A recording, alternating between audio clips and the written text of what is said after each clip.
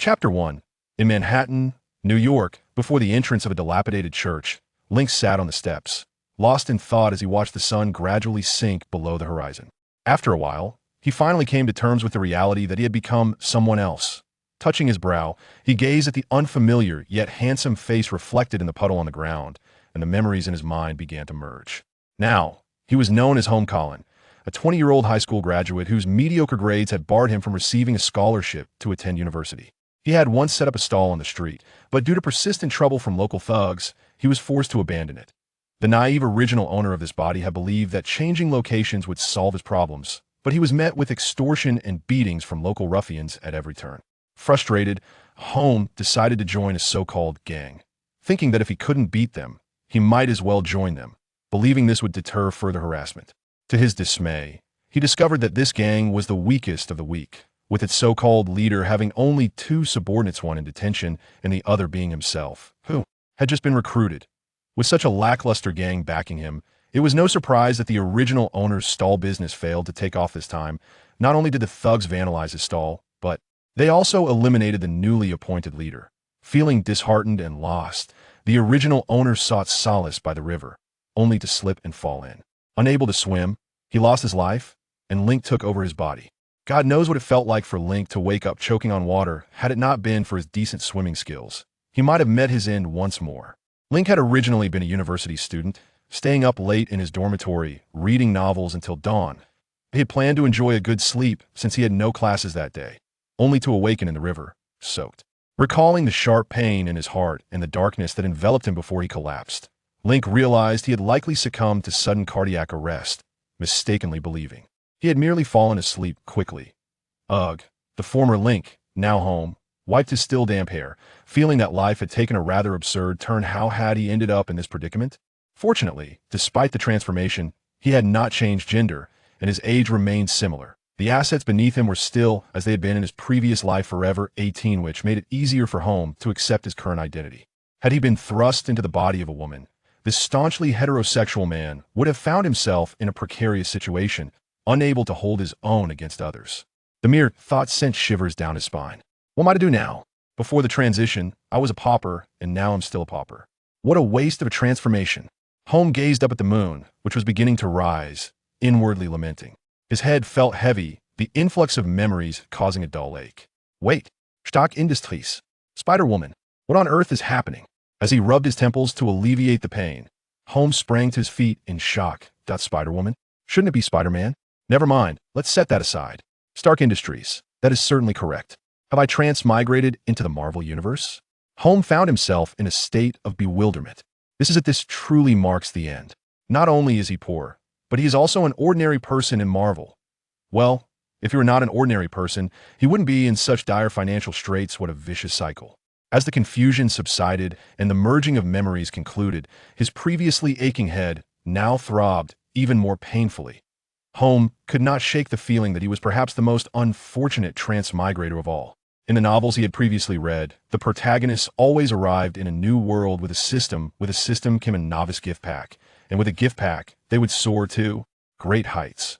Money would flow freely, counting it until his hands cramped. Cars would be at his disposal, driving them until his legs ached, and women would be easily won over. Reflecting on these thoughts, Holm tentatively called out, "System, are you there?" Hey, no response. Could it be that there is no system? Let's try something else. Golden Finger, are you present? Still no response. For the next half hour, Holm tried countless names, nearly shouting for his grandfather, yet the system or Golden Finger he had envisioned never manifested. With a hoarse voice, Holm could only exclaim, "Geneva. Refund. All those novels are nothing but lies. Those unscrupulous authors truly deserve to be condemned." Dejected, he sank onto the steps, and after a moment, he consoled himself with a mix of resignation and bitterness. Well, since I'm here, he'll just take it one step at a time.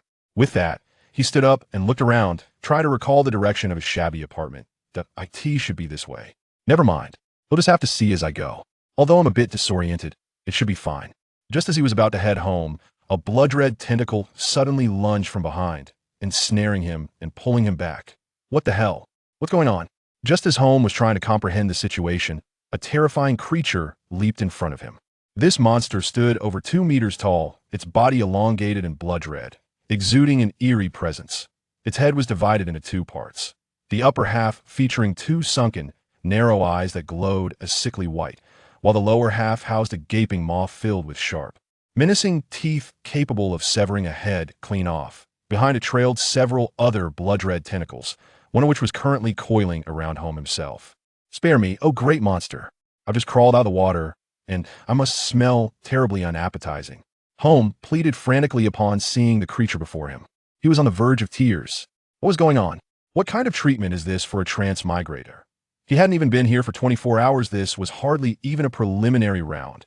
As he witnessed the terrified pleas of Holm, the blood-red creature displayed a satisfied expression. Indeed, individuals like him were precisely its targets, cowardly and feeble, making future dealings considerably more convenient. Having made a decision, the creature resolved to implant its offspring within this individual, thus ensuring that any subsequent actions would pose no challenge. While the monster observed him, Holm was equally scrutinizing the creature before him. Prior to his transmigration, he had watched nearly all the films within the Marvel Cinematic Universe, including those featuring Spider-Man and Venom. The creature standing before him felt remarkably familiar. This monster appears to be the offspring of Venom and Carnage. Holm mused, recalling the Venom sequel he had seen, which centered around the narrative of Venom and Carnage. Yet this segment was absent from the film. It seems not only do web novel authors deceive, but filmmakers have begun to do so as well. Holm pondered, feeling a sense of despair at the inconsistency of the plot. He could not recall any such scene from the movie, revealing that even in a new world, one should not entirely trust the memories in their mind. Chapter 2. You are indeed a fortunate little fellow. Remember, when you descend into the depths of hell, you once briefly shared a bond with a noble symbiote during your final moments, Carnage remarked, noticing Holm's suddenly indignant expression. Although puzzled, Carnage dismissed it without concern. After delivering this nonsensical proclamation, Carnage thrust its tendril into Holm's throat, much to Holm's horror. As he watched the crimson tendril invade his mouth, Holm could not suppress a wave of retching, simultaneously recalling the soulful gaze of his former senior with voluminous waves. Goodness, so this is the sensation. I truly deserve this. I used to think her skills were lacking. After several agonizing seconds, the ordeal concluded. At that moment, Holm could only describe his sensation with two words: clarity. He had never experienced such transparency before. It seemed that the masterful Carnage had alleviated his chronic pharyngitis. Once this was accomplished, the towering figure of Carnage suddenly hunched and shrank, resembling a being drained of vitality, and the tendrils that had ensnared Holm drooped limply to the ground. Damn, I did not anticipate that childbirth would be so exhausting. Carnage leaned against the dilapidated wall of the church, panting heavily as it took a moment to rest. The act of symbiotic childbirth was unavoidable. Upon realizing its impending delivery, it had hastily evaded the relentless police pursuing it and fled to this remote suburb to give birth.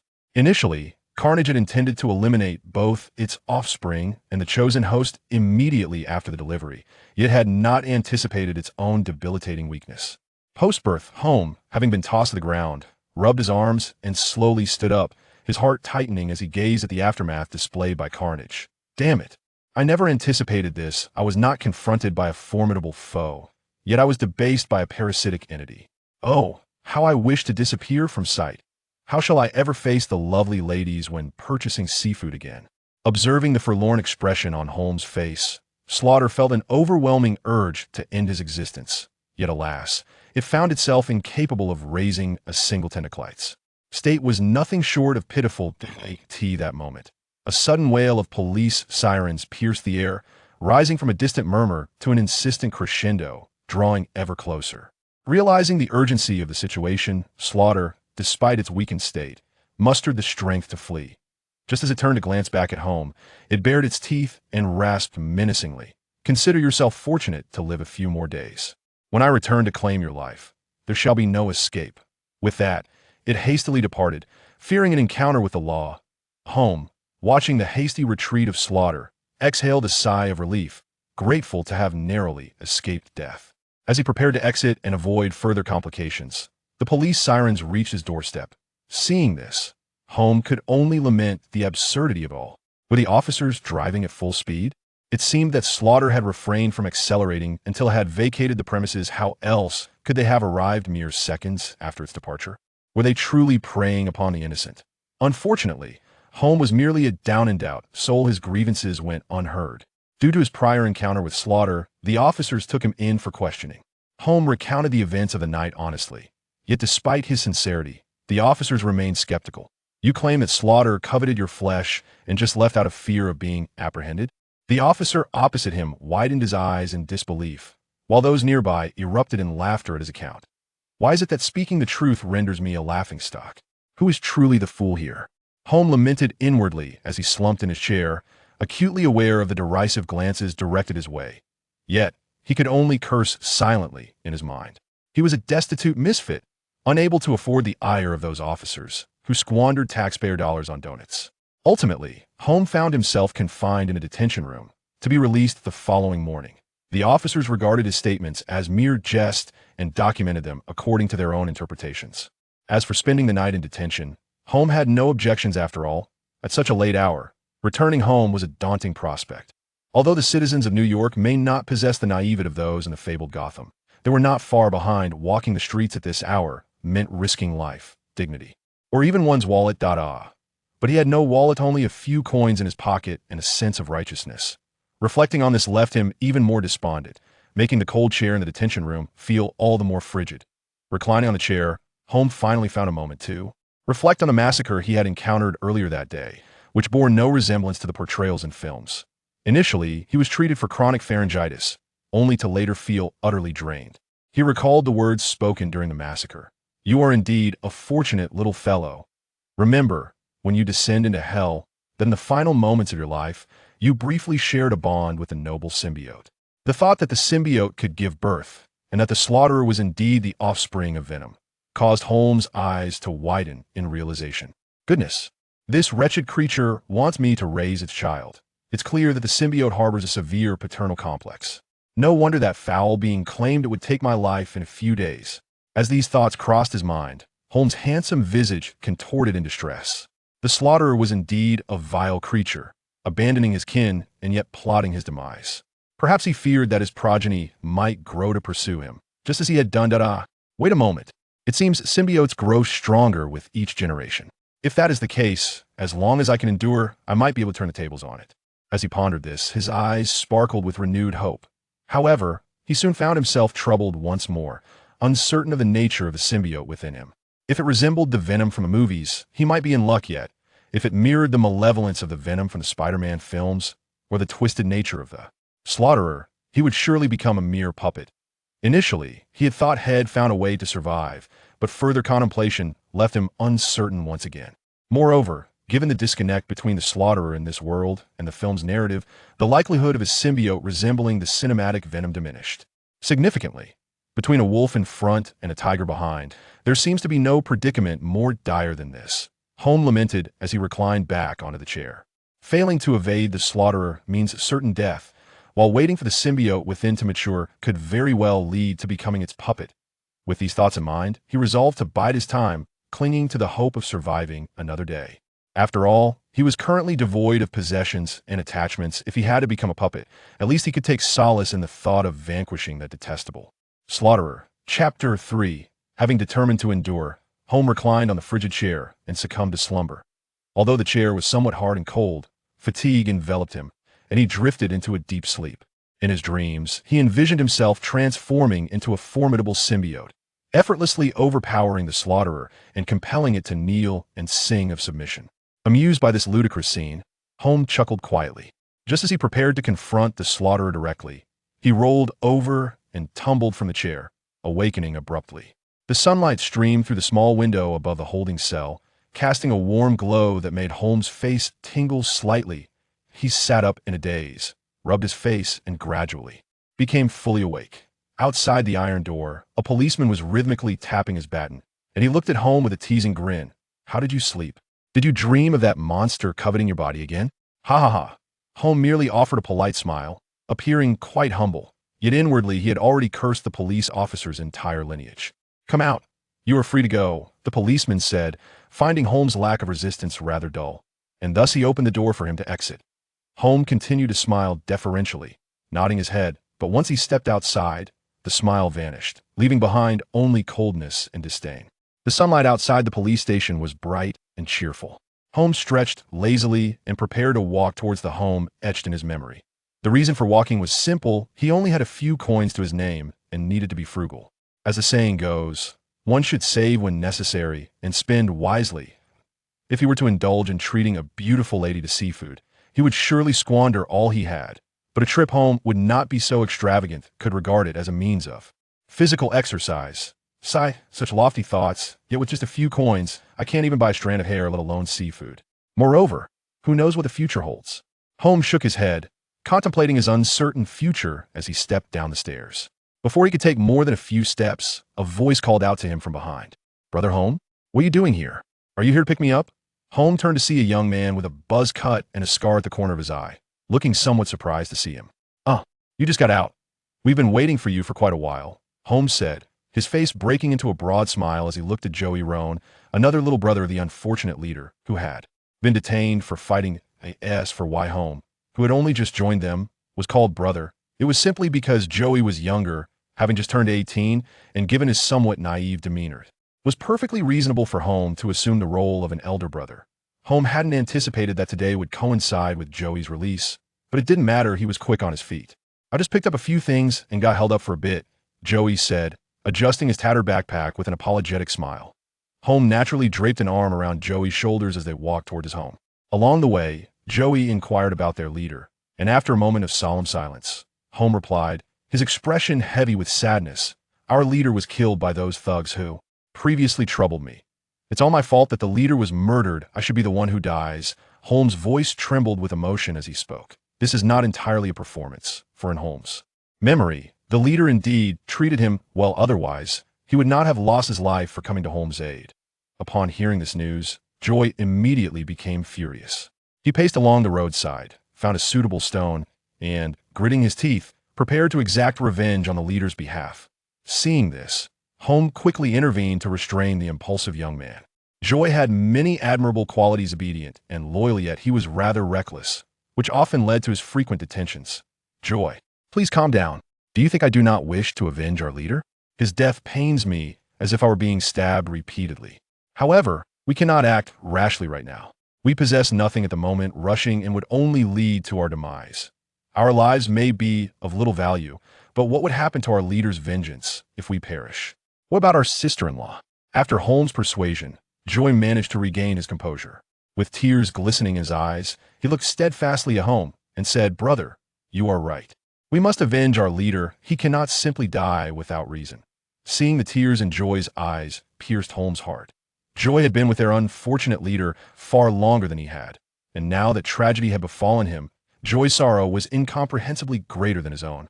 Holm embraced Joy tightly and solemnly promised, "Rest assured, I will avenge our leader. Those responsible will pay in blood."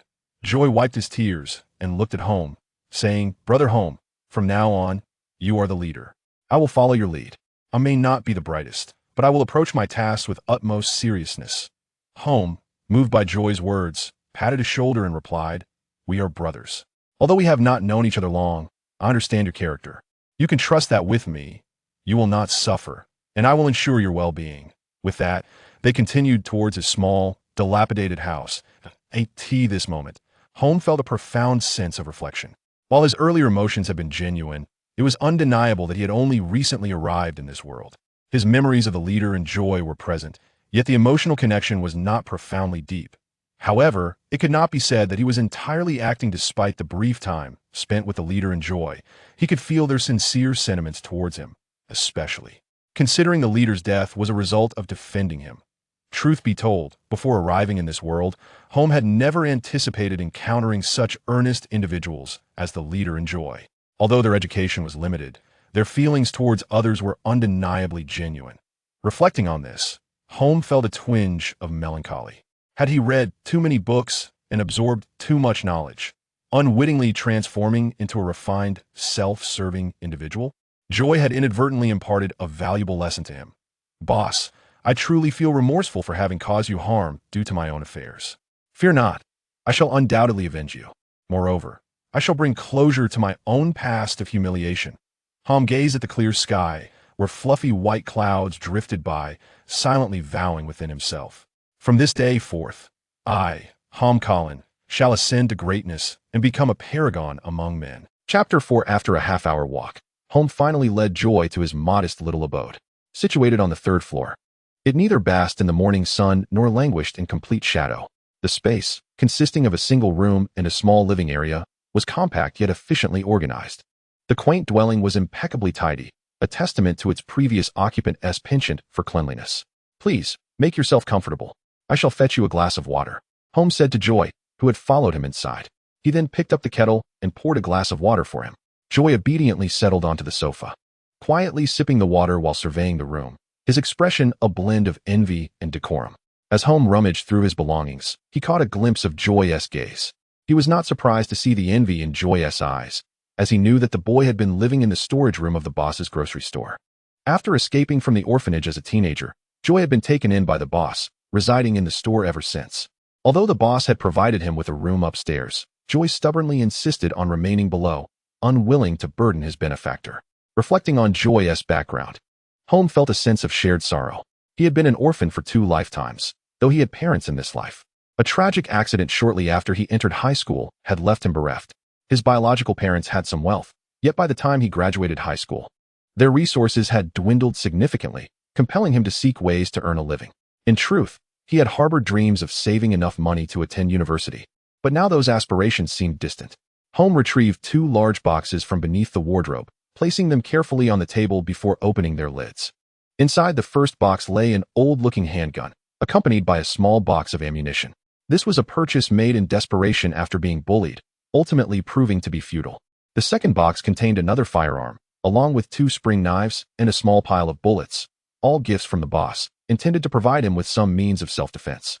The gun in the second box appeared significantly newer and of superior quality, clearly reflecting the boss's discerning taste, unlike the first one, which had led Holm astray.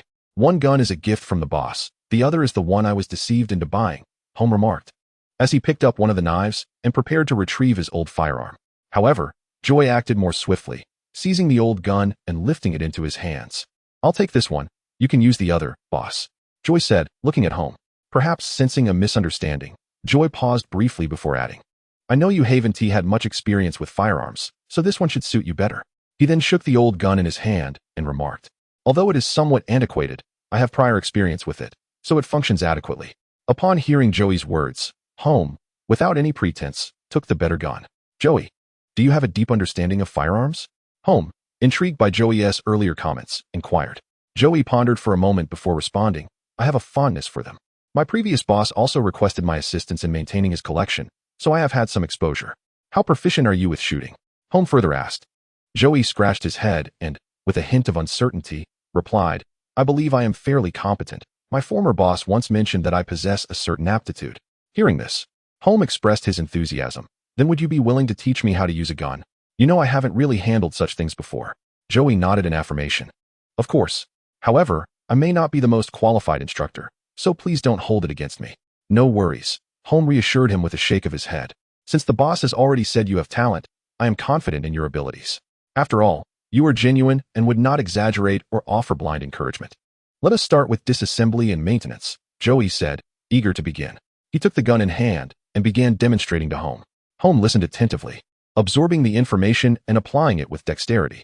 "It appears your talent surpasses mine," Joey remarked in admiration as he observed Holm, who had swiftly grasped the handling of the gun after only a couple of demonstrations. Holm, feeling a touch of humility, rubbed his nose, realizing his remarkable capacity for learning. If only he had possessed such acumen in his previous life, attending prestigious institutions would have been effortless. It seemed that his reincarnation had endowed him with certain extraordinary attributes, a revelation that brought him considerable comfort. This was the sole piece of joy he had experienced since his arrival in this new world. After mastering Joey's insights on the 2 firearms and their disassembly at home, Holm and Joey ventured out once more. They intended to visit the boss's general store, as the sister-in-law was still there, and Joey had not returned to check on her since he had come out. Within a mere 5 minutes of walking, they arrived at the general store. Standing before the sign that read Old John's General Store, both felt a wave of emotion. The honest and warm-hearted Old John was no longer among them. Upon entering, a woman in her 40s, appearing somewhat frail yet capable, turned to face them. "Aunt Phyllis, I apologize for being late," Joey said, noticing the deep fatigue and sorrow etched on the sister-in-law's face. Unable to contain himself, he approached her, embracing her as tears began to flow. Holm stood to the side, guilt surging within him once more.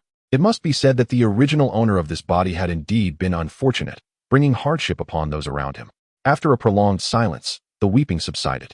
Phyllis wiped her tears and tucked her streaked golden hair behind her ear. Observing Holm, who hung his head in silence, she stepped forward to embrace him, gently patting his back as she spoke softly. I understand your feelings of guilt, but none of us blame you. Old John, in his final moments, expressed his wish for me to take good care of you. You too are a victim, dear child. Old John could not bear to see young souls like yours crushed by the harshness of life, leading to a loss of hope. For his sake, you must gather your strength, do you understand? Phyllis caressed Holm's cheek. Holm, with his head bowed, was filled with tears. The sight of this woman, who had lost her husband yet still offered him comfort, made it impossible for him to contain his emotions. He did not wish to cry, but as memories surged within him, the tears flowed uncontrollably. The impact of the elder's death on the original soul was indeed profound. He wiped his reddened eyes and solemnly declared to Aunt Phyllis, I will remember. Joey and I will take good care of you, and I will avenge old John. He promised to look after his sister-in-law, resolute against any misinterpretation of his intentions. In the following days, Holm spent his time assisting at the grocery store during the day or practicing marksmanship with Joey. Although old John was not particularly skilled, he had a passion for firearms, transforming the basement of the grocery store into a shooting range. Bang, bang, bang. After emptying a magazine, Holm removed his ear protection and, along with Joey, approached the target to assess their results. A few days prior, he managed to hit 8 or 9 rings, but today, he achieved a perfect score, all 10 rings. Joey, staring at the target in disbelief, couldn't he help but exclaim, Boss, your marksmanship is astonishing. You've only been practicing for a few days. Receiving Joey's praise, Holm feigned blowing away non-existent gunpowder from the muzzle and replied with a touch of bravado, What do you think? Besides a few other talents, my most remarkable skill is my capacity to learn. He jested, What does it mean to be a time traveler? Although I lack a divine artifact or system, my ability to learn makes me a master of imitation, and surpassing the competition is just around the corner. Come on, big brother. Let me treat you to some barbecued delicacies. No, pizza, Holm exclaimed, putting down the gun and slinging an arm around Joey as they headed upstairs and out. Today, they had helped Aunt Phyllis stock the shelves, and she was currently busy counting the accounts, leaving them to their own devices. It was serendipitous that he had the funds to treat Joey, while changing clothes the previous night. He stumbled upon a stash of over $100 in change in his pocket. Unbeknownst to me, I had forgotten about the coins tucked away in my trousers, likely remnants from my days of vending. The joy of discovering such forgotten change in an old pair of pants is nearly as delightful as finding money on the street. One might say it brings a certain glee. Holm led Joy to a pizzeria a couple of streets away. Though the flavor was somewhat lacking, the generous portions were satisfying, making it a commendable establishment for a hearty eater like Joy. 5-star worthy indeed. With each bite of pizza accompanied by gulps of soda, Holm reveled in the meal, and Joy matched his pace with enthusiasm, devouring his share with great speed. After their feast, the two, clutching their full bellies and burping contentedly, began their return journey. However, before they could cross a street, they found themselves cornered in an alley by a group of gang members adorned with ostentatious gold chains and poorly fitted attire. Just as they braced themselves for confrontation, one man stepped forward from the group. Damn it, it's you dog. Upon seeing the newcomer, Joy felt an uncontrollable urge to charge forward, but Holm held him back. You again, Black Hand.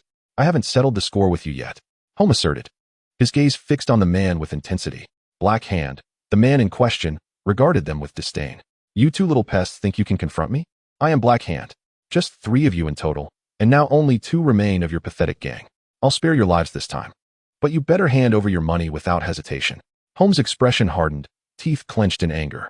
Black Hand was the very troublemaker who had previously dealt a fatal blow to their leader. His moniker derived from the inky black tattoos that enveloped his entire fist, a testament to his ruthless nature.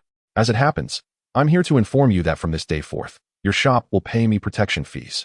Should you refuse, the next to perish will be the both of you. Do you understand? As he spoke, Black Hand approached Holm, forcefully slapping his face. Holm glared at him, and as Black Hand raised his hand for another strike, Holm seized his wrist with a firm grip. Let go. Black Hand growled, his expression fierce. How dare this coward retaliate? He needed to teach him a lesson to maintain his reputation on the streets.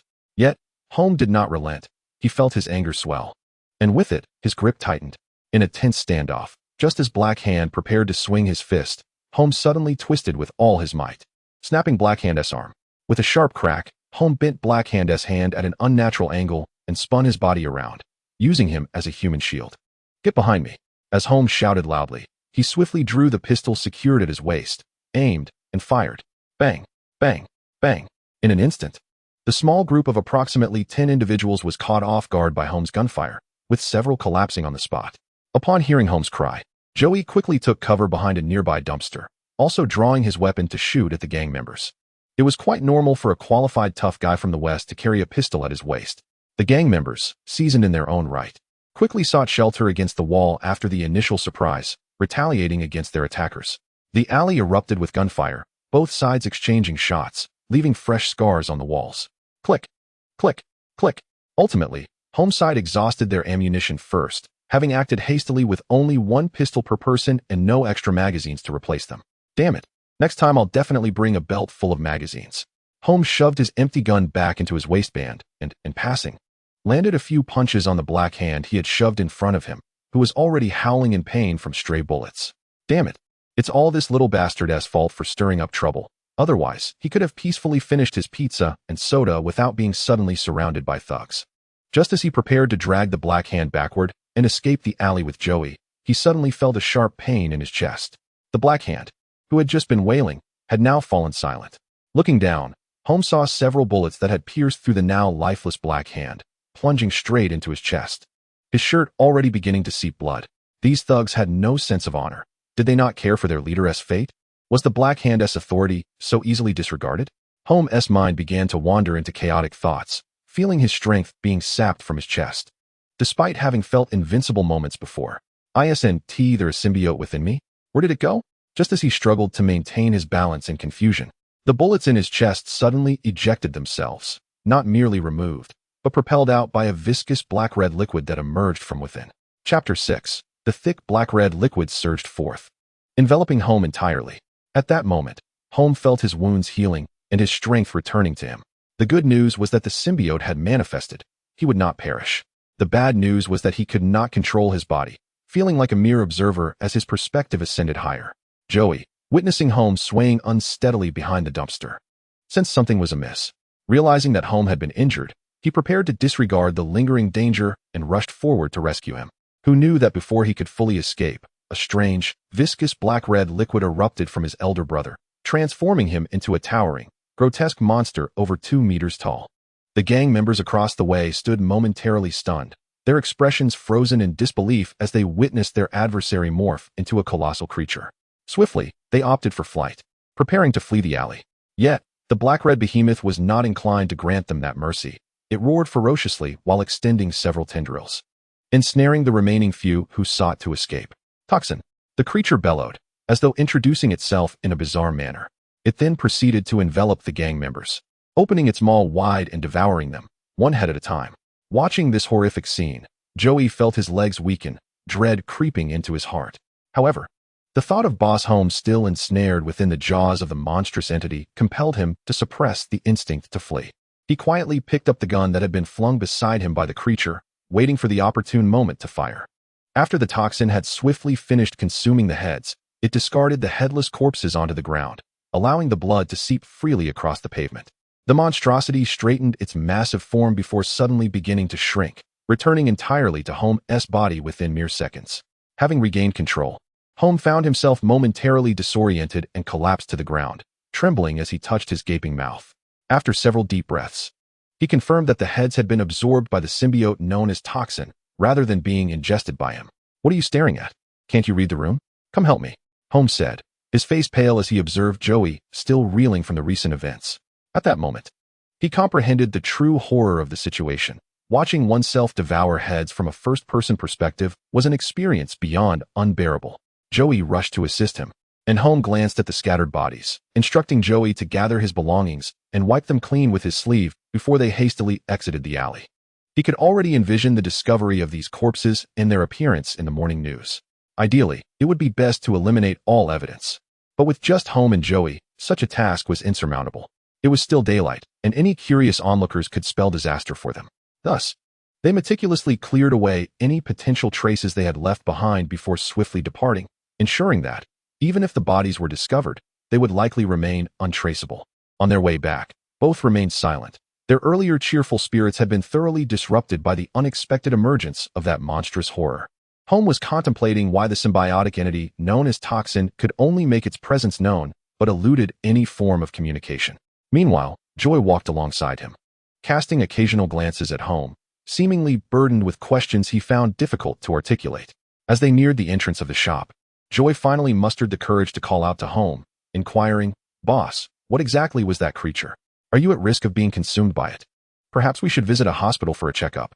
Noticing the concern etched on Joy's face, Holm emerged from his reverie, affectionately ruffling Joy's hair and reassuring him. "There's nothing to worry about." He then leaned closer to Joy and whispered, "In fact, that creature is my secret weapon, summoned from the depths of hell, bound to me by a contract. You need not fear for my safety. Rather, it will protect me and enhance my abilities." Joy regarded Holm with a mixture of skepticism and intrigue, struggling to reconcile such an outlandish claim with reality. However, he reasoned that his boss had no reason to deceive him, which led him to reluctantly accept this extraordinary explanation. "Do we need to prepare offerings then?" In stories, invoking demonic powers often comes with a price, Joy asked earnestly.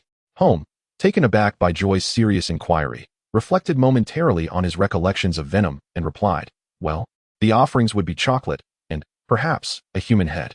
The chocolate is something we can easily procure, while the human head is what the creature would consume as sustenance in situations like today's." Initially, when Joy heard about chocolate, he thought Holm was jesting or that his hearing had failed him. However, upon the mention of a human head, the notion seemed rather normal. Engaging in a transaction with a demon, the idea of a human head felt strikingly natural, while chocolate appeared to be an inconsequential addition. As Holm observed Joy lost in thought, he guided him into the grocery store to continue their errands. The notion of a pact with a demon had initially been a whimsical fabrication to amuse Joy, yet upon further reflection, he recognized the uncanny relevance it held to his current predicament. To him, the symbiotic entity was akin to a demon with whom he had forged a contract, leaving him perplexed about the nature of the toxin dwelling within him. The creature's inexplicable utterances, reminiscent of an introduction, clearly echoed Holm's own statements. Yet the abrupt cessation of its speech was baffling, even for someone as seasoned as Holm in the tumultuous battlegrounds of his past life. Today, it can be said that the two of them avenged their leader, considering that the Black Hand was responsible for the demise of their superior.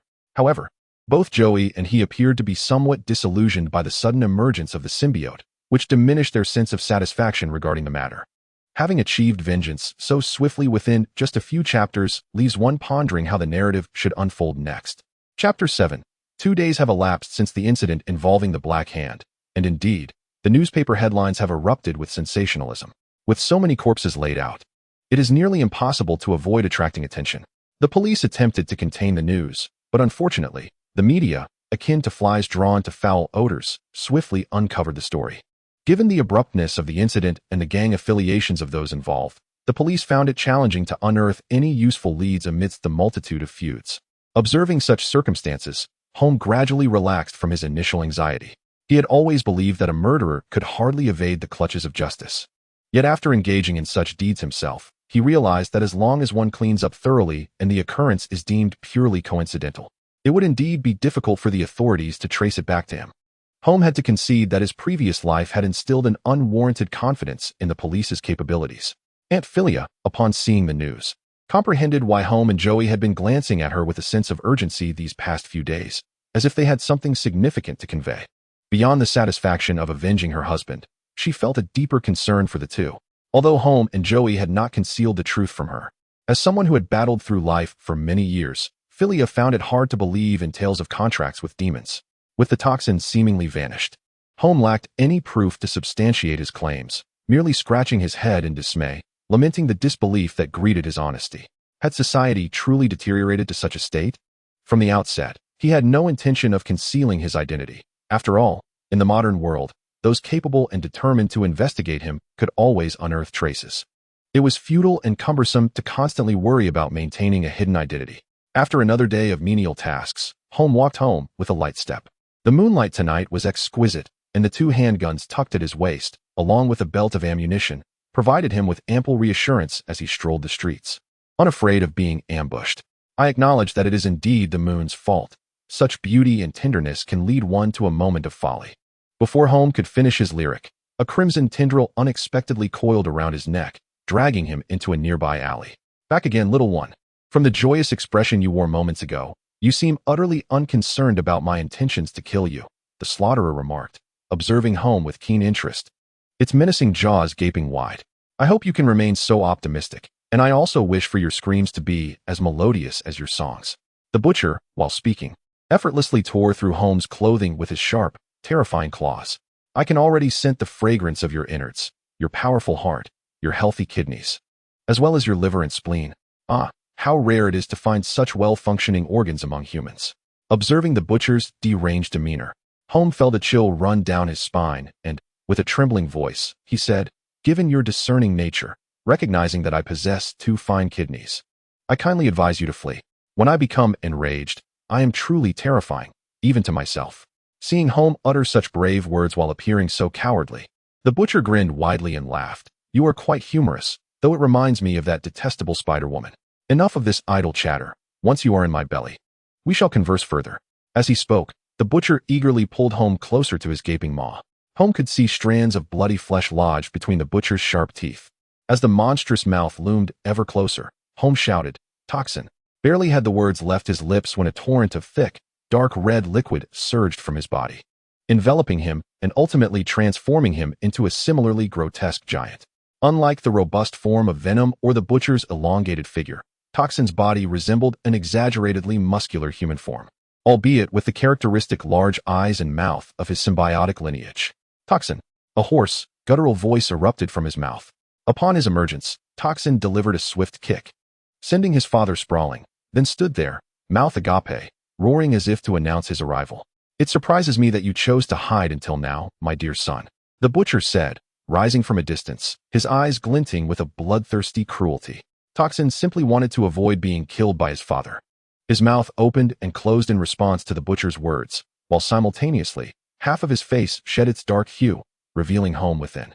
Holm, gazing at the butcher not far away, curled his lips into a cruel smile and said, "Look, you old rascal, I just gave you a friendly warning. Now it's too late for regrets." The butcher's expression shifted upon witnessing Holm reveal his face and speak, showing no signs of being controlled or influenced by Toxin. "You have not seized control. My foolish son, is there something wrong with your head?" The butcher gritted his teeth, enraged. The butcher's host, a perverse serial killer named Cletus Kasady, typically acted through Cletus himself, yet the butcher also exerted influence over his thoughts. Overall, in the confrontation between Slaughter and Toxin, it is Slaughter that occupies the dominant position. To it, the host is merely a puppet. In this regard, it bears a resemblance to its progenitor, Venom. However, to its surprise, today its own offspring, Toxin, has opened its eyes to new possibilities, leading it to question whether it inadvertently left its intellect behind during childbirth. How could a noble symbiote be dominated by feeble humanity? You old fool. This is what we call a mutually beneficial partnership. With Toxin's protection, Holm also began to shake with anticipation. Concurrently, as Toxin emerged, he had already established a connection with it within his consciousness. Holm did not expect that Toxin would indeed differ from both its father and grandfather. To put it succinctly, its stance is neutral, reflecting the nature of its host, entirely subordinate to the host's dominance, as per official canon. Chapter 8. Toxin held a similar belief. The half of its visage belonging to Toxin voiced its perspective. At this moment, Slaughter found itself in a quandary. What manner of being had it birthed? It felt as though it had spawned a fool. Nevertheless, it reasoned that soon enough, it would end Toxin's existence, rendering the current attitude of the latter inconsequential. Slaughter ceased to dwell on Toxin's disposition and prepared to cleanse its domain. Toxin offered no response to Slaughter's posturing. It merely raised its claws, poised for battle. What audacity! I can smell the stench from here. Prepare to meet your demise. You barking fool. Toxin, let us advance. Let your father experience our fervor. After spewing its vitriol, Holm concealed his face once more, readying himself for an epic clash with Slaughter. Infuriated by Holm's taunts, Slaughter unleashed a volley of blood-red spears from its arm, charging toward Toxin. Upon witnessing the incoming projectiles, Toxin raised its arm, transforming it into a hard, dark crimson shield, successfully deflecting the barrage. Slaughter had now reached Toxin, and several tendrils behind it morphed into sharp blades, lunging toward Toxin hidden behind the shield. Toxin maintained its shield but extended its right hand, morphing it into a broad, sharp blade that instantaneously elongated, piercing through Slaughter's form and propelling it away with force. Naturally, the tendril's blades achieved nothing in this scenario, failing to even graze Toxin. Toxin retracted its right hand, converting it into a heavy hammer adorned with spikes, and charged toward Slaughter. Before Slaughter could regain its footing after being hurled away, it was struck down once more by the massive hammer, emitting a furious roar of anger and defiance. It is indeed true that symbiotes grow stronger with each generation. Yet it never anticipated a scenario where Toxin would willingly allow itself to be struck. In the past, even when it clashed with its progenitor, Venom, it was never this ferocious. There was always a semblance of back and forth. Yet, the offspring seems to possess an unparalleled ferocity, differing not only in ideology, but also exhibiting a substantial disparity in combat prowess. Initially, it had intended to swiftly eliminate any future threats, wishing to avoid a fate reminiscent of its predecessor being driven away. To that end, it deliberately chose an inconspicuous and exceedingly timid human as its host. However, the current circumstances have strayed far from its expectations. Rather than neutralizing the toxin, it now finds itself scrambling to avoid obliteration. The force of the toxin's blows relentlessly pummels the Slaughter, causing the ground to fissure under the impact of this immense weapon and its overwhelming power. Although the Slaughter can expend energy to mend both itself and Cletus's body, if the situation persists, Cletus will inevitably be drained to the point of desiccation. Devoid of any energy, seizing an opportune moment, the Slaughter extends its arms, dispersing and elongating them to propel both itself and the toxin away, creating a brief respite. Once distanced, the toxin swiftly regained its stance, wielding a blade in one hand and a hammer in the other, charging once more towards the Slaughter. Faced with the impending onslaught, the Slaughter resolved to unleash its final gambit, pouring all its energy into this desperate maneuver.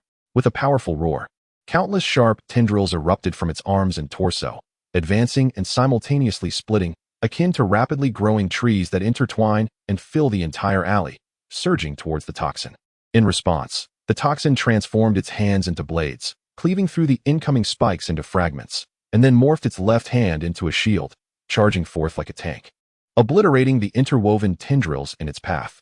This exchange, although swift, allowed the Slaughter to execute its attack and make a hasty retreat, vanishing without a trace. Noticing the absence of the Slaughter, the toxin gradually diminished, retreating back into the body of Holm, though it was somewhat regrettable not to have vanquished the Slaughter outright. Seeing the adversary flee after enduring such a beating brought great joy to Holm. At that moment, he felt a profound sense of elation and relaxation emanating from within. For after the night's battle, the two looming threats that had weighed heavily on his heart had evaporated. The toxin within him no longer posed a threat to his life or consciousness. Rather, it endowed him with the means to navigate this perilous world. The Slaughter, which sought his demise, had been driven into a panicked retreat, proving itself no match for him. It was likely that, in the future, the Slaughter would hope he and his companion would refrain from seeking them out, no longer daring to present themselves before them. In a buoyant mood, Holm whistled joyfully as he exited the alley, where the remnants of the recent carnage had vanished, seemingly dissolved by Toxin's influence, leaving no trace behind. You performed admirably today. My dear Susu, is there anything you desire to eat? I shall procure it for you, Holm remarked while strolling home, engaging in light conversation with Toxin. Upon hearing this, Toxin materialized its head from Holm's shoulder, its voice raspy as it replied, "It is Toxin. As for food, I would prefer chocolate and human heads." Holm nodded thoughtfully at Toxin's response, saying, "No problem, little Susu. I will fetch you some chocolate from the convenience store, though you might have to wait a bit longer for the latter." Toxin acknowledged this with a nod before solemnly reiterating, "It is Toxin. I am aware, little Susu. That is merely a nickname I bestowed upon you to signify our closeness. Let us agree on this delightful arrangement, and I shall buy you a couple of extra chocolate bars," Holm replied, disregarding Toxin's correction and instead teasing it in return. Toxin fell silent upon hearing this, eventually nodding and retracting back into Holm's body. Holm chuckled at this interaction, feeling even more uplifted. Through their brief encounters, he had come to understand Toxin's nature. It was distinct from the brutality of Slaughter and Venom, exhibiting a rather pedantic demeanor, as if lacking in wit. In stark contrast, its combat prowess was formidable, while not overwhelming. It could certainly be described as impressively fierce, as if every attribute had been allocated to enhance its attack capabilities. As Holm selected chocolate for Toxin, a figure clad in a black and white fitted combat suit with a hood descended into the very alley where he and Slaughter had recently battled. Observing the marks upon the walls and ground deepened her concern, The proliferation of such strange and powerful entities in New York City rendered her work increasingly hectic and perilous. Truly, it was an unsettled city. Chapter 9. Having navigated a life-and-death crisis, Holm slept particularly soundly that night. Upon arriving at the grocery store the following day, his spirits were exceptionally high. However, he noticed that Aunt Philly and Joy, seated behind the counter, wore expressions tinged with worry. "What troubles you? What has transpired?" Holm inquired, leaning over the counter, having sensed their unease. Aunt Philly bit her lip and opened her mouth to speak, but remained silent. Joy, noticing her hesitation, interjected, "Another individual has come to collect protection fees. Ever since the demise of Black Hand, his subordinates have descended into chaos. Factions are at odds and are beginning to vie for territory." Understanding the situation, Holm recognized that the influence of Black Hand, though not vast, encompassed a few streets in the vicinity. For larger gangs, this might seem inconsequential, yet for an underworld entity like Black Hand, it represented a significant source of wealth. New York comprises 5 boroughs, with Manhattan being the heart of this vibrant city. Although its size is not the largest, it boasts the highest population and the most flourishing economy. The daylight hours in Manhattan belong to the police, while the night unveils a different order governed by the underworld. This relatively small borough sustains countless gangs, with only a few formidable giants claiming the most succulent pieces of the pie, while the remaining mid-sized gangs scramble over the scraps and bones. The Black Hand is but one among these scavengers, whereas Holm and his crew are even less fortunate, barely eking out a living in their modest establishment. After a moment of contemplation, Holm gazed at Joey and Aunt Phyllis with a smile, saying, "It's nothing to worry about. I was just curious. In fact, I had previously discussed with Joey our intention to honor Big John's legacy by expanding our wild dog gang. And now seems a fortuitous moment." Indeed, the name of Holm's gang is rather unrefined and simplistic, hinting at its status as a minor faction, despite its seemingly intimidating connotation. Holm had initially found the name somewhat formidable, which prompted his joining, only to discover that the gang's true ferocity lay solely in its title. Upon hearing Holm's words, Joey's eyes brightened, and he eagerly exclaimed, "Exactly. I think the same. After all, that bunch is nothing but rotten fish and shrimp. With my and Holm's marksmanship, we can certainly teach them a lesson. No one will dare to come and demand protection fees from us then." Aunt Phyllis, upon hearing Joey's enthusiasm, sighed and placed her hand on her forehead, saying, "Things are not as simple as you imagine. What age do you live in? Everyone has guns now. Even if you too are skilled marksmen, how many adversaries can you withstand?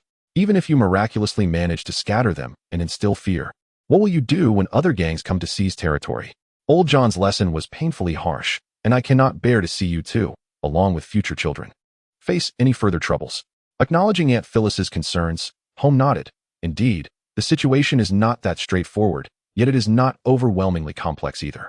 A gang must have manpower and territory to effectively collect protection fees and stand firm against rival factions. Although we are not the former members of the Black Hand, we can eliminate several key leaders and consolidate the scattered personnel. After all, they will earn money by aligning with us. Who wouldn't he want to mix with us unless they are utterly foolish? Such individuals can be dealt with directly.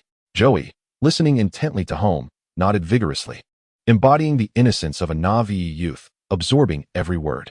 Aunt Phyllis, after hearing Holm's perspective, offered a wry smile before continuing, "Your ideas are sound, but those leaders are not easily dealt with. Moreover, what means do you possess to ensure that their subordinates will obediently follow you? Indeed, they are merely aligning themselves with whoever seems advantageous. But such associations are predicated on the presence of wealth, which we can scarcely afford at present." Upon hearing this, Holmes smiled faintly, and a viscous, dark red liquid began to emanate from his body, transforming him into a towering figure exceeding 2 meters in height. His countenance grotesque and fearsome. Observing the astonishment in Aunt Philly's eyes, he shaped his right hand into a broad, razor-sharp blade, and, with a gravelly chuckle, proclaimed, "However, I have the assistance of a demon." After uttering these words, he gradually diminished in size, reverting to his original form. "I can effortlessly eliminate those leaders, then utilize their funds to secure our manpower, a dollar in one hand and a blade in the other. This principle holds true everywhere." Aunt Philly, seated at the counter, appeared still entranced by Holmes' sudden transformation, taking a considerable time to regain her composure before springing to her feet, exclaiming, "What on earth is this? There truly are demons in this world. Are you still home? Has your body been usurped by a demon?" Holm gently assisted Aunt Philly in sitting down, urging her to calm herself, and then reiterated the assurances he had previously shared with Joey. "A conscientious demon, honest to all. Requires merely a few pieces of chocolate to dispatch foes, and an occasional head to consume is perfectly acceptable, easier than caring for a dog. At over 40 years of age, Aunt Filey felt her worldview severely challenged, and it took her a while to accept this absurd reality. She was nothing like Joey, that simple-minded boy, who was currently caught up in excitement, already envisioning a bright future. Once the overarching plan was laid out, Holm directed Joey to investigate the territories frequented by the various leaders, preparing for immediate action upon discovery. Although Aunt Filey had reluctantly accepted the truth of Holm's demonic protection, her concern for Joey remained paramount. She insisted on outfitting him with a set of bulletproof vests that old John had previously collected. Watching Joey dash out the door, filled with the exuberance of a child embarking on his schooling, both Holm and Aunt Filey sighed inwardly. Holm, bemused by Joey's naive demeanor, contemplated how to arrange his future employment, while Aunt Filey was simply worried, feeling a sense of uncertainty about what lay ahead. With only the two of them remaining in the shop, Holm paused and began to strategize with Aunt Filey regarding the management of the streets they were about to take over. Aunt Filey would assist him in budgeting and financial matters, while protection fees would resemble those from the time of the Black Hand, albeit consolidated into a single entity, resulting in a marginal discount. Beyond protection fees, Holm gleaned from Aunt Filey that the Black Hand operated a bar on another street, along with several gambling venues. The combined income from these establishments far outweighed the protection fees, and the leaders primarily vied for control over these lucrative enterprises. Chapter 10. Following Joey's daytime inquiries, he had gathered sufficient information about the various leaders under the Black Hand. After all, in such a small territory, elevating them to the status of little leaders is merely a euphemism for a few inconsequential ruffians. In order to meticulously extract their wealth, Holm resolved to act under the cover of night, seizing their riches first and subsequently offering them as mere morsels to the poison, a flawless crime, leaving not a trace behind. The luminous crescent moon hung in the sky as Holm and Joey arrived at their first target's abode. You wait here and keep watch. I will ascend to resolve matters swiftly, Holm instructed Joey, surveying the surroundings. Joey nodded in agreement, signaling that all was well. Observing this, Holm's thoughts shifted, enveloping himself in a cloak of dark crimson toxin, transforming into a form of ordinary human stature. Though the towering figure exceeding 2 meters was indeed intimidating and imposing, it proved somewhat cumbersome at times, particularly when attempting to scale a window. Holm assessed the building's height and stealthily approached the target's window, deftly extending his fingers into slender tendrils that slipped through the gap, unlocking the secured latch. Inside, the target lay in slumber, resembling a dead pig, and Holm chose not to disturb him immediately. Instead, he began to rummage through the room and soon discovered a safe concealed beneath the floorboards. Transforming his fingers into sharp blades, Holm effortlessly penetrated the thick steel, severing the lock to unveil the safe's contents. Inside lay approximately $100,000, several firearms with ammunition, and the target's passport. Observing these valuables, Holm couldn't help but marvel at the man's foresight. Amassing such a sum as a petty thug was no trifling feat. Once everything was gathered, Holm gently opened the bedroom door and lightly roused the somewhat rotund, balding man from his dreams. Awake now? Quickly tell me where your money is hidden. The dazed man blinked into consciousness, confronted by a masked figure with fingers resembling blades poised at his throat. As the man stirred, Holm pressed a finger to his lips and softly cautioned, "Be still and silent, for my blade is exceptionally sharp. A mere flick could sever your throat." Under Holm's guidance, the balding man cautiously sat up, his mind racing to comprehend the situation. Was this a robbery? Yet, were not his doors and windows secured? Noting the man's confusion, Holm pressed the blade closer to his neck, drawing a trickle of blood, and coldly warned, "You would do well to contemplate where your money lies. Otherwise, in 3 seconds, your head may find itself in your own hands." Faced with the specter of death, the balding man dared not hesitate and hastily exclaimed, "I have money. There's cash beneath my TV stand and underneath the sofa. You may take it." Holm let out a cold laugh upon hearing this, delivering a powerful punch to the man's abdomen, causing him to curl up like a shrimp. "I placed my trust in you, and you dare to play tricks on me?" Holm shouted fiercely. "Why didn't you mention the safe beneath the floor? What about the one under the wardrobe?" With that, he struck the bald man's stomach again, eliciting desperate pleas for mercy. "I shall grant you 3 more seconds. If you dare conceal anything from me, prepare to be fed to the fish in the river tonight." Realizing that Holm was not to be trifled with, the bald man hesitated to gamble any further and divulged all the other hidden locations of his money, revealing several that Holm had not yet discovered. "Consider yourself fortunate. Since you are cooperating, I shall refrain from using force myself. Instead, I will have my dear brother take action, Holm declared with satisfaction. The bald man was taken aback by Holm's words, his expression shifting dramatically as he prepared to vehemently denounce Holm's shameless behavior. However, before he could utter a word, Holm transformed into his toxic form and swiftly consumed the bald man, leaving no trace of blood behind. The ability to do this stemmed from the toxin rapidly converting the bald man into energy upon entry, akin to an ice cream melting into water when it meets a hot skillet. Thus, the bald man dissolved within the mouth of the toxin. See, I told you, little Susu, that there would indeed be treats. Now, let us collect the money and move on to the next place, Holm said, conversing with the toxin while gathering the remaining cash. In this single residence, he amassed nearly 150,000, along with several firearms and ammunition. This bounty exceeded Holm's expectations, as it was indeed hard to fathom that a mere small-time leader possessed such wealth. He speculated that this individual was inclined to hoard money, evident from the various places he had chosen to stash it in his home. He anticipated that the subsequent targets would not yield as much, yet they would still provide a fair sum. The toxin appeared quite pleased with the evening's feast, its demeanor noticeably lighter, infused with a sense of joy.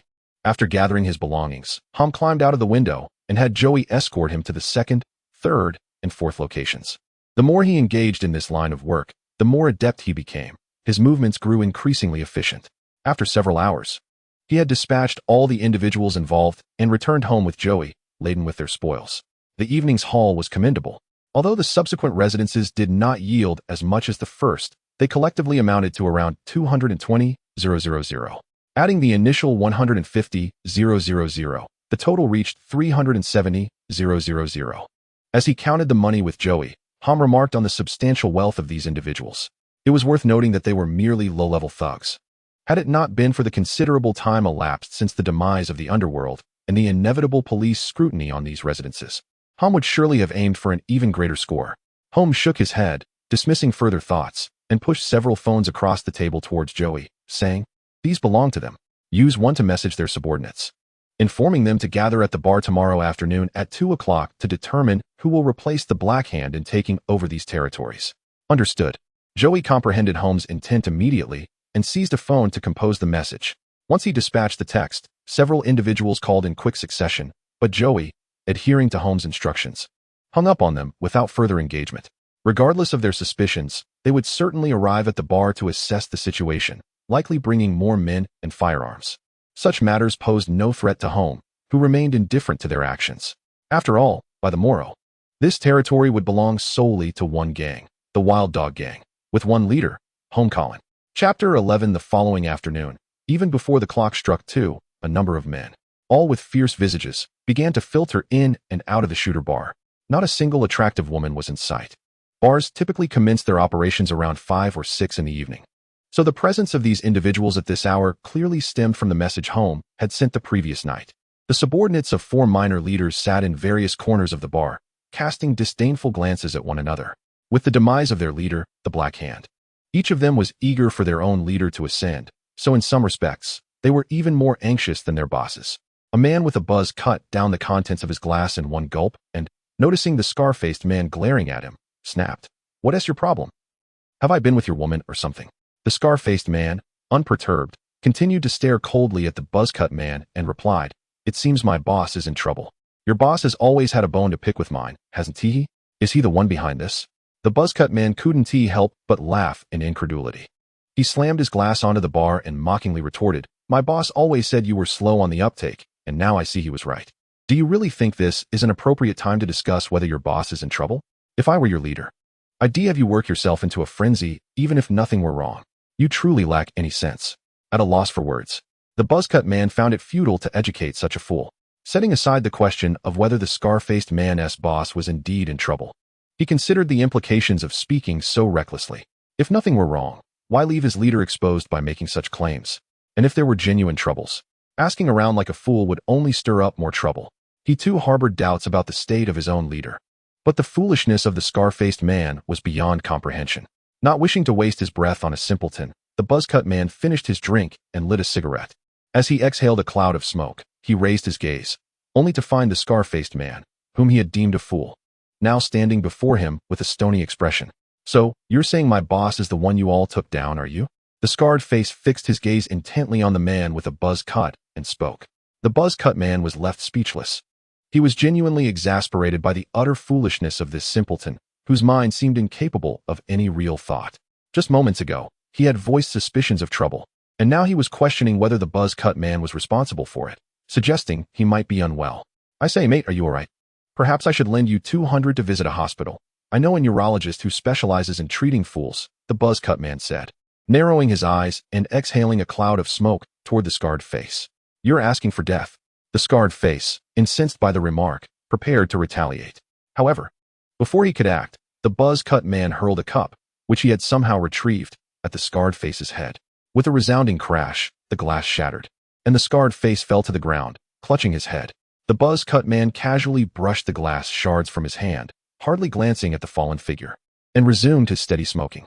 After a moment, the scarred face managed to rise again, wiping the blood from his brow and glaring at the buzz-cut man with a fierce, vengeful expression. The henchmen behind them also stood, exchanging hostile glances as they sought to reclaim their dignity. Just as tensions reached a boiling point, the clock struck 2. The bar's door swung open, and Holm and Joy strode in with an air of dominance. Their appearance had dramatically changed. They were clad in sleek, casual black suits, their hair impeccably styled, exuding an aura of authority that dwarfed the colorful riffraff in the bar.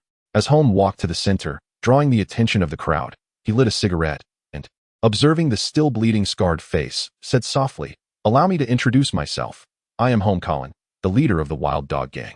Your boss, along with yours, has been eliminated by me. Even that scoundrel Blackhand shares the same fate.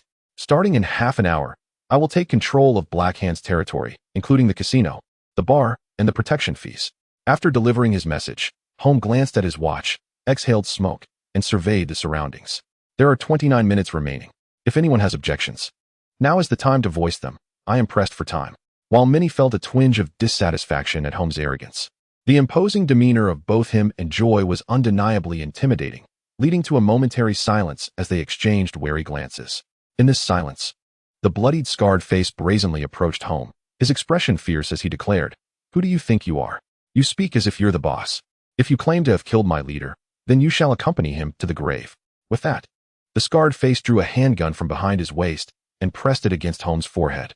Seeing this, others hastily brandished their weapons, some aimed at Holm and Joy, while others pointed at the scarred face and his crew, and still others shifted their weapons back and forth, merely seeking to protect themselves, fearing that a gunfight might erupt and their reflexes might not be swift enough. Holm appeared unfazed by the gun pressed against his forehead, calmly discarding the cigarette butt onto the ground, extinguishing it with the tip of his shoe, for after all, preventing fire hazards begins with oneself. "I understand your stance. There's no need for further words. Safe travels, and do convey my regards to your boss when you next encounter him," Holm murmured, his gaze cold and unyielding as he regarded the scarred face before him.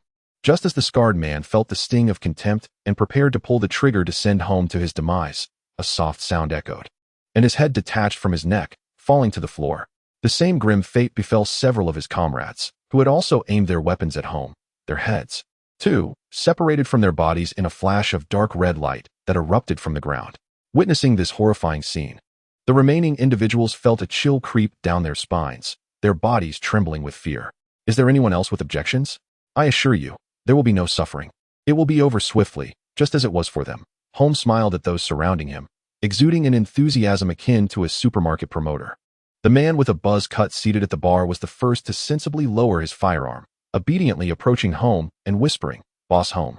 Observing this, the others swiftly followed suit, relinquishing their guns and shuffling to Holm's front, bowing their heads in greeting. At that moment, none dared utter another word. After all, the lifeless bodies lay at their feet, eyes wide open in shock. Anyone who dared to speak further would be courting death. Holm, noticing the compliance, beckoned to Joey to stand beside him. Chapter 12. Holm positioned Joey next to him and called over the buzzcut man who had first greeted him. The three settled onto the spacious couch, observing the remaining ruffians who had followed their lead, now standing before them. Holm patted the buzzcut man's shoulder, speaking amicably. "You are quite impressive, brave and astute. I overheard your conversation with that scarred man outside. Pray tell, what is your name?" Upon hearing this, the buzzcut man rose and turned to face the remaining ruffians, proclaiming, "My name is Ryan Fielding. You may simply call me Ryan, boss." Holm nodded in acknowledgement and gestured to the others. "You too, introduce yourselves." From this day forth, we are all brothers of the Wild Dog Gang. It is prudent to become acquainted. Thus, the others began to introduce themselves one by one. As Holm listened, he scrutinized their appearances. With his remarkable memory, he knew he would not forget them after this encounter. Once they had all introduced themselves, Holm commenced assigning tasks. Ryan, henceforth, you and Joey shall oversee these individuals. Joey is still unfamiliar, so take the lead in helping him acclimate to the operations. You are a shrewd one. The bar and casino shall be entrusted to your management. Protection fees will be collected by Joey, and the accounts are to be submitted monthly to Old John S. Grocery Store, where the proprietress, Miss Phyllis, handles our finances. At this juncture, I would like to gently remind everyone to refrain from tampering with matters that do not concern them. The accounts reveal much. And although our finances stem from the operation of a mere grocery store, our financial manager is a professional, certified public accountant. This was a revelation during a recent conversation between Holm and Aunt Phyllis. It is quite surprising that such talent exists in a humble grocery establishment.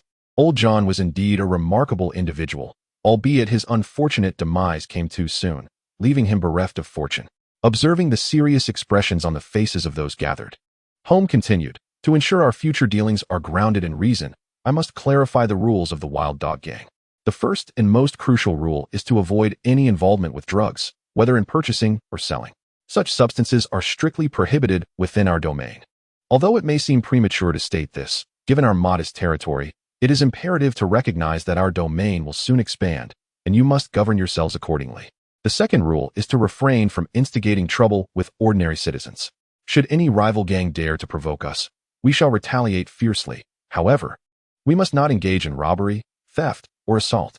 Upon hearing this, most members displayed expressions of disbelief, as many had joined the gang seeking unrestrained freedom.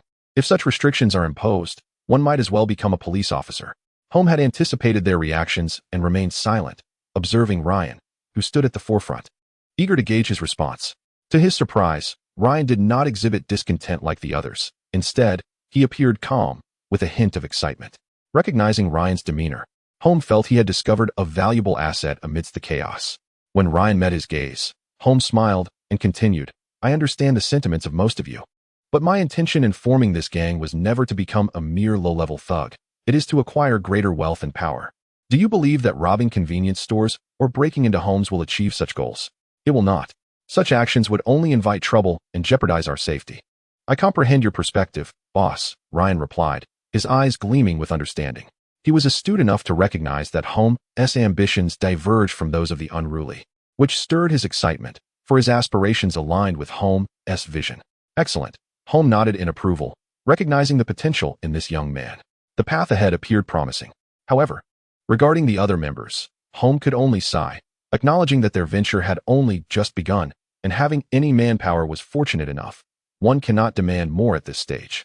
Having articulated these two rules, the remainder of the discussion was merely reiterative, encapsulated in the essence of adhering to the rules, heeding the leader's guidance, and avoiding treachery, lest one face dire consequences. Having spoken these words, Holm recognized that the blades had glimmered sufficiently. It was time to offer a taste of sweetness. He promptly produced $20,000 and placed it on the table, speaking in a calm tone. Consider this money as a welcoming gift for everyone. Ryan, please distribute it among the brothers. Upon the sight of the $2,000, the eyes of the crowd instantly sparkled, and any lingering dissent vanished into thin air. If future rewards could indeed be this generous, there would be no need for any petty thefts. After arranging the $2,000, Holm revealed an additional $5,000, stating, This money is to upgrade your attire. Remember, we are a gang with aspirations and ideals. Dress appropriately, lest we appear to be the most insignificant thugs. Do you understand? Ryan nodded, grasping Holm's intention. Clutching the thick stacks of cash in his hands, he felt an overwhelming sense of gratitude. Having a leader like Holm, ambitious, discerning, and generously open-handed, was indeed a blessing, paving the way for a bright future.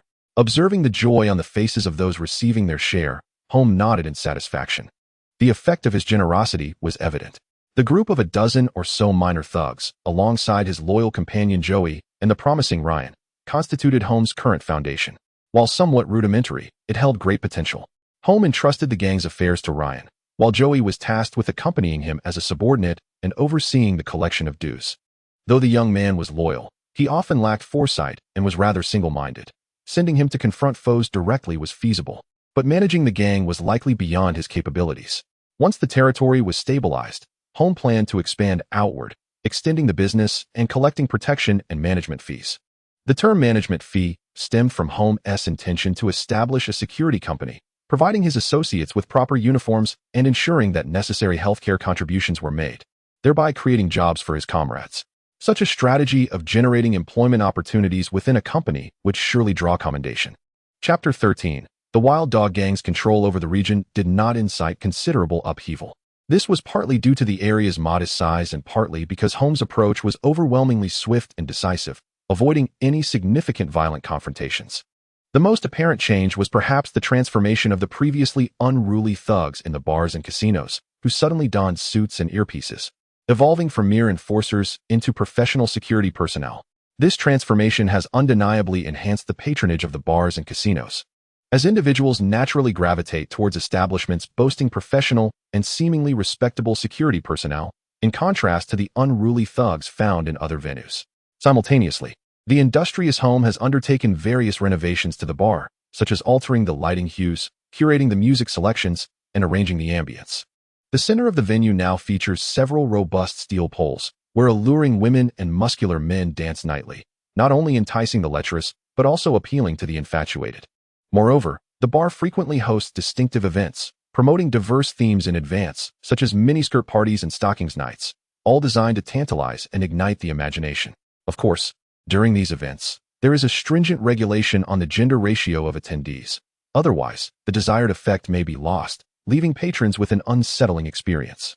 Imagine, for instance, a miniskirt party attended solely by a horde of lecherous men, with no women present. What would become of the event? Would they have the males don miniskirts and dance? The mere thought is too absurd to contemplate. In the ensuing period, Holm's inventive ideas, coupled with Ryan's adept management, transformed the small territory controlled by the Wild Dogs gang into a realm of unimaginable wealth. Even those who initially regarded Holm's rules as fanciful began to yield to his authority, as they repeatedly received sums of money they had never dreamed of earning. The new leader proved to be a boon. Obediently following his directives resulted in copious financial rewards, leading to a life of unparalleled comfort. This uniquely prosperous and harmonious situation inevitably attracted the envy and covetousness of several nearby gangs. Why should their clientele flock to the Wild Dogs venue, while many would rather endure long lines than patronize their own? If they were to sabotage our business, then let them find their own endeavors thwarted as well. A scruffy, balding middle-aged man slammed his fist on the table in frustration. Since the establishment fell under the control of the Wild Dogs, their circumstances had deteriorated significantly. Previously, the notorious Black Hand, despite his ruthlessness, ensured a certain level of shared hardship. Wealth was distributed among all, with no single individual monopolizing the gains. However, the Wild Dogs were different. They excelled to such an extent that others could hardly compete or emulate their success. Although some patrons, unable to cue or drawn to their old-fashioned charm, continued to frequent their establishment, the majority of the profits were siphoned off by the Wild Dogs. What were they to do then? Survive on the meager scraps of the wind? In this small territory where everyone belongs to their own little factions, the neighborhoods are quite close to one another. However, the limited consumers have all gravitated towards the Wild Dog gang, which is rumored to be opening another bar and nightclub. This development has incited deep resentment within the balding middle-aged man. The more he contemplated the situation, the angrier he became, ultimately rising to instruct his subordinates. Brothers, let us all be on our best behavior and cause a ruckus at their venue. If we cannot thrive, they shall not prosper either. Once we stir up trouble, let us see who can continue to enjoy themselves. If they deny me profit, then none shall earn. Upon hearing their leader's directive, the subordinates nodded in agreement and formed small groups of 4 or 5 to deliberate on which venue to disrupt.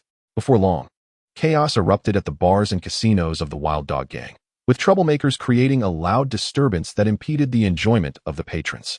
Meanwhile, Holm was seated in an elegant private booth on the upper floor of the bar, savoring his drink while appreciating the smooth, alluring legs of the accompanying hostess. He relished her delicate movements while observing the elegantly dressed women in short skirts and sheer stockings dancing below. It was short skirt and stocking night, and the dance floor was vibrant with ladies adorned in a myriad of colored stockings. As they danced in sync with the music, it was a sight to behold, stirring a reaction from Holm that prompted playful protests from the hostess beside him. As the disturbances began, Ryan received calls from various managers and approached Holm to brief him on the situation. Holm had anticipated such an occurrence. having noticed a few troublemakers in the dance floor who were promptly escorted out by the burly security personnel. The evening's festivities were too precious to allow these disruptions to spoil the patrons' enjoyment. Thus, they resolved to proceed as planned. It was an unexpected twist that some were already seeking trouble. Ryan nodded in agreement and continued to organize their response. Holm was well aware of the envy surrounding the thriving business of the Wild Dog Gang. He had already devised a plan to integrate all the rival factions into the Wild Dogs family. However, he had not anticipated that some would lose their patience and initiate conflict, which inadvertently eased the burden on one group, as the troublemakers had already been dispatched, leaving their stronghold relatively unguarded. Surrounding them were 4 other small factions akin to the Wild Dog Gang, structured similarly to the previous Black Hand, comprising a chief, several sub-chiefs, and a host of underlings. Holm assigned 2 or 3 gunmen to each chief to resolve the situation, and if a sub-chief happened to be with a chief, they would be dealt with together. The execution of such a decisive operation is primarily time-consuming due to the investigation and surveillance involved. This is also the reason why they have maintained a low profile during this period, diligently attending to their own affairs, as they await an opportune moment to eliminate these targets collectively. Had it been Holm acting alone, he could have likely resolved the matter in a single night, just as he had swiftly dealt with several of the Black Hand subordinates at the outset. However, he is a gang leader, not a solitary assassin. Such expedients, while efficient, would not bode well for the gang's overall development. He must provide his subordinates with opportunities to demonstrate their capabilities, thereby fostering the growth of the entire organization. Once these smaller gangs are dealt with, the territory controlled by the Wild Dog Gang would expand significantly, encompassing 2 to 3 additional blocks, thereby elevating it to the status of a formidable faction within the realm of small gangs. Following the success of this plan, the Wild Dog Gang would be able to focus on steady growth for a period, ensuring that their foundation is well managed. Rapid expansion may yield a vast amount of territory, but the actual control remains tenuous, and the wealth generated is limited, far inferior to a methodical and gradual approach, just as they are currently doing. Effectively managing their present domain would generate ample income, and with increased funds, their strength would naturally grow. At this moment, Holm reclined on the sofa, his eyes closed, savoring the moment while indulging in the exhilarating stimulation provided by the vibrant music, relishing the quiet expansion of his territory and influence. After a while, his gaze became one of serene detachment. Nearby, a young woman in stockings raised her head and deftly lit a cigarette for Holm, flashing a seductive smile as her lips parted and her throat moved. Although Holm had entered a state of introspection, he was not devoid of emotion. As he inhaled the smoke, releasing a plume of white vapor, he continued to rest his hand on the young woman's thigh, assessing the quality of her stockings. As he neared the end of his cigarette, Ryan entered the room, whispering to him that the plan had been successful. Holmes' reaction was one of calm acceptance. As everything had unfolded as anticipated, he handed the cigarette butt to the young woman, requesting her assistance in extinguishing it, and then beckoned Ryan to sit beside him. With an arm draped around Ryan's shoulders, Holm gestured towards the lively scene below and remarked, "Do you see the people down there? We are currently perched above them. Yet, there are others above us, many others. Do you understand our objective?" Turning to Ryan, he continued, "Our goal is to ascend to the highest point, so that all may behold our backsides, or better yet, not even see them at all." Upon hearing Holmes' words, any flicker of pride and satisfaction within Ryan dissipated entirely. He gazed upon Holmes' serene visage, seemingly sensing the immense ambition concealed beneath. Following this man before him, they might indeed reach such heights one day. Silently, he rose and positioned himself behind the sofa, quietly observing the lively throng below, much like home. The night gradually yielded to the sun's ascent back into the sky. This evening appeared tranquil, yet currents of intrigue lurked beneath the surface. In just one night, all the petty factions in the vicinity had vanished, leaving only the Wild Dog Gang to consolidate its presence over the 3 vacated blocks, steadily growing in power. It was still 2 o'clock in the afternoon, and the same liquor filled the air. Holm reclined on the sofa, while a significantly larger number of ruffians stood before him. Prior to last night, they may have belonged to various gangs, but now they had all united under the expansive umbrella of the Wild Dog Gang. Among the throng of ruffians, the first cohort donned in suits. The current professional security personnel stood proudly at the forefront, their chests puffed out, basking in the envious glances of those around them. Holm lit a cigarette and, observing the somewhat timid newcomers, gently urged, "Do not be shy. Whether you are new or seasoned, please introduce yourselves. We shall all be brothers going forward, working together." Upon hearing Holmes' directive, the individuals began to introduce themselves in turn. Once most had been acquainted, Holm, adhering to tradition, retrieved several $1,000s from his pocket and placed it on the table, along with an additional sum of $10,000 set apart. As is customary, this $4,000 serves as a reward for our brother's past efforts and a welcome gift for the newcomers. The adjacent $10,000 is to assist the new brothers in their endeavors. Henceforth, we are all family. He continued, you are likely aware of the rules. As long as you adhere to them and work diligently, the opportunities for wealth are boundless. Afterward, Holm entrusted the money to Ryan, instructing him to distribute it. All eyes were fixed intently on the substantial stack of cash in Ryan's hands, anticipation electrifying the air. When the moment came for them to receive their share, the professional security personnel were filled with exhilaration, while the newcomers could scarcely believe their fortune. The seasoned security members found themselves at a loss for words, overwhelmed by the prospect of their earnings. With the bar and casino business flourishing, their wages had naturally been generous, and now, to their astonishment, they were receiving bonuses as well. It was a blissful revelation. They had never envisioned a day when they would earn so much that their thoughts would turn to how to spend it. Previously, they had yearned to pursue various endeavors but were constrained by financial limitations, always dreaming of the day they would have the means. Now, with an abundance of money at their disposal, they found themselves at a loss for what to do, seeking ways to indulge in purchasing or finding some amusement to spend their newfound wealth. The newly arrived scruffy individuals were left utterly astonished, rendered speechless by the unexpected generosity of the Wild Dog Gang. They had heard tales of the gang's favorable treatment, yet they never anticipated it would be quite so splendid. Had they known it would be this advantageous, they would have eagerly brought their leader to join the Wild Dog Gang long before the gang took the initiative to recruit them. After distributing all the funds, Holm allowed them to disperse freely, instructing those who had tasks to attend to go about their business. He retained Ryan, Joy, and a few other promising leaders who had demonstrated commendable performance recently to outline the forthcoming development plans. Ryan had been excelling, showcasing remarkable talent and aptitude. It was evident that his previous leader's sole reliance on him for brawls was a gross underutilization. Joy remained as he always had, either shadowing Holm or being dispatched to lead operations. This young man had little inclination for intellectual pursuits, preferring physical engagement, hence he required frequent opportunities to stretch his legs. With the territorial expansion, although the nature of the work remained largely unchanged, the volume of responsibilities had indeed increased significantly, necessitating meticulous arrangements. Under Holm's directives, all bars and casinos were transformed in accordance with the previous standards of the Wild Dog Gang.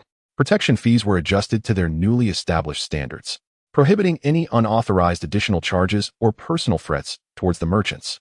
All underlings were to be outfitted and undergo training to familiarize themselves with the workings of the Wild Dog Gang, understanding the rules to ensure diligent labor without inciting unnecessary troubles. The Wild Dog Gang needed to uphold a semblance of order and regulations to facilitate its development and growth. Chapter 15. At the New York Public Library, Holmes sat at a table, engrossed in a book, while across from him sat the somewhat despondent Joy, who, book in hand, stared vacantly at the ceiling. After finishing a section, Holm raised his head to stretch his neck, only to find Joy lost in a trance. With a sharp snap of his fingers, Holm summoned the young man's wandering spirit back to reality. Joy, he admonished, as a manager of our security group, how can you not focus on a book? You are merely 18. This is a prime age for learning. Having recently engulfed the surrounding small gangs, Holm took the initiative to meticulously renovate and reorganize all establishments within his territory. He subsequently established an entertainment company to manage the bars and nightclubs, alongside registering a security firm dedicated to providing professional security services for his venues and neighboring businesses. The entertainment brand was managed by Ryan, while Holm kept an eye on the security company, with Joy serving as the principal responsible party. Thus, on the surface, all members of the Wild Dog Gang appeared to be legitimate businessmen, contributing to social security, no less. Joy, upon hearing Holm's words, scratched his head in distress and said, I feel drowsy just looking at the words. Holm retorted, rolling his eyes, I didn't see you struggling with that when counting money. Aren't those words as well? Joy shook his head in a feeble defense. That's different. Those are numbers. With a swift motion, a book was tossed before Joy, its cover emblazoned with the word mathematics. See, these are numbers. Get to studying, Holm urged. Joy opened his mouth, but remained silent for a moment before frowning and saying, Brother, spare me. I just want to smoke a cigarette. Holm raised an eyebrow, having never seen this younger brother of his smoke before. After pondering, Joy offered what he deemed a reasonable justification. Aren't I learning from you? Unbeknownst to him, this sentiment carried a weight that Holm would soon express. Holm furrowed his brow, slammed the book onto the table, and raised his voice slightly. Learning from me? Why would you choose to learn smoking instead of something worthwhile? I'm so eager to learn and improve. Why don't you follow that example? Moreover, you're still quite young. Do you know smoking is harmful to your health? Perhaps due to the elevation of his voice, a girl seated behind them turned to remind them to keep it down. Though she seemed to carry a hint of amusement. Was their conversation truly that entertaining? It was perplexing to Joy. He was merely educating his dear brother. Yet it felt akin to a stand-up routine. Joy, slightly dazed by Holm's tirade, muttered, "But brother, you're only 22. I'm just 18. It's hardly a difference." "Oh, you still want to argue? What of me being 20? You can smoke when you reach that age." Upon finishing, Holm spread his hands and fixed his gaze on Joy. After a moment of contemplation, Joy reluctantly retrieved a pack of cigarettes from his pocket and placed it in Holm's hands. Holm glanced at the packaging and couldn't help but mutter, "Well, look at you, smoking something more expensive than mine." A burst of laughter echoed in the library. Holm shook his head, intending to return to their spirited debate. But Joy interrupted. "Brother, what did you just say? I didn't hear you." Holm sighed, waved his hand dismissively, and then picked up the book again, ready to dive back into the ocean of knowledge. "Can I step outside for a bit? I need some fresh air," Joy inquired once more, glancing at Holm. Holm had initially hoped that Joy might absorb some knowledge of finance or management, even if only the basics, but seeing the young man's state, he merely sighed and waved him off, allowing him to spring from his seat and dash out of the library. This troublesome younger brother, who claimed he needed a bodyguard, ended up fleeing on his own. Fortunately, he generally remains unfazed by threats. Otherwise, he might not even realize how perilous his situation is. Just being able to attend the gathering is a stroke of luck. After perusing his professional literature for a while, Holmes set aside the book, opting instead for a novel and a comic he had prepared earlier to refresh his mind. As he perused the familiar tales within the complete works of Lu Xun, Holmes felt an inexplicable sense of wonder, astonished to find the presence of Zhou Shuren in this alternate Marvel universe. He recalled the last time he read Lu Xun's works was during high school. For some reason, he had a penchant for them in his senior year, squeezing in time for reading amidst the stress of rigorous study. Ironically, now that he found himself in university with ample free time, he resorted to his phone and computer, engaging in various distractions, yet neglecting his books. Had he not spent sleepless nights in his dorm reading novels, prioritizing his studies, and retiring early, he might not have ended up in this predicament. Contemplating the peculiar twists of life, Holmes felt a wave of nostalgia wash over him. At that moment, it would have been perfect to light a cigarette, but alas, this was a library, where such indulgences were prohibited. As Holmes' mind wandered aimlessly, a girl who was originally passing by and preparing to leave noticed his book, coupled with his dazed demeanor. It was only natural for her to assume he was yet another beleaguered student grappling with the complexities of Chinese. You could always opt for a different language. Chinese can indeed be quite challenging, she kindly suggested. Holmes, upon hearing her voice, snapped back to reality, recognizing her as the girl who had laughed just moments ago. Seated behind him, she had golden, shoulder-length hair with a slight curl, and her striking azure eyes were fixed on the complete works of Lu Xun on his desk. Am I being perceived as a student? It seems I possess an air of scholarly elegance despite my origins from the depths of the underworld, Holmes mused shamelessly to himself. He raised an eyebrow at the girl and remarked, "Thank you for the reminder, but you were the one sitting behind me just now, weren't you? What was so amusing?" "I was merely giving my dear brother some serious advice. Perhaps my sense of humor is a bit juvenile?" I apologize. My comedic timing can be rather erratic," the blonde girl replied with a hint of embarrassment. "But it really was quite funny," she silently added to herself. Holmes shrugged, choosing not to elaborate further, and quipped, "Perhaps I possess a hidden talent for comedy. Maybe one day you'll see me on a stand-up stage." Chapter 16. Ha! You truly have a gift for humor, the blonde girl laughed upon hearing Holmes' self-deprecating remark. This young man, who appeared quite dashing, had a penchant for making jokes, and the striking contrast between his looks and his humor rendered him all the more intriguing. Much like her previous closest friend, who, although lacking the charm of the young man before her, is no longer present. Had he still been around, perhaps he could have rivaled the allure of the young man before her. The blonde girl found her thoughts wandering, observing the girl in front of her, who had fallen into a daze after uttering a single sentence. Holmes felt somewhat perplexed. After a moment's contemplation, he lowered his gaze back to his book. You may gaze at a girl 1,000 times, yet she may never belong to you. However, immerse yourself in a book 1,000 times, and the knowledge shall undoubtedly become yours. Women may only influence the pace of his progress. Of course, that does not apply to the long-legged lady in a short skirt and stockings, for she is at work while he is merely indulging in leisure. After a brief moment of distraction, The blonde girl finally regained her focus. Looking at Holm, who had once again immersed himself in his reading, she allowed herself a self-deprecating smile before gathering her books and departing. Someone like her hardly deserves friends. Her identity and the burdens she bears dictate a solitary path, destined to walk alone until perhaps collapsing on the road one day. Holm, engrossed in his studies, remained oblivious to her departure. By the time he lifted his head again, Joy had returned and seated himself across from him with a somewhat serious demeanor. "Boss, Ryan mentioned he needed to speak with you, but he hasn't been able to reach you." Joy glanced at Holm's phone, which lay forgotten beside him. Upon hearing this, Holm checked his phone, discovering several missed calls. It appeared he could not afford to keep his phone on silent next time. At the very least, he should enable vibrate. "Did he mention what it was about?" Holm asked, organizing his books and placing his phone into his pocket. Joy shook his head in response. "He didn't specify, but it seems to be related to the Irish." "The Irish?" It seemed to pertain to the gang next door, Holm realized. He promptly led Joy back to the bar. Upon their return to the office, Ryan entered shortly thereafter. He laid a stack of documents before Holm and began to explain as Holm perused the contents. "These individuals are key members of the troublesome Black Hat gang, most of whom are Irish. It is rumored that they maintain numerous connections with the larger gang formed by the Irish. Last year, they completely absorbed the neighboring gang, seizing control of 6 city blocks, swiftly amassing substantial funds through casinos, bars, and drugs, showcasing an aggressive expansion." As Holm examined the photographs in his hand, curiosity prompted him to inquire. "They completed the territorial consolidation last year. What could possibly prevent them from claiming this territory as well? Was there some unforeseen event that hindered their progress?"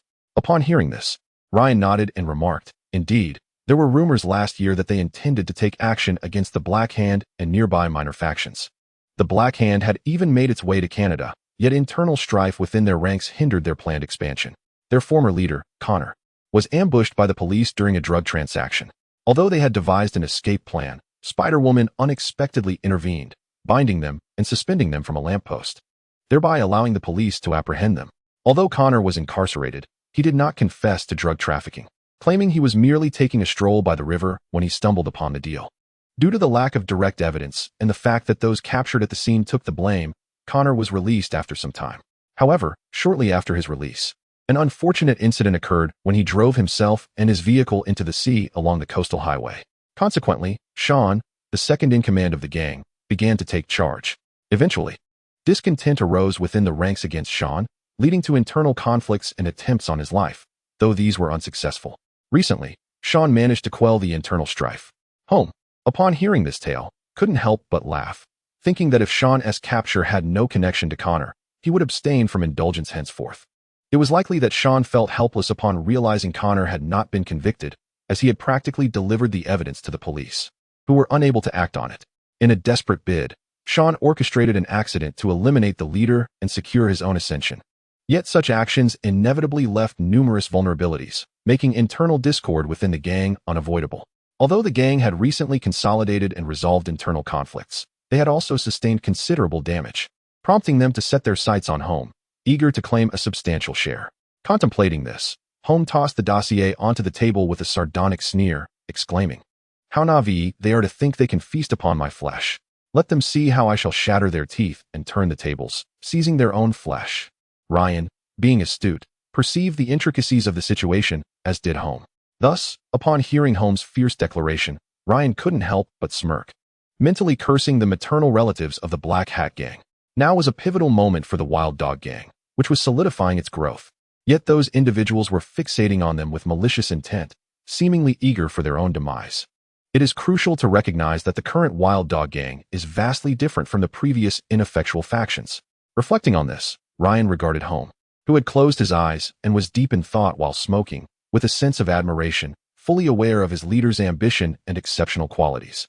His diligent efforts alongside Holm were motivated not solely by the latter's peculiar methods of elimination, but also by an appreciation for Holm's advanced vision and strategies.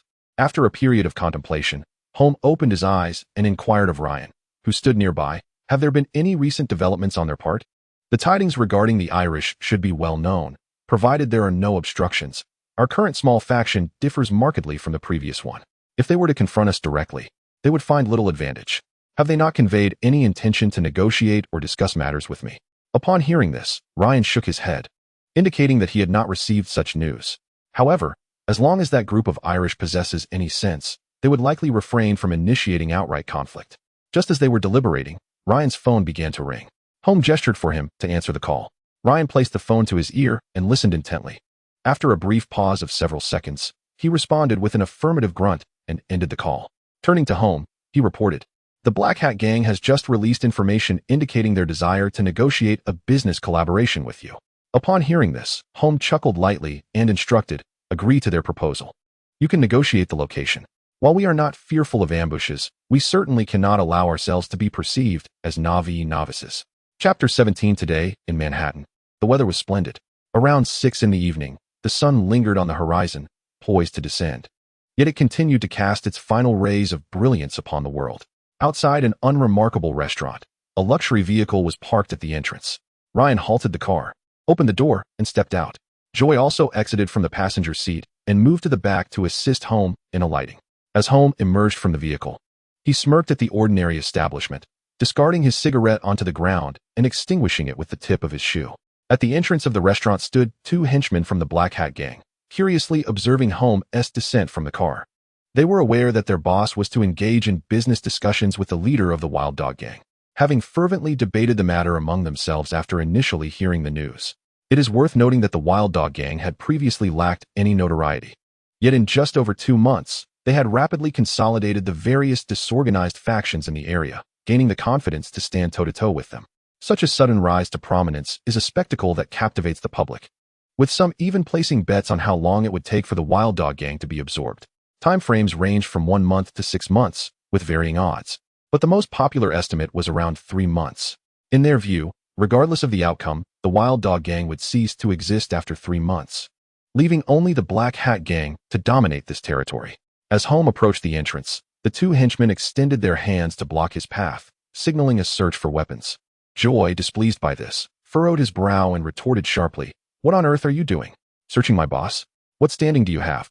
Besides, your leader is already inside. How can we know whether he is armed?" At that moment, 2 individuals emerged from the restaurant, notably not wearing the Black Hat Gang's signature black hats. Upon hearing Joy's words, the 2 individuals chuckled softly, clarifying, "Do not misunderstand. This meeting is being witnessed by our leader, and none of us are armed. Do you not trust the reputation of our boss in the underworld? We all understand the rules." Today's encounter has been facilitated by the renowned Italian intermediary, Stanley Tucci, who is quite reputable within the realm of organized crime. These 2 are merely his subordinates, hence their remarks. Holm placed a reassuring hand on Joy's shoulder. Stifling his fervent rebuttal, he extracted 2 handguns from the holster at his waist and offered them to the pair, allowing them to conduct a cursory search of his person. Once they concluded their inspection, Holm turned to Joy and Ryan, winking at them with a smile, "Just wait for me here." In response, Ryan and Joy nodded, standing at the entrance, exchanging glances of defiance with the 2 henchmen in black hats. The subordinates of the intermediaries were slightly taken aback by Holm's solitary entrance, uncertain whether to marvel at his audacity or to commend the esteemed reputation of their leader. Typically, even with a well-known intermediary bridging the gap, the leaders from both sides would bring along 1 or 2 bodyguards for protection against unforeseen circumstances. It was rare to witness someone like Holm attending a meeting entirely unaccompanied. Disregarding their astonished gazes, Holm pushed open the door and strode inside. Within the restaurant, an elderly gentleman with silver hair was elegantly savoring his meal, accompanied by a middle-aged man wearing a black hat, his face marred by a scar. Although he appeared rather ordinary, his eyes brimmed with cunning and ambition. An empty seat at the table was evidently reserved for Holm. Apart from the 3 main figures, there were 4 or 5 subordinates present, 3 of whom belonged to the elderly gentleman, while the remaining 2 stood a short distance behind the middle-aged man. Holm pulled out a chair, leaned back, crossed his legs, and lit a cigarette, his gaze calm as he fixed his eyes on the middle-aged man opposite him, remaining silent. After a few minutes of eating, the silver-haired elder set down his utensils, wiped his mouth, and with a smile, addressed the others, "I apologize for the delay. One grows slow with age. Would you care to try? The steak sauce here is quite exquisite." Noticing their silence, the elder chuckled and continued, "This gathering was arranged at your request, so please. You speak first, Sean." The middle-aged man, Sean, regarded Holm, who remained composed, a smile playing at the corners of his mouth as he boomed, "I have long heard that the leader of the Wild Dog Gang is quite youthful, but I did not expect it to be true." Upon hearing this, Holm extinguished the cigarette he had been smoking in the ashtray, then glanced sideways with a smirk and remarked, I have often heard that the leader of the Black Hat gang possesses a rather distinctive appearance, yet I never imagined he would be so grotesque. Holm relished engaging in verbal sparring with such loquacious old-timers. What nonsense is this about the leader of the Wild Dog gang being young? It merely insinuates that he lacks experience, boasting instead of his lengthy tenure on the streets, implying depth and cunning. If Holm did not deliver a few sharp retorts, one could only imagine that this old coot would follow up with some drivel about the treacherous depths of the underworld and one's inability to navigate them.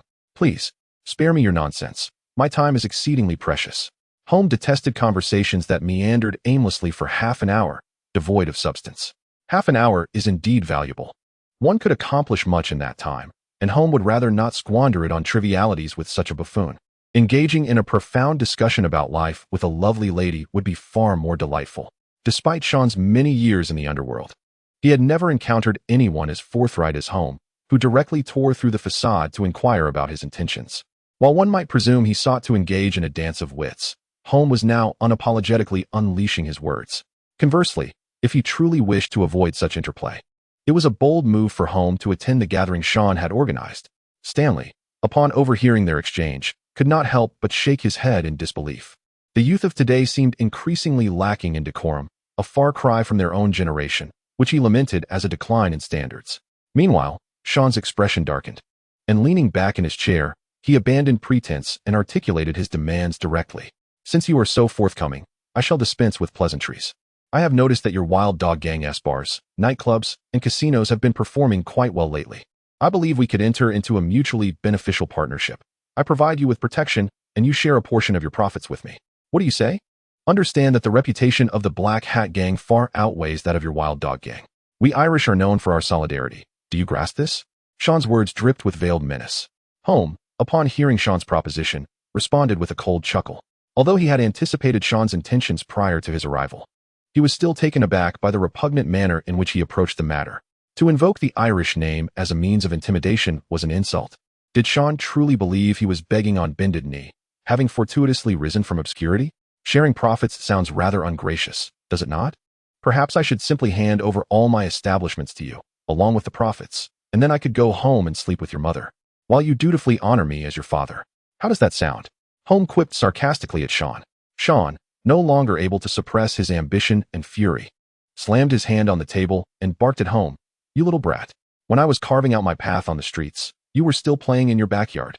Offering you a way out is a sign of respect. Do you truly believe I would hesitate to end you?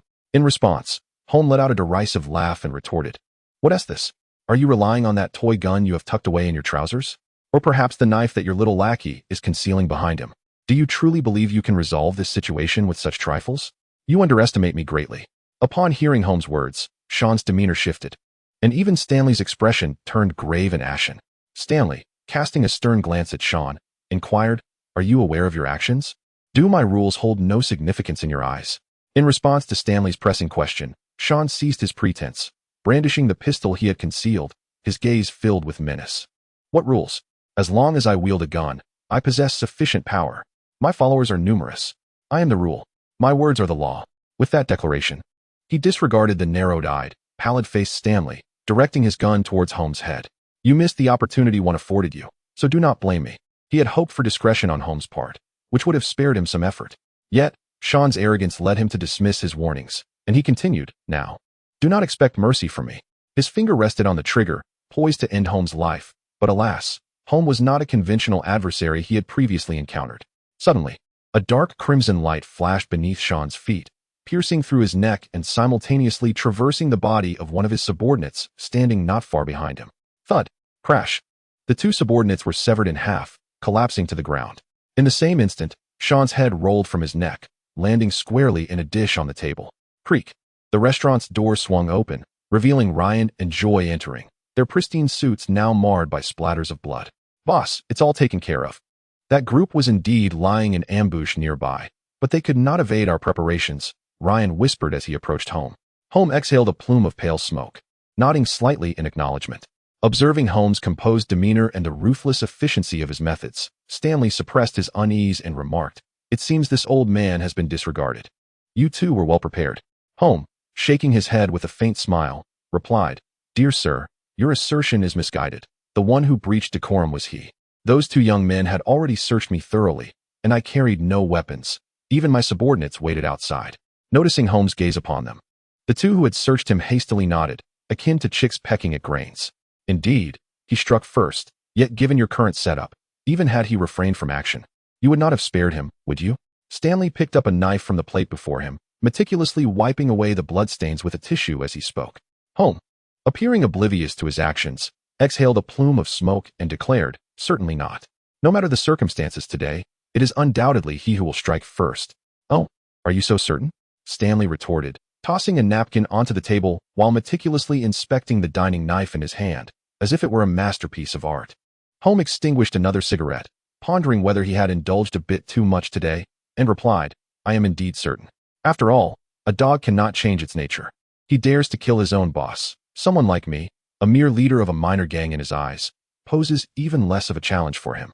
To put it another way, having already tasted the benefits and power that come from direct action, how could he possibly expend effort and energy on someone he perceives as a negligible threat? That would be quite disrespectful to his deceased leader. Listening to Holmes' analysis and watching his nonchalant smile, Stanley could not help but marvel at the youth of today. The younger generation may disregard conventions, yet their methods are far more sophisticated than in his own time. Or perhaps, the leader of the Wild Dog Gang is simply formidable. Stanley fell silent, rising to unfasten the buttons of his coat. Grasping the dining knife in one hand, he swiftly turned and plunged it into the neck of another subordinate. A traitor to the cause, Stanley discarded the knife onto the lifeless form of the subordinate, who clutched his neck yet could not find peace in death, then returned to his seat, taking a fresh napkin to wipe his hands. This decisive action transformed Stanley's demeanor, reasserting his authority and leveling the playing field with Holm. Observing Stanley's forced attempt to regain his composure, Holm said nothing but smiled, remarking, Today's witness work has been accomplished, old sir. Although this Sean is rather unruly, the situation has been resolved quite perfectly, hasn't he? I trust that after today's meeting, you have gained a clearer impression of me. In the future, you may come to realize that rather than engaging in brawls, I prefer business and the cultivation of friendships. In the spirit of potential collaboration, I hope our future endeavors will be free of such disruptions, allowing us to achieve mutual benefits that are pleasing to us both. As Holmes spoke, he rose and extended his hand toward Stanley. In response, Stanley chuckled warmly and stood, shaking Holmes' hand. I appreciate young men like you. As long as you share my passion for profit, we are friends. I hope we can collaborate joyfully in the future.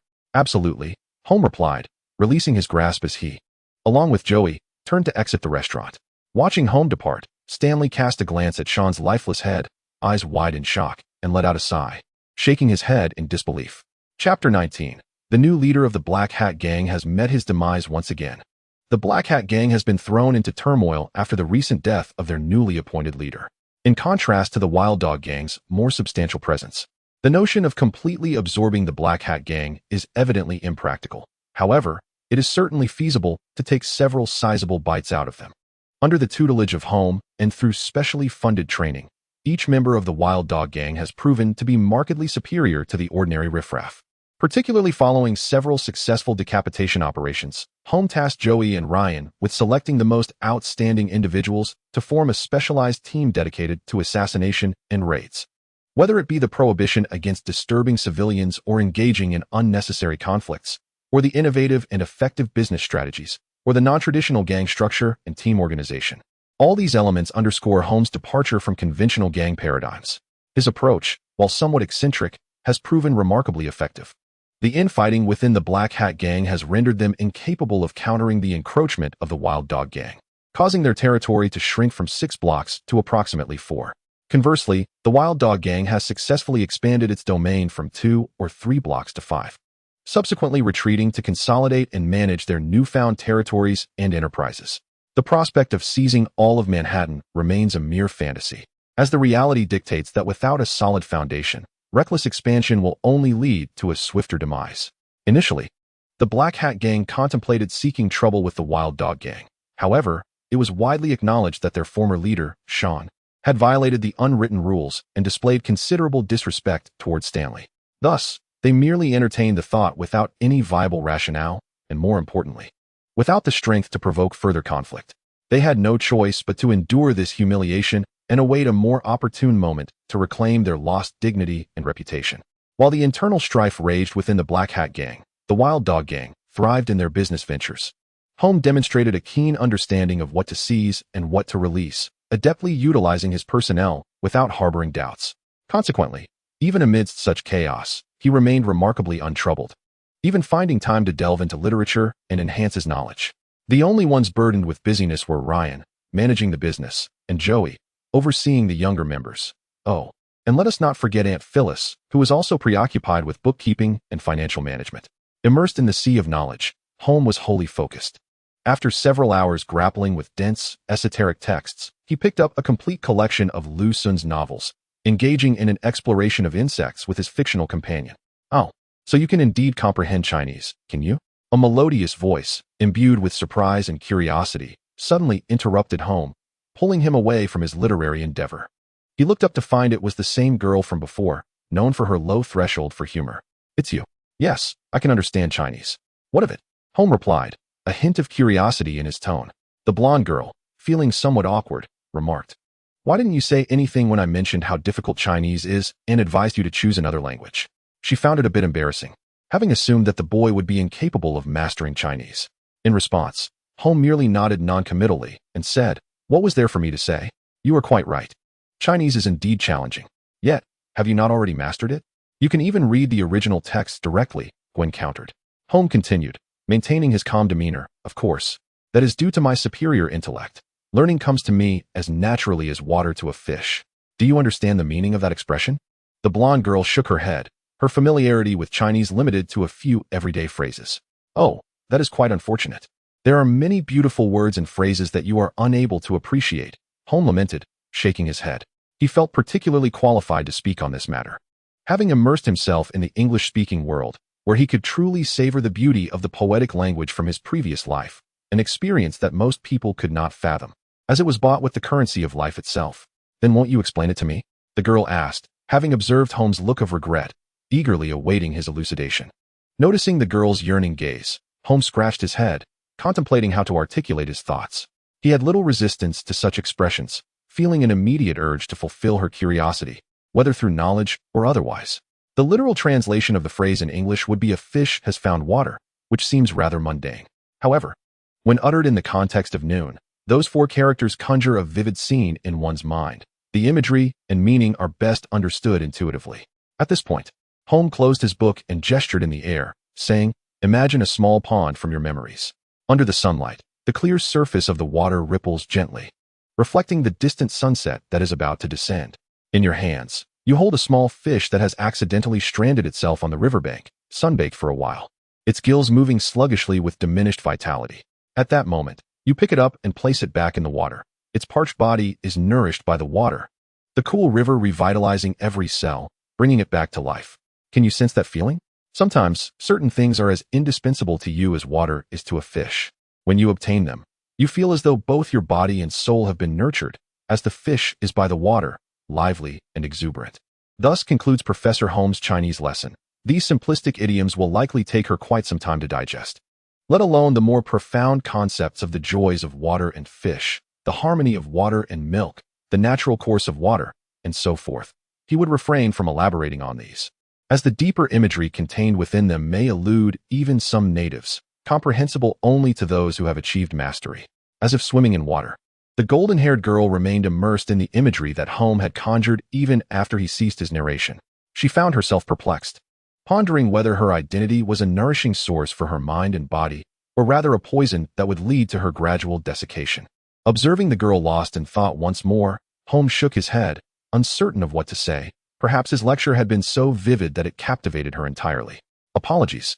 I drifted off again. Your discourse was splendid, and I find myself developing a profound interest in the Chinese language. It is truly beautiful." The golden-haired girl suddenly snapped back to reality, expressing a mix of regret and sentiment as she spoke to Holm. "By the way, my name is Gwen Stacy, a student at Imperial University." Chapter 20. As she extended her hand towards Holm, a friendly smile graced her face. Upon hearing her name, Holm was internally astonished. He had not expected the person before him to be Gwen Stacy, so unlike the portrayal in the films, more beautiful and vibrant. Though surprised, he maintained a composed demeanor, smiling as he gently shook her hand. "Hello, Gwen, I am Holm Corin." Through his recent experiences, Holm discerned that this world was not merely a replica of a film he had previously viewed, nor was it part of the Marvel Cinematic Universe. It resembled a new parallel universe, sharing similarities with the movies he had seen, yet diverging in many aspects. Therefore, his knowledge of the enchanting girl before him was limited to the fact that Gwen Stacy was Spider-Man's girlfriend, who ultimately met a tragic fate in his arms. However, in this world, it seemed that even Peter Parker, the Spider-Man, was absent, replaced by a mysterious Spider-Woman. He remained uncertain about what events might unfold next. Undoubtedly, they would differ from the narratives ingrained in his mind. Reflecting on this, Holm felt a tinge of melancholy. Having watched countless films, he found himself in a reality devoid of the advantages he had anticipated. At most, he had gained a character profile, while the storyline diverged greatly from what he had witnessed. "By the way, what are you studying? I don't think I've ever seen you at school," Gwen inquired, as if recalling something important. In her view, Holm appeared diligent and studious, frequently encountered in the library. Thus she assumed he must be a university student. With Imperial University being the closest institution, she was surprised by their lack of prior encounters. Holm chuckled softly at her question. "Do I truly resemble a university student? I must admit, that comes as a surprise. In truth, I am not enrolled in any university. I am merely a free spirit, indulging in my passion for reading. My education concluded with high school, as I lacked the financial means to attend college, and my academic performance did not warrant a scholarship. So I did not pursue further studies." Upon hearing Holmes' words, Gwen's eyes widened in astonishment. In an instant, the story of a diligent and eager learner, who had to relinquish the opportunity for higher education due to familial poverty, yet could not abandon her passion for knowledge, began to take shape in her mind. The protagonist, Holm, transformed into a figure both inspiring and tragic. "I apologize, please do not take offense. I never anticipated things would unfold this way," Gwen remarked apologetically. Her gaze fixed on Holm, regretting that she had prompted such a sorrowful and somewhat humiliating topic. Upon hearing Gwen's apology, Holm waved his hand dismissively, smiling as he replied, "It is of no consequence. This is merely one of life's many choices. Each path offers its own unique vistas, and I find great contentment in my current circumstances." Indeed, he felt fulfilled. As the Wild Dog gang steadily grew in strength, money flowed in, and he delegated tasks to his subordinates, allowing him ample leisure to read and engage in philosophical discussions with charming young ladies, an exquisite enjoyment. Observing the smile on Holmes' face, Gwen found herself admiring the boy for his resilience and gentleness. Despite losing the chance to continue his education, he had resorted to self-study in the library and felt a profound sense of accomplishment in his life. Although Gwen's understanding of Holmes' situation was somewhat skewed, it did not impede their delightful conversation. At that moment, Holmes' persona resonated with the image of a long-lost friend from Gwen's past, prompting her to unconsciously shed the heavy shackles of her own burdens, leading to a harmonious connection with Holm. Holm, too, felt elated, conversing with a beautiful girl, whose sweet smile and vast knowledge complemented her high moral standing, was an undeniable joy, especially since she would not frivolously engage in physical confrontations. Holmes' not-so-hilarious jokes proved amusing to Gwen, who had a penchant for light-hearted humor, and amidst their cheerful exchange, bursts of melodious laughter occasionally filled the air. Nearby, several envious onlookers cast glances filled with longing and melancholy. In an attempt to temper the merriment of Holm and Gwen, they justifiably protested for a quieter atmosphere. After all, they were in a library. Realizing their conversation had disrupted others, Gwen and Holm gathered their books and stepped outside into the bustling streets. The weather in Manhattan was splendid that day. A gentle breeze caressed their faces, the sun radiated warmth, and the trees lining the streets rustled softly in the wind, emanating a fresh, woody fragrance. "By the way, do you enjoy music?" Gwen suddenly inquired, having just concluded a topic. Holm nodded in response, "Of course. I appreciate not only Western music, but also many Chinese and Japanese songs. However, I simply enjoy listening and do not follow celebrities or delve deeply into their backgrounds. What about you? What music do you like, or do you play any instruments?"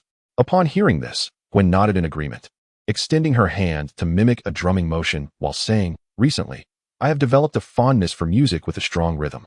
It allows me to beat out the unpleasantness in my heart." Holm was somewhat taken aback, as he had perceived Gwen as merely an academically inclined prodigy. Much like her character in the films of his previous life, drumming, indeed, possesses a certain charm. "I once harbored aspirations of learning, but circumstances prevented me from pursuing it further," Holm replied. He had indeed contemplated taking up the drums for a period, but the exorbitant cost of equipment and tuition had thwarted his ambitions.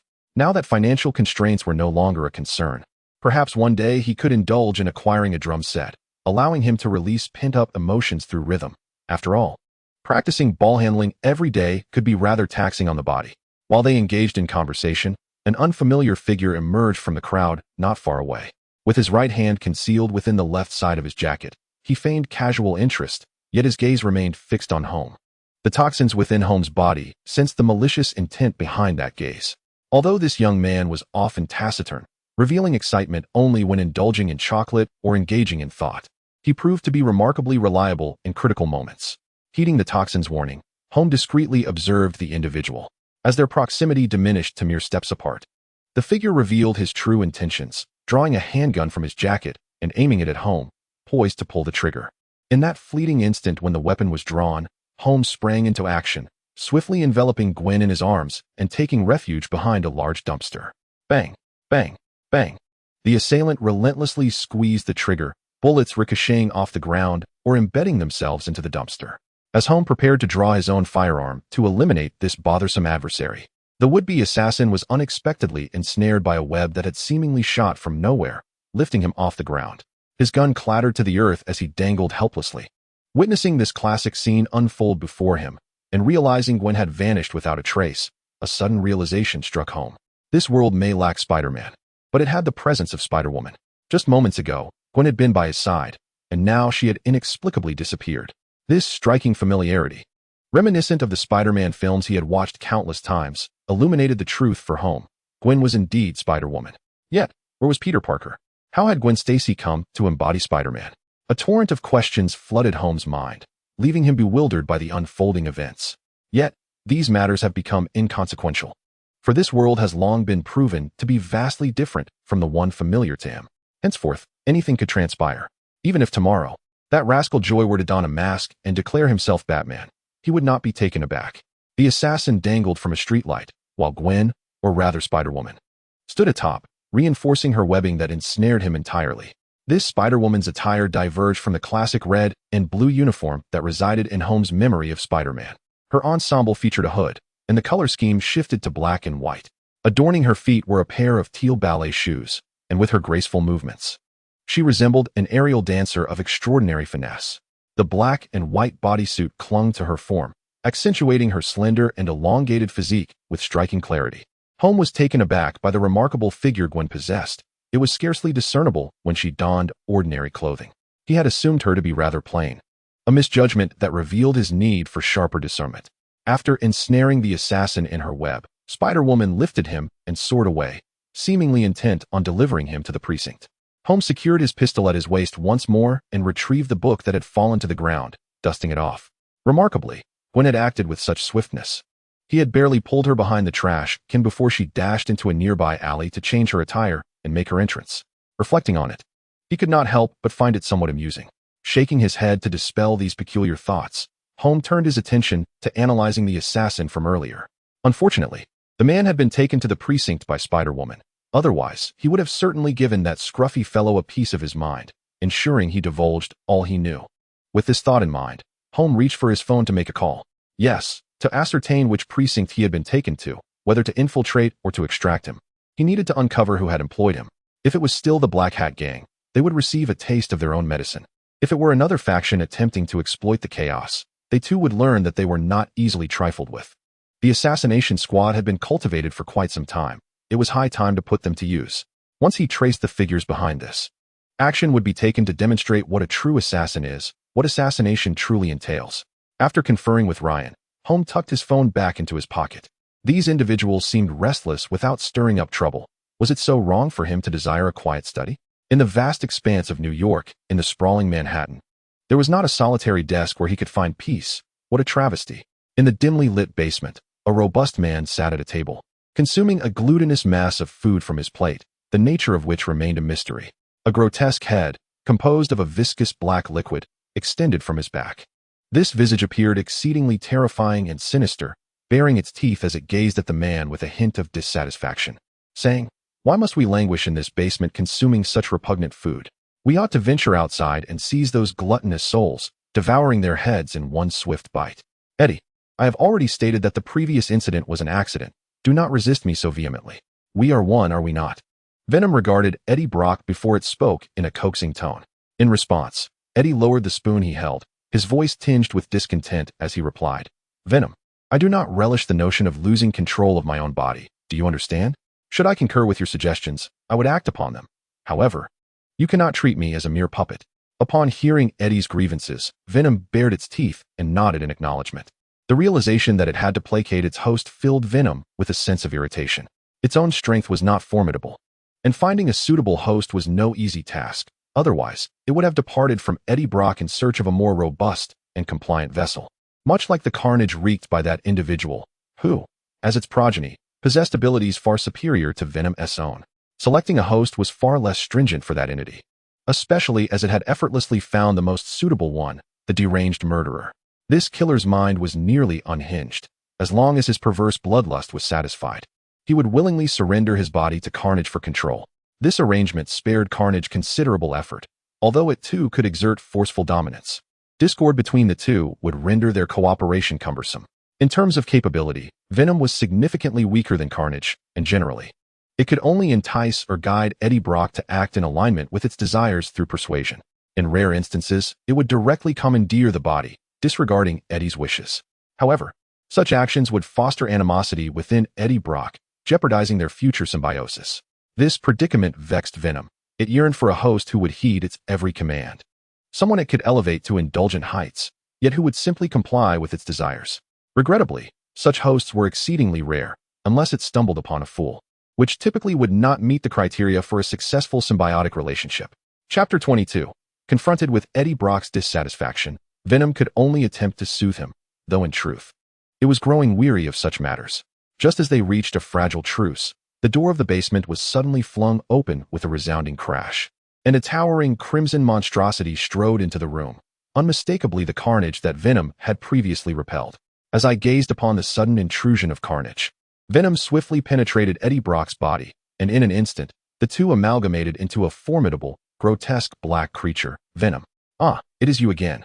Do you still harbor intentions of eliminating your father? Venom inquired, his expression grave, his jaws agape as he regarded the intruder at the threshold. Carnage paid no heed to Venom's words, striding in unabashedly before plopping down onto the sofa. He glanced at the vigilant Venom and grinned with an unsettling laugh. There's no need to be so tense, my dear father. I'm merely here for a visit. I cannot fathom your seemingly benevolent intentions. If you have no business here, I suggest you depart at once. You are unwelcome, and we all share this sentiment, Venom retorted, fixing Carnage with a fierce glare while adopting a combative stance. Observing Venom's heightened wariness, Carnage felt compelled to articulate his purpose. I assure you, I am not here to provoke a fight. I recently underwent a significant transformation myself. Venom, intrigued, quipped, Ah, so now you can empathize with my plight. Are you here to engage in a heartfelt discussion? Ignoring Venom's mockery, Carnage continued earnestly, It is immensely powerful. My father, far surpassing both of us. Following my transformation, I found myself weakened, thus I transferred it into a feeble human host. However, to my astonishment, when I returned to confront it days later, I discovered it exhibited formidable strength, nearly vanquishing me. It exists within that human like a pitiable pet, completely subservient to its whims, disingenuously termed mutual respect. It is a travesty to the noble concept of symbiosis. Upon hearing this, half of Venom's visage receded, revealing Eddie Brock's hostile gaze. Eddie was discontented with Carnage's demeanor, feeling utterly disrespected, as if he were merely a marionette devoid of dignity. I am conversing with my father, you repulsive human. Do you dare believe I wouldn't end you right now? Carnage snarled, baring his teeth while brandishing his tendrils menacingly. Eddie's countenance darkened at Carnage's words, seething with fury. At that moment, Venom took on the role of peacemaker, enveloping Eddie and casting a cautionary glance at Carnage, urging him to temper his words. Carnage, however, regarded Venom's demeanor with disdain. To him, the host was merely a useful tool. Though discarding it might be regrettable, he was certain that patience would lead him to a superior host, rendering any concessions to Venom unnecessary. Venom exhibited excessive caution. Had it been Carnage, he would have swiftly eliminated the host without a second thought, knowing that finding a suitable replacement would take time, but unwilling to tolerate any weaknesses. What then? Do you seek for me? Do you wish for my assistance in dealing with it? Venom inquired, scrutinizing Carnage intently. It nearly brought you to the brink of death. What purpose do I serve in this? Besides, its intention is to kill you. which does not concern me at all. The butcher, hearing Venom's words, coldly scoffed. Surely you do not believe that if I were to perish, you would remain unscathed? To it, we are both targets. You merely rank behind me. Should I fall, you would become its next prey. Do you still think this is irrelevant to you? The butcher's words, though infused with a hint of hyperbole, were not entirely unfounded. They were aimed at persuading Venom to join forces. It was aware that offspring often harbored a severe parasital tendency, much like its own desire to eliminate Venom. Though Venom appeared somewhat daft and unassuming, it likely shared similar instincts and traits. After all, during their last encounter, that creature had shown no mercy. Had it not been for its swift escape, it would have surely met a grim fate. Indeed, upon hearing the butcher's words, Venom's demeanor grew grave. It was well aware of its offspring's nature, utterly unhinged and murderous. Since birthing it, it had been perpetually threatened, constantly seeking trouble. Were it not for its modest power yet exceptional survival skills, it would have long since succumbed. Clearly, the symbiote birthed by the butcher also instilled a profound sense of peril. Otherwise, it would not be so earnestly urging collaboration. What do you propose? Venom inquired of the butcher. Noticing Venom's newfound interest, the butcher eagerly continued, I knew you would not disappoint me. I have devised a comprehensive plan. That creature is immensely powerful, far surpassing us in all abilities. So if we are to confront it, we must prepare traps in advance. By the way, can you guess what that little creature's host does? At this, the butcher turned to Venom. Venom gazed at the butcher with some confusion, pondering whether this being had suffered a blow to the head. Is something amiss? Speak plainly if you have something to say. Why the need for such interaction? If you prefer silence, then so be it, Venom replied bluntly, showing no indulgence towards the butcher. Seeing this, the butcher continued, at that time, I perceived that the boy was timid and weak, making him an easy target for elimination, which is why I bestowed the toxin upon him. To my astonishment, that boy has since transformed into the formidable leader of the Wild Dog Gang, controlling 5 blocks of territory. No matter how feeble a human may be, with the aid of a symbiote, they can become extraordinarily powerful. Otherwise, how could he have risen so swiftly to prominence? At this juncture, the butcher lavished praise upon the symbiote once more. Although that fellow is currently thriving, he has secretly offended numerous other factions. We can leverage the strength of those individuals, which will not only assist us in laying an ambush, but also confound him. He may very well believe that with the aid of the toxin, these human traps pose no threat to him, yet he would be utterly unaware of our true involvement. Once they step into the trap we have meticulously arranged for him, escape will be impossible. We must eliminate him. I trust you do not wish for such a lingering threat to persist. Upon hearing the plan for slaughter, the toxin nodded in agreement, though it couldn't help but ponder whether, after dispatching this new symbiote named Toxin, it might employ a similar strategy against the slaughter itself. Indeed, as Slaughter articulated, being constantly watched is an unpleasant sensation. Chapter 23. Holm remained oblivious to the conspiracy being woven against him by Slaughter and Toxin. Even if he were aware, he would be unconcerned. After all, considering the prowess of the Toxin, even if the two collaborated, they would merely serve as playthings. Holm sat in his modest chamber, savoring fried eggs and soy milk, while Toxin extended from his body, gnawing on a towering mound of chocolate. To truly enjoy soy milk, one must accompany it with fried dough sticks. Alas, they are currently unavailable. Perhaps I should relocate closer to Chinatown, where a plethora of culinary delights awaits, Holm mused aloud. Biting into his fried egg, Toxin remained mostly silent, engrossed in the chocolate, a glimmer of satisfaction evident on its fearsome visage. By the way, Toxin, do you consume the brains of other creatures apart from humans? I've heard of a delicacy called grilled brain, which is quite exquisite, Holm inquired, observing Toxin's delight in the chocolate. Upon hearing Holm's question, Toxin set aside the chocolate and replied languidly, I have not tried the brains of other animals, but I am open to the idea. Indeed, Toxin, your eloquence has improved remarkably in recent times. At first, you were rather simple-minded, akin to a dimwit, but now you exhibit a semblance of normalcy. It seems one must sacrifice some intellect for such formidable power. Nevertheless, I find this version of you quite endearing.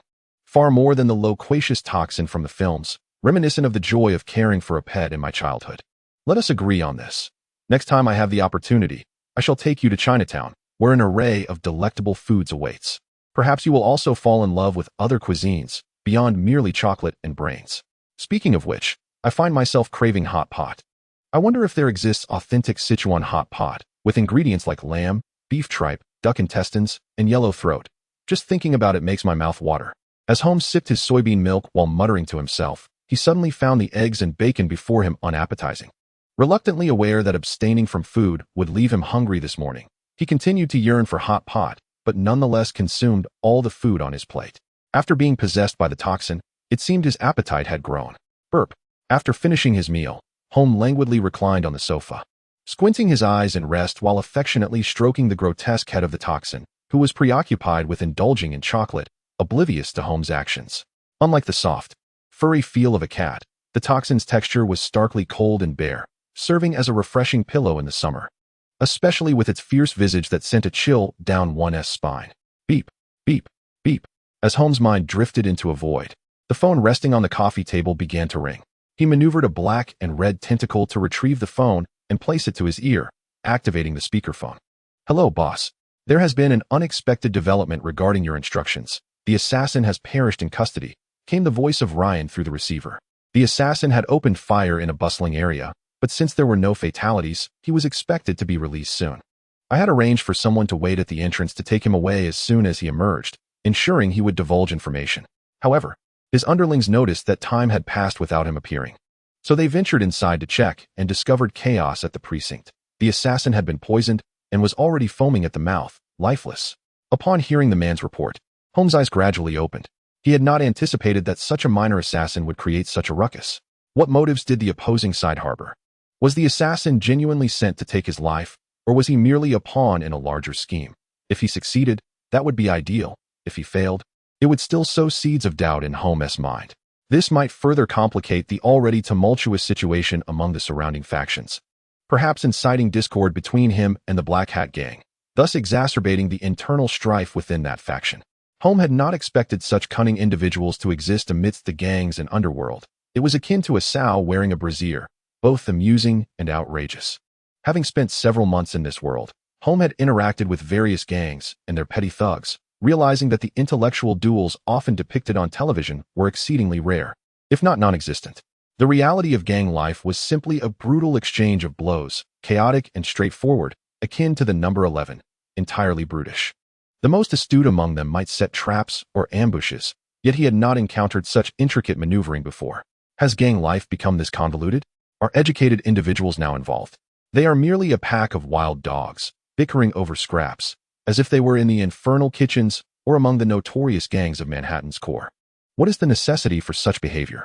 After contemplating for some time without clarity, Holm turned to Ryan and inquired, "What is your perspective on this matter?" Upon hearing Holmes' question, Ryan paused momentarily before responding. Ignoring this would tarnish our gang's reputation, yet addressing it may seem like we are falling into someone else's trap. Perhaps we should deal with the surrounding gangs, keeping our approach measured, while simultaneously sending them a warning that our wild dog gang is not to be trifled with. If similar incidents arise, we shall hold all responsible. Holm, upon hearing Ryan's words, felt a tinge of admiration. He hadn't anticipated that Ryan, with his robust brow and striking gaze, could exhibit such boldness. Moreover, that last statement felt oddly familiar. Had he perhaps watched The Godfather? After a moment's reflection, Holm replied, "Regardless of our actions, our wild dog gang will inevitably become the target of scorn. Even with the most prudent measures, we will attract the ire of all other gangs. Here's the plan. You will negotiate with the Black Hat gang and demand they prove their innocence regarding these events. Should they fail to provide a satisfactory explanation, we shall take another bite out of them. After all, we already have a history, and a harsher lesson will send a clear message to others. Furthermore, seek out any incriminating information on these gangs and report it anonymously to the New York Police Department. If they wish to instigate chaos, we shall stoke the flames and exacerbate the disorder." Chapter 24. Holmes' suggestion left Ryan momentarily speechless. He hadn't anticipated such an approach. Reporting gang disputes to the police was an innovative strategy that broadened his perspective. Excellent idea. Such tactics will prove useful in the future. Truly, you are the boss. I will take action immediately, Ryan exclaimed, eager to set the plan in motion. This was his inaugural venture into such dealings, and he knew he had to begin gathering evidence right away. Collecting more would be prudent. He could dispatch some this time and reserve the remainder for future use. The gang leaders were brutish, and their subordinates were no more refined. When scrutinized, crimes such as robbery, theft, and assault were rampant. Reflecting on this, Ryan recalled Holmes' strict prohibition against such activities, deepening his admiration for him. It was remarkable that in the underworld, Holm managed to operate without leaving any trace of wrongdoing. Each time he acted, he ensured that all loose ends were meticulously tied up, leaving no opportunity for repercussions. Regarding this matter, several individuals residing beneath the Hudson River possess significant insight.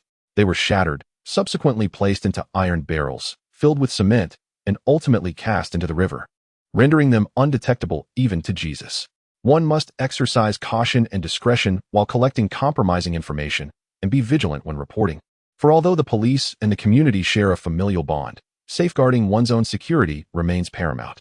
Holm conveyed a brief message to Ryan before terminating the call. It is likely that the orchestrators of this affair did not anticipate Holm's reaction. After all, it is uncommon for rival gangs to seek police assistance. Such an act would be deemed contrary to the code of honor. Following the call, Holm resumed his indulgence in toxins. Eyes closed in repose, thoroughly satisfied with his current existence, replete with both wealth and leisure. He intended to venture to the library post-rest, hopeful of encountering Gwen, as they had not crossed paths since her abrupt departure. He was intrigued by the reasoning she might offer to elucidate her sudden disappearance. In the ensuing days, events unfolded gradually, as Holm had instructed Ryan. The Black Hat Gang became aware of Holm's assassination, and they found themselves in a predicament, much like stepping in mud. It was a mess of their own making. Having recently clashed with the Wild Dog Gang, the Black Hat Gang now found themselves as the prime suspects in Holm's murder. To quell the Wild Dog Gang's fury, and in response to Ryan's threats, the Black Hat Gang was compelled to relinquish a small portion of their territory and pay a substantial sum to resolve the issue. This incident exacerbated internal strife within the Black Hat Gang, as the territory surrendered was previously under the control of a formidable leader within their ranks. In light of the Wild Dog Gang's demands, the other members tacitly conspired to undermine this leader's influence, fostering a sense of grievance among themselves. As a result, the power dynamics shifted, leading to intensified internal conflict. Each faction harbored resentment, questioning why one could assume leadership while another could not. Within mere days, tensions escalated. Meanwhile, other gangs observed the unfolding drama, only to find their own troubles soon arriving at their doorstep. Ryan initially released incriminating information regarding several gangs, inviting police scrutiny. Leaders of various ranks found themselves summoned for questioning, with some even imprisoned.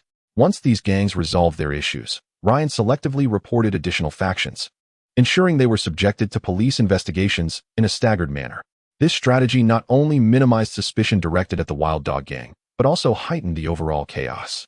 Those who emerged first reveled in schadenfreude, while those who followed suspected that their predecessors had divulged secrets to the police or that rival factions were orchestrating their troubles. In a matter of moments, the situation devolved into utter turmoil, leaving all gangs in disarray. In stark contrast to the chaotic underworld, Holm's life can be described as serene and tranquil.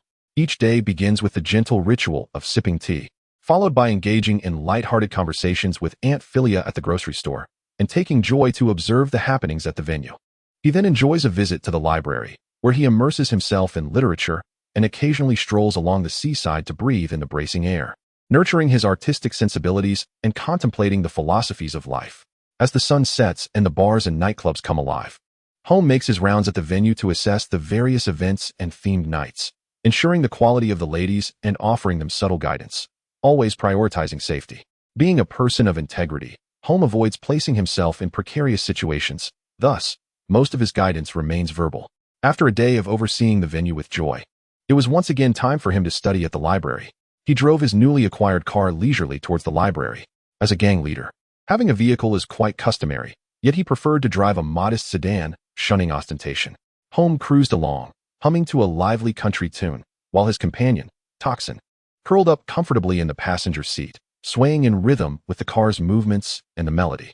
However, as Holm navigated through a traffic light and passed a narrow alley, two blobs of viscous yellow liquid unexpectedly shot out from the alley, splattering onto his tires and causing them to deflate immediately. Sensing the unusual circumstances, Holm adeptly gripped the steering wheel, managing to bring the car to a steady halt by the roadside amidst the cacophony of grinding metal. Thanks to his exceptional driving skills, the vehicle, although spinning out of control several times, managed to avoid overturning. Once parked, Holm swiftly exited the car, but as he opened the door, a jet of sticky yellow liquid surged towards him, nearly hitting him. The viscous, dark red substance enveloped him instantaneously. With a powerful leap, he sprang from the ground, seizing the wall of the adjacent building, and propelled himself towards the alley. The nature of this bizarre attack was revolting. The gooey, corrosive substance resembled a large mass of fiery nasal mucus, an unsightly yellow hue. As Holm ascended above the alley, he finally glimpsed his assailant, a peculiar figure clad in an odd combat suit, exuding a greenish hue. This individual's eyes followed Holm intently, registering his presence above. Observing Holm's unusual appearance, the scorpion-like figure sensed something amiss. The target was proving to be more formidable than anticipated. Chapter 25. At this moment, Holm did not embody the most primal and grotesque form of the Toxin, but rather appeared as an individual of ordinary human stature. The terrifying maw did not manifest, yet his eyes retained their pallid and malevolent glare. "Who are you? Why do you seek to kill me?" Holm inquired curiously of the scorpion-like figure below, clad in an unusual combat suit. As a devoted fan of the entire Marvel Cinematic Universe, Holm immediately recognized this peculiar creature as yet another second-rate antagonist. He pondered why this character had never graced the Marvel films. Perhaps they were merely a figure from the comics. Regrettably, he had not delved into the comics, an unfortunate lapse that left him bereft, while others who traversed into different realms possessed knowledge of the narrative and ascended to the pinnacle of existence. Instead, he found himself burdened with a mind full of cinematic lore, none of which proved useful in his current predicament. The characters he encountered, such as Carnage and Spider-Man, who, perplexingly, was not Spider-Woman, bore only a superficial resemblance by name, while everything else diverged significantly. The challenge was indeed formidable. "Apologies, but I see no reason to waste my breath on the deceased," the Scorpion replied, shaking his head in response to Holm's inquiries. "Moreover, I am a principled assassin. I cannot divulge the name of my employer." Although the assassin's retort caught him somewhat off guard, it did not alter the grim task at hand. He was resolute in his mission to eliminate this target. "If you wish to avoid unnecessary suffering, I suggest you comply and allow me to dispatch you swiftly. Rest assured, my movements will be expeditious, minimizing your pain." As he spoke, the Scorpion unleashed a viscous, putrid liquid toward Holm, adhering to the wall. Holm deftly leaped aside, evading the attack, for he perceived such an assault as lacking in threat. A modicum of caution was all that was required to avoid it. It seemed that the individual who had contracted this assassin, though aware of Holm's unique abilities to survive, had grossly underestimated his prowess. For an ordinary person, or even one with moderate strength, this creature known as the Scorpion would indeed pose a considerable challenge. That sickly yellow, viscous substance would corrode flesh and bone upon contact. However, who was Holm? He was the host of the Toxin. Even Carnage would struggle to contend with him, let alone this unremarkable character who had yet to make his cinematic debut. Having successfully evaded the corrosive sludge, Holm seized the opportunity to spring off the wall and charge at the Scorpion. Such viscosity, such a hue. Are you suffering from a severe case of heat? Or has this been building up for quite some time? As he spoke, Holm grasped the tail that was aimed menacingly at his face, forcefully redirecting it so that the liquid flew harmlessly past him. The Scorpion, irked by the capture of his tail, clenched his fists and swung them towards Holm's visage, while simultaneously releasing a multitude of sharp spikes from his tail, intent on piercing the hand that grasped it. Upon witnessing the Scorpion's counterattack, Holm let out a cold chuckle, two tendrils surging forth from his form to seize the Scorpion's fists. Clearly, the creature was filled with anger, and Holm thought it prudent to teach it a lesson. As he spoke, he tightened his grip on the protruding, spiked tail, extending it forcefully. The spikes, which the Scorpion viewed as a means of retaliation, proved utterly ineffective against Holm. Given the hardened strength of the toxins in his hands, even a few more spikes would not breach his defenses. With his left hand gripping the tail, he transformed his right hand into a formidable blade. As his right hand descended, the Scorpion's tail was severed cleanly in two. The loss rendered the Scorpion even more comical, as a shorter tube remained attached to its rear, oozing a viscous yellow corrosive liquid that dripped onto the ground, eroding the cement beneath it. After dispatching the Scorpion's tail, Holm extended two more tendrils to ensnare the creature's legs, rendering it incapable of movement. "Speak," he commanded. "Who sent you to kill me?" The toxins emanating from Holm gradually diminished, leaving four tendrils tightly binding the Scorpion's hands and legs at his lower back. Fortunately, the location was rather secluded. The Scorpion had chosen this spot to carry out its assault due to the lack of witnesses. In a more populated area, given the openness of American society, passers-by might suspect some illicit transaction or entrapment. Although the Scorpion recognized its futility in completing the mission and acknowledged the impossibility of leaving alive, it remained obstinately silent, merely shaking its head in response to Holm's inquiries. Holm, observing the Scorpion's defiance, was both amused and exasperated, his patience wearing thin. "No wonder you are a third-rate villain. With such a mindset, you would squander any opportunity given to you. I can't help but wonder about your connection to your employer that compels you to remain so tight-lipped. Surely, Revealing their identity could save us both a lot of trouble. After all, we have no personal vendetta against one another. Perhaps I might even require your services in the future." In response to Holmes' entreaties, the Scorpion sighed but continued to shake its head, insisting, "I don't know. I truly don't know." Holm, upon hearing this and observing the Scorpion's expression, began to realize he had overlooked something significant. "Wait, are you genuinely unaware of who your employer is?" Holm was taken aback, having assumed that the Scorpion's professional integrity was at play, only to find that it genuinely lacked knowledge of its employer. "How can you accept a job without knowing who is hiring you? Are you incapable of grasping the details of your own assignments?" The Scorpion sighed again, responding, "He conceals his identity well, and for me, as long as the payment is forthcoming, the identity of the employer holds no significance. My only concern is to fulfill the task at hand. As an assassin, I believe that aside from the target, the less one knows about everything else, the better. You, my friend, make a fair point." Reflecting on the words of the Scorpion, Holm could not help but concede that there is veracity in that statement. After all, the profession of an assassin differs significantly from other trades. Knowing too much might very well lead to your own demise. With this thought in mind, Holm gently set the Scorpion down and placed a business card in his hand, saying, "This is my card. Today, I am in a good mood, so I shall spare your life. However, should that employer who wishes to kill me reach out to you again, remember to call me and explain the situation. If I manage to apprehend him, I shall reward you with double the commission he promised you. I have shown my sincerity, now you must make your choice. This business bears no inherent danger, and you stand to gain more money. I trust you have no reason to refuse." Chapter 26. Watching the business card now firmly in his grasp and hearing Holmes' pledge, the Scorpion fell silent for a moment before finally nodding in acceptance of the deal. Seeing the Scorpion concede, Holmes patted him on the shoulder with satisfaction, saying, "Excellent. It is as it should be. There is an ancient adage that states, 'Those who recognize the times are the true heroes.' You have done quite well." Although the Scorpion could not comprehend Chinese, he sensed from Holmes' expression that he was being complimented, and thus he nodded, albeit somewhat perplexed. "Well then, after all this chatter, I should return to my own affairs. By the way, here is your tail. You might want to reattach it. It could still serve you well. As for compensation, do not even think about it. You have damaged my vehicle as well, so we are even." Holmes continued speaking to himself, tossing the thick tail into the Scorpion's arms. While the Scorpion remained momentarily dazed, Holmes waved goodbye and strode out of the alley. By the time the Scorpion regained his senses and looked up, Holmes' figure had already vanished. Holmes meandered along the street, heading towards the library. The wheels of his vehicle had been corroded clean by the Scorpion's venom, leaving him no choice but to walk, treating it as a form of exercise.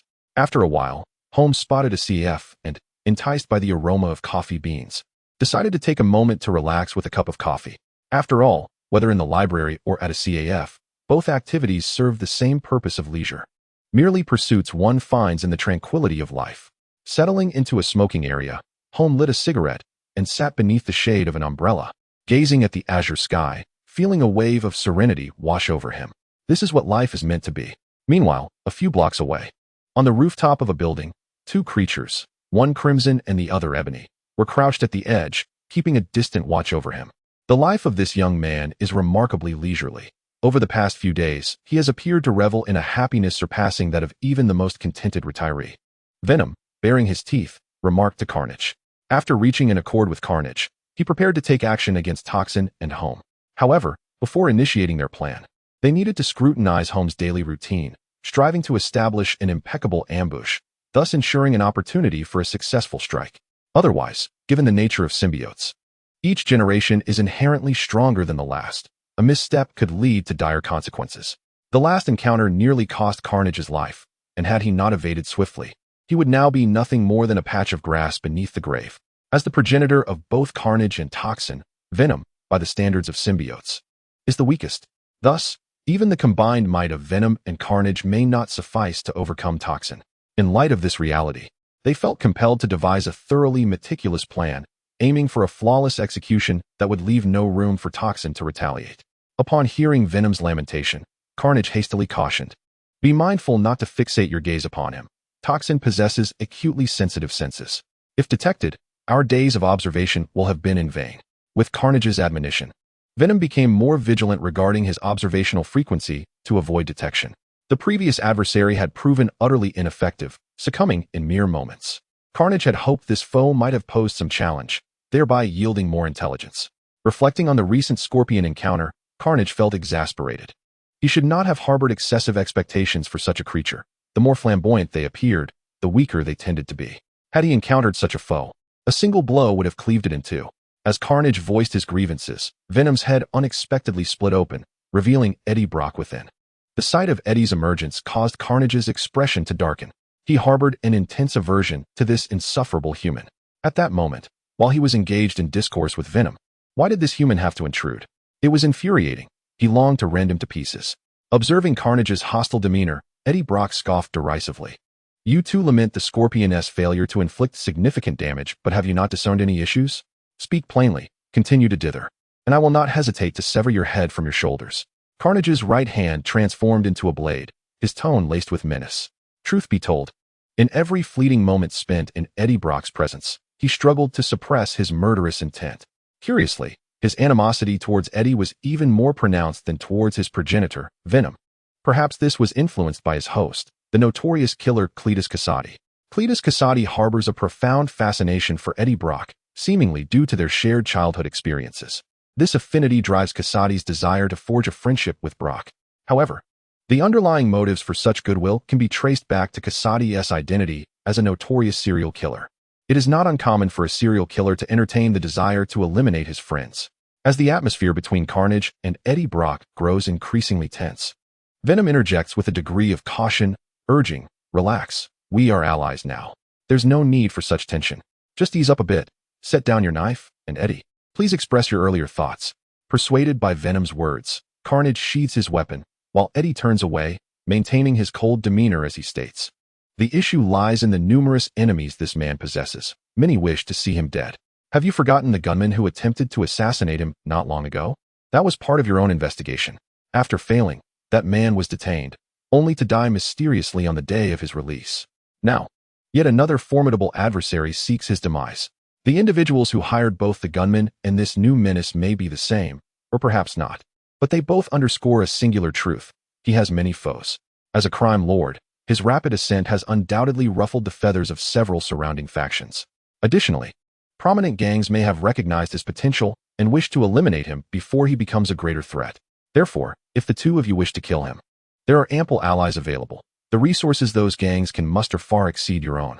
Chapter 27. Listening to Eddie Brock's words. Both Carnage and Venom fell into a brief silence. Although Carnage was reluctant to concede, Brock's observations held a kernel of truth. Those gangs would certainly be eager to eliminate Holm, and if they share that objective, why not collaborate? The gangs possess wealth, manpower, and weaponry. Even mere bullets could establish a formidable suppressive fire, and even if the bullets fail, they would at least serve to create significant distraction. Ultimately, if they were unable to contend with Venom and Holm, the sheer number of allies would facilitate a swift escape. Damn it, the plan hasn't even commenced. Yet thoughts of failure already creep in.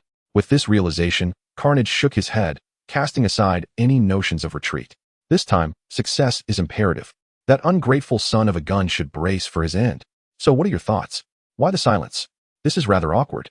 After a prolonged pause without any response, Eddie Brock took the initiative to break the tension. Upon hearing Eddie Brock's words, Venom and Carnage exchanged a glance. Venom then spoke up. "Indeed, you are my host. Your idea is splendid. Let us proceed as you suggest. We can ally with the gangs that wish to eliminate him and prepare a delightful surprise for this fellow." Carnage nodded, a sinister smile creeping across his face as he remarked, "He will surely never suspect why those individuals have joined forces. That fellow likely does not even consider us a threat. I can hardly contain my anticipation to rend him to pieces." Choosing to gestate within him was a most foolish decision. Thus, through their discourse, this plan, though not particularly sophisticated, was born, yet undeniably effective. In a nearby CAF, Holm finished the last sip of his coffee before rising and making his way to the library. He felt an insatiable desire to advance his studies, for he believed that one day of negligence could impede his progress. Inside the library, Gwen Stacy sat at a table, books strewn before her. However, her gaze wandered, frequently darting towards the entrance, her anticipation palpable. For days, she had been embroiled in battles against various bizarre criminals in New York City, and today, she had finally carved out time to visit the library. But after sitting there for what felt like an eternity, she had yet to catch sight of Holm. Just a few days prior, a sudden outbreak of gunfire had driven her away before she could even bid him farewell. Consequently, she had not returned to the library since.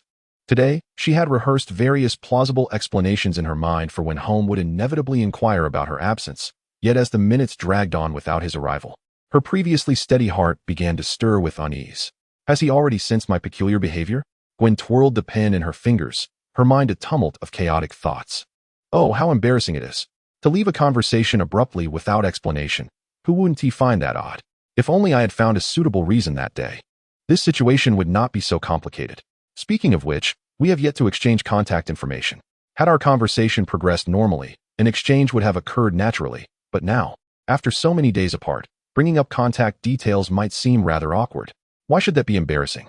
Gwen Stacy, get a grip, you are merely friends. And it is entirely ordinary for friends to share their contact information. The more she pondered, the more awkward she felt. Indeed, the more one thinks, the more uncomfortable it becomes. Be at ease. It is odd for friends to lack contact information, is it not? Gwen's mind was a cacophony of thoughts, each clamoring to voice its opinion, as a multitude of inner voices echoed her concerns. The remarkable abilities of quick reflexes and cognitive prowess can yield numerous advantages. However, they also possess a slight drawback, an overly active mind teeming with thoughts, much like Gwen at present. As she indulged in her musings and cast a fleeting glance toward the library's entrance, Holmes' silhouette emerged, stepping through the doorway. Due to the effects of the toxin, Holmes' senses were heightened, and upon entering the library, he immediately felt a gaze fixed upon him. Following the direction of this perceived attention, he turned to find Gwen seated on the second floor, her chin resting on her hand, just as she glanced in his direction. Upon noticing Holmes' entrance and his gaze directed towards her, Gwen was momentarily taken aback, but quickly adorned her face with a natural smile, raising her hand in greeting.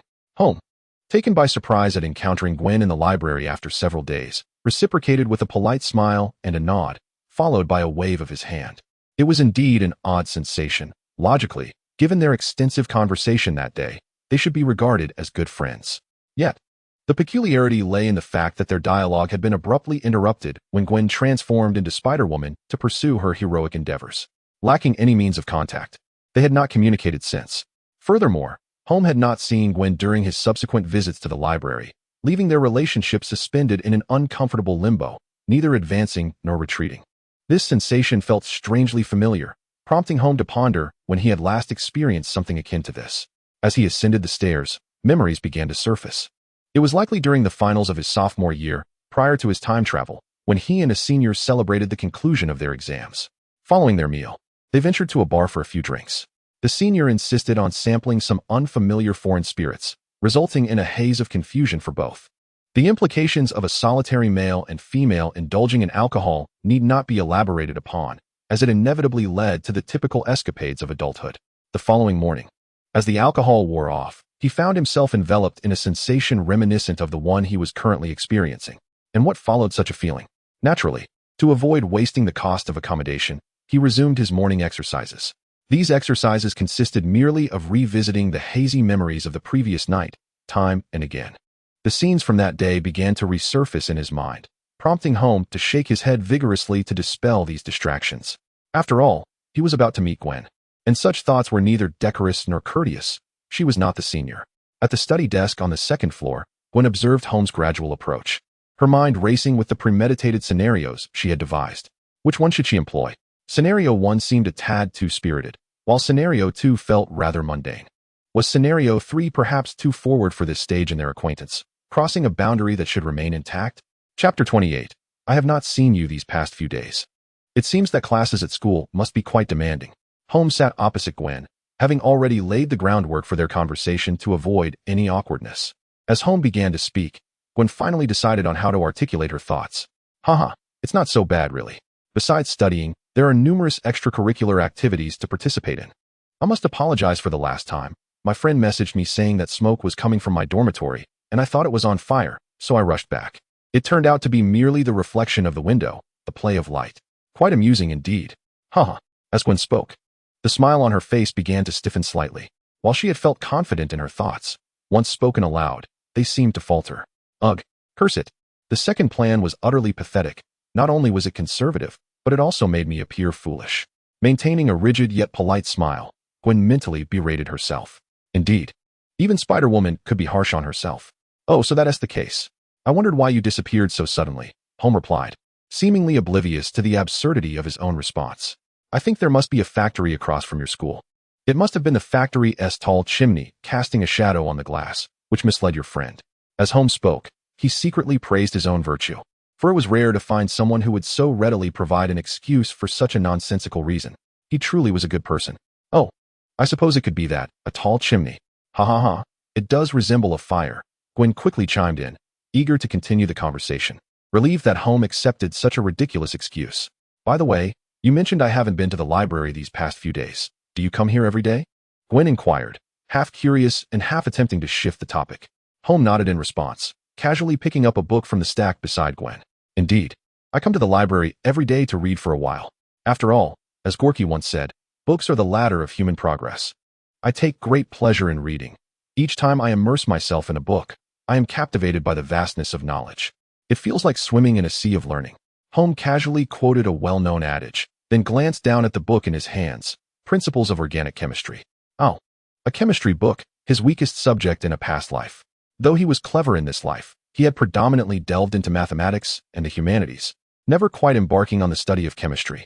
I can't bear to read this, Holm thought as he skimmed a few pages before closing the book and returning it to the stack beside Gwen. Hey, where did he go? Has he vanished again? Holm exclaimed in surprise. As he lifted his head, he realized that Gwen, who had just been seated before him, had inexplicably vanished. Through the library's glass, Holm observed a slender silhouette adorned in black and white flitting between the buildings, seemingly clutching a person ensnared in webs, who was vociferously shouting. However, the cries were swiftly silenced by a web that was forcefully pressed against their mouth. Watching the scene unfold outside, Holm chuckled and shook his head. Before tidying up the books Gwen had left on the table and returning them, it appeared that neither Spider-Man nor Spider-Woman could lead a normal daily existence. They were destined to embrace their true selves only in the interludes between their crusades against malevolence. To spare Gwen the embarrassment of having to concoct an excuse upon her return, Holm borrowed 2 books, and with them in hand, exited the library. Today, he intended to take the books to the nightclub for study, while also providing guidance to the young women there on their postures, reminiscing about the sensations he once shared with his senior. Indeed, learning brings joy. As night fell, the bars and nightclubs of the various districts came alive with excitement. At the entrance of the Black Hat Gang and Black Silk Bar, beneath the alluring glow of the Black Thigh neon sign, security personnel were meticulously checking the patrons. Upon completion, they stamped the backs of the customers' hands with a fluorescent mark. Naturally, not everyone wished to have the stamp on their hand. Some individuals, possessing a rebellious spirit, opted to have it stamped on their faces, while a few bold women would even pull down their collars to have it stamped on their chests. Although such indulgences were rare, each encounter lingered in the memory, prompting reflections on the size, whiteness, and dazzling nature of the stamp. The notion of stamping was borrowed from the Wild Dog Gang's establishments, perfectly designed to attract the trend-seeking youth. While various factions harbored disdain for the Wild Dog Gang, they could not help but admire their business acumen and the continuous stream of innovative ideas within their venues. These fresh concepts consistently captured the customers' psyches, drawing them in. Over time, the other gangs shamefully began to adopt similar tactics in their own establishments, for it was the only way to somewhat curb the exodus of patrons. After stamping a series of young women, a tall, lanky man with curly, red hair, whose smile was disconcerting, approached the security guard. Quick, stamp my hand. I absolutely adore this fluorescent stamp. What a pity it can only be applied externally. How wonderful it would be if it could be stamped on my heart. Then, when I perish and the coroner opens my chest to retrieve my heart, they would discover this glowing mark. Surely, that would astonish them. Ha ha ha. The tall, slender man animatedly conversed with the security guard while tugging at his collar, urging the guard to stamp his chest. Noticing the man's demeanor, the guard squinted, hesitating. Recently, gangs had been reporting one another, leading to frequent arrests, and the police occasionally swept through the area. The man before him clearly exhibited signs of drug use. If the police caught wind of this, it would spell trouble for their bar. Although the establishment had previously been more accommodating, these were precarious times, and discretion was the prudent path to longevity in their trade. Just as the guard was about to deny the tall man's request for a stamp and send him on his way, a robust man emerged from behind him. Wearing a smile, with a friendly demeanor, he casually conversed with the guard, slipping a few bills into his hand. The guard, understanding the unspoken exchange, accepted the money and, wearing a smile, stamped both men's hands, allowing them entry into the bar. In Chapter 29, within the office above the Black Silk Bar, Joseph, one of the leaders of the Black Hat Gang and the bar's proprietor, was adjusting his attire. Nearby, a woman stood unsteadily, making her way to the restroom. Though her stay in a crouching position was brief, the posture had taken a toll on her legs. Joseph paid her no mind, settling into the plush chair behind his desk and lighting a cigar, releasing clouds of smoke into the air. Suddenly, a series of knocks echoed through the room, rhythmic and insistent. Irritated by the disruption, Joseph furrowed his brow. He had entered with the woman just moments ago, and it was clear to the underlings outside who had come in. As the knocking persisted, he scowled and barked, "Enough with the knocking, just come in." In response to his command, the doorknob began to turn, and as the door swung open, two unfamiliar figures stepped inside. One was a tall, gaunt man with curly, red hair and a disturbingly manic smile, the host of Carnage, Cletus Kasady. The other was a well-built man with a short, scruffy beard. Exuding a sense of authority, the host of Venom, Eddie Brock. "Who are you two? How did you get in here?" Joseph demanded, his expression wary. Simultaneously, his hand grasped the handgun concealed beneath his desk, ready to draw and fire at the intruders. "I suggest you refrain from brandishing that little toy of yours to intimidate us. If it comes to that, believe me, you'll be the first to meet your end," came the retort, tinged with dark amusement. Cletus Kasady, with a laugh, swaggered onto the adjacent sofa, regarding Joseph with the gaze of one contemplating a slaughtered pig. "Are you trying to intimidate me? Do you think I am easily frightened? I have weathered far greater storms." Joseph slammed his handgun onto the table, his voice sharp and commanding. Although he was unaware of the intentions behind the sudden appearance of these two, he understood that in the realm of organized crime, maintaining an air of authority was paramount. The initial encounter hinged on not appearing any weaker than the adversary. As the tension escalated between Joseph and Cletus Kasady, Eddie Brock raised his hand and interjected with a smile. "Relax, we are not here to cause trouble." He continued, "Regarding the guards at your entrance, yes. We did incapacitate them, but they are in no real danger, merely unconscious." Cletus Kasady scoffed at Eddie's remarks, having intended to draw blood from those bodyguards but was thwarted by the opposition, which left him quite displeased. Upon hearing Eddie's words, Joseph realized that assistance was unlikely to arrive soon, so he reclined in his chair, absent-mindedly caressing his handgun, and inquired in a low voice, "What is your purpose in seeking me out? I cannot recall having wronged either of you. Are we here to discuss business, or is it merely a request for funds? If it is business, I am always open to negotiation. If you simply seek financial support, I can offer you some to indulge in gambling, prostitution, or even substance use. However, you must remember one thing. Once you take the money and leave, find somewhere to hide. I do not wish to encounter you again, otherwise I shall not be merciful, as this is a matter of principle and my reputation is at stake." With that, Joseph gestured for Eddie Brock to reveal their true intentions, whether it was a business proposition or a plea for money. Appreciating Joseph's directness, Eddie Brock pulled out the chair opposite the desk, seated himself, and began. "I admire your straightforwardness. It will certainly facilitate our forthcoming discussions. To put it concisely, we are here to propose a collaboration, but this endeavor is not about commerce or profit. It concerns the elimination of a certain individual." "Elimination of an individual? Who do you mean?" Joseph's eyes flickered with curiosity regarding the person Eddie mentioned. Noticing Joseph's keen interest, Eddie smiled slightly and replied, "I believe you will find this individual rather intriguing. The leader of the dog pack, Holm, whom I suspect you harbor a deep-seated animosity towards, considering the dog pack has encroached upon your territory significantly.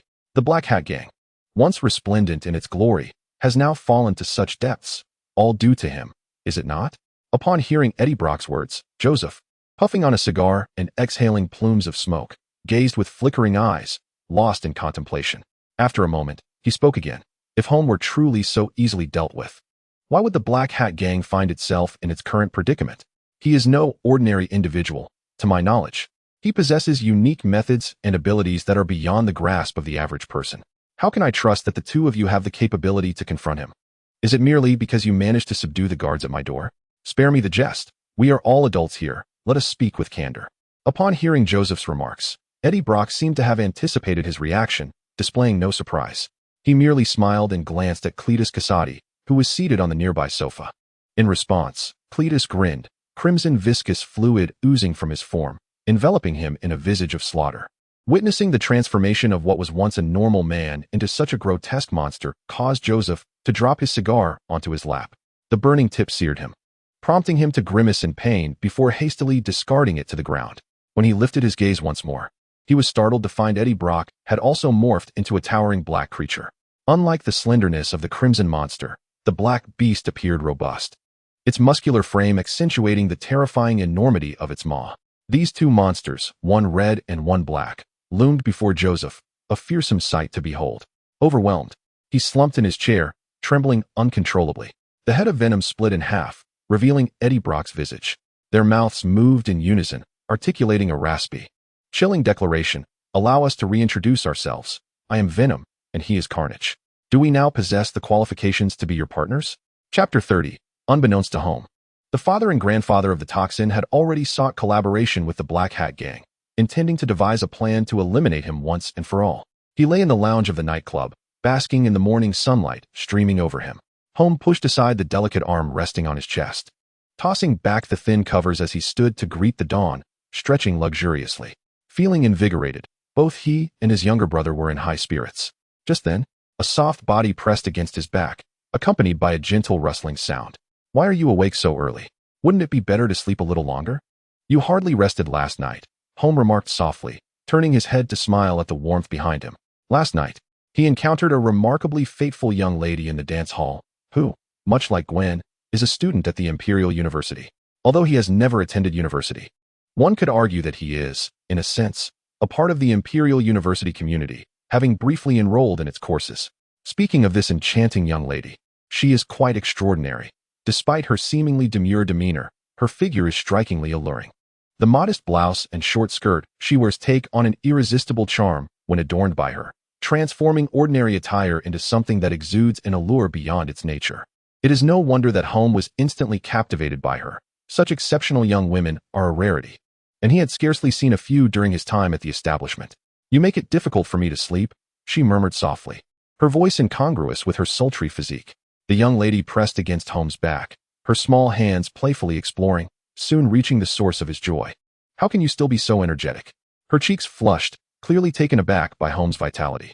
In response, Holm chuckled and turned to embrace her, leaning down to whisper something in her ear. Once he finished speaking, she shyly knelt down, fortunate that the floor was carpeted, sparing her knees from discomfort. What is our relationship now? Don't speak. Let not the mundane thoughts taint our atmosphere. Whenever you have need, I shall be your most loyal companion, upon the bed. Humph. I shall bite you. Ah, very well. Soon you shall be begging for mercy. How annoying. As dawn broke, Holm instructed a subordinate to escort the young lady back to the Imperial University while he drove his newly acquired car towards the grocery store. His previous vehicle had been rendered useless by a scorpion incident and was still at the repair shop, necessitating the purchase of a new one. Arriving at the grocery store just in time for lunch, he planned to dine before heading to the casino with Joy for a leisurely outing, followed by a delightful study session. Yesterday, Gwen had unexpectedly dashed away, and he wondered if he might encounter her in the library today. He mused that today, he would immerse himself in the collegiate atmosphere, undoubtedly enhancing his study efficiency. It must be said that he harbors a profound love for learning and a fervent desire for self-improvement. The drive to the grocery store was brief, and upon his arrival, Aunt Philia was preparing lunch as she does every noon. Whenever he and Joy have the time, they often indulge in her meals. Upon arriving, he found Joy arranging some food at the dining table. Seeing Holm approach, Joy happily walked over and offered him a cigarette. Holm had ceased to comment on Joey's smoking habits, for Aunt Philia would educate Joey daily, rendering Holm's words unnecessary. He refrained from smoking before meals. Yet he wondered why Aunt Philia lingered in the kitchen despite the abundance of food already prepared. Upon hearing Holm's musings, Joey opened his mouth to speak, but fell silent as Aunt Philia emerged from the kitchen, carrying a beautifully roasted piglet. Wow, is today a special occasion? Why is the feast so lavish? Could it be that our profits have soared beyond 100 million? Holmes speculated, assisting Aunt Philia in placing the piglet on the table, intrigued by the notion that her role as the Wild Dog Gang's chief accountant might signify a record-breaking revenue or profit. However, the moment Aunt Philia caught wind of Holmes' conjectures, her previously uplifted smile fell. With a stern expression, she delivered a sharp rap to Holmes' head and reprimanded. What nonsense are you babbling? Have you forgotten that today is your own birthday? Ah, my own birthday, Holmes exclaimed, momentarily taken aback. To be candid, since his rebirth and reincarnation, he had not given much thought to the date of his birthday. He had been too engrossed in the pursuit of wealth and enjoyment, blissfully neglecting the fact that he even had a birthday. Observing Holmes receive Aunt Philia's reprimand, Joey struggled to suppress a laugh. Recently, it had been Joey who bore the brunt of Aunt Philia's scoldings while Holmes merely spectated, occasionally adding a remark. Today, however, the tables had turned. and it was a refreshing change to see Holm being chastised. Yet, in his moment of delight, Aunt Philia's gaze shifted to Joey. In an instant, he too received a sharp rap on the head. "What are you laughing at? What is so amusing? Your brother is so preoccupied that he forgot his own birthday. And you neither reminded him nor helped alleviate his workload. Just look at how busy he is." Aunt Philia's ire flared as she directed her frustration toward Joey as well. After receiving the reprimand, Joey's smile vanished, shifting his focus back to Holm. He felt a wave of frustration. Did he not know how busy Holm was? Everyone in the Wild Dog gang could claim to be busy, but Holm was not one to voice it. However, seeing Aunt Philia's unwavering hand and Holm's warning glance, Joey could only bite his lip and swallow his grievances. Noticing Joey's disheartened expression, Holm chuckled warmly and affectionately ruffled his hair, generously placing an entire pig's trotter onto Joey's plate. He was indeed not particularly busy. However, the tasks he usually engaged in were unknown to Aunt Phelie, leading her to believe he was preoccupied with work. With this thought in mind, Holm felt it necessary to silence Joey further. So he sliced a generous portion of ribs and placed it onto Joey's plate. Chapter 31. In the evening, several luxury cars were parked outside the Black Silk Bar. A group of middle-aged men disembarked, exchanged nods, and then entered the establishment. On this particular day, the Black Silk Bar was closed, and its typically alluring neon sign remained dark. It appeared that matters of greater significance took precedence over the bar's usual Sunday revenue. These men, accompanied by their bodyguards, ascended to the second floor of the bar and entered a spacious conference room. Inside, only Joseph occupied the head seat, leisurely puffing on a cigar and exhaling clouds of smoke. Upon the arrival of the middle-aged men, they exchanged glances, quickly discerning Joseph's unhurried demeanor. After a moment of silence, a balding middle-aged man could no longer contain himself and spoke up. "Joseph, you summoned us here, yet now you remain silent. What does this imply?" Upon hearing the balding man's words, Joseph set down his cigar, exhaled a plume of smoke, and chuckled lightly. "Do not be in such a rush. We cannot commence until all our guests have arrived. Who else are you expecting?" "I believe this was an internal meeting among ourselves," the balding man inquired, perplexed. He did not grasp Joseph's meaning. He assumed that this meeting was merely another routine gathering of their small circle, as they had always done, lacking any grand ambitions. In the past, even when the Black Cat Gang was at its peak, they had remained a formidable coalition, not to be underestimated. "Patience. Once everyone arrives, you will understand," Joseph teased, withholding the identity of the additional guests, continuing to savor his cigar in a leisurely manner. The balding man, growing increasingly irked by Joseph's demeanor, contemplated speaking again. However, another leader seated beside him placed a hand on his arm and shook his head. Acknowledging this gesture, the balding man swallowed his words and sat in silence, awaiting the revelation of Joseph's intentions. Before long, the conference room door swung open, and several younger individuals, exuding an air of boldness and a hint of rogue charm, strode in. Upon entry, the young leaders immediately spotted the balding man and his companions. One young leader, sporting a buzz cut, boldly took a seat and, casting a disdainful glance at the balding man and Joseph, remarked, "Ah, the old fellows are gathered. What is it you wish to discuss this time? It should have been made clear to you earlier that the Black Cat Gang requires a leader. Among us, only my good brother Kevin possesses the greatest strength. It would be wise for you to recognize this and allow Kevin to assume the role of leader, lest we become the subject of ridicule by outsiders. The reason our organization has lacked a fresh leader for so long is due to your reluctance to relinquish your positions, clinging to power without contributing meaningfully to the Black Hat Gang. It would be better for you to retire and enjoy your twilight years, for the sake of all involved." The young man with the buzz cut clearly held little regard for the older leaders, including Joseph. Upon entering, he sensed that Joseph and his cohorts were once again attempting to recruit him, so he decided to make his stance clear, foregoing any further trivialities. The two other young leaders seated beside him shared his sentiments. They had summoned the older men behind Kevin, evidently seeking to curry favor with them. It was truly laughable. Such hesitation in the world of organized crime. If they were to confront each other with genuine resolve, perhaps they would earn some respect for these elders. Instead, they looked down upon them, forgetting that it was once through struggle that they had carved their paths. The balding middle-aged man, upon hearing the buzz-cut youth's tirade, nearly lost his composure. He slammed his hand on the table, pointing directly at the youth, and began to berate him. "You young people only know how to fight and kill, devoid of any intellect. Being part of a gang requires not just bravery, but also cunning. Do you remember our former leader? He had the audacity to make a name for himself in the underworld of New York City. Yet, he disregarded all rules, leading to a catastrophic downfall where heads rolled, and we lost our credibility. The current state of the Black Hat Gang is a direct consequence of that fool's actions. And you continue to ignore the lessons learned, wanting to repeat the same mistakes. I assure you, if the leadership of the Black Hat Gang were to fall into Kevin's hands, the first to face his wrath would not be us, but rather you. The buzz-cut youth regarded the balding man with a cold eye, unimpressed by his outburst. Once the tirade concluded, he merely scoffed, dismissing the old man's words. The elderly should retire to a nursing home rather than linger in the underworld. His remarks further infuriated the balding man, who trembled with rage, continuing to point at the youth while ineffectually cursing him. Are you truly this obstinate? Enough. Joseph, who had remained silent until now, finally interjected, halting the balding man's diatribe. He produced a cigar box from his pocket and distributed a cigar to each person present. He continued to smoke his cigar and remarked, "With such a fiery temper, perhaps you should calm down with a cigarette. I am well aware of your attitudes. My purpose in gathering you here today is to express my own stance." As he spoke, Joseph cast a sweeping glance at everyone present, the dim lighting and the night enveloping them in a palpable sense of pressure.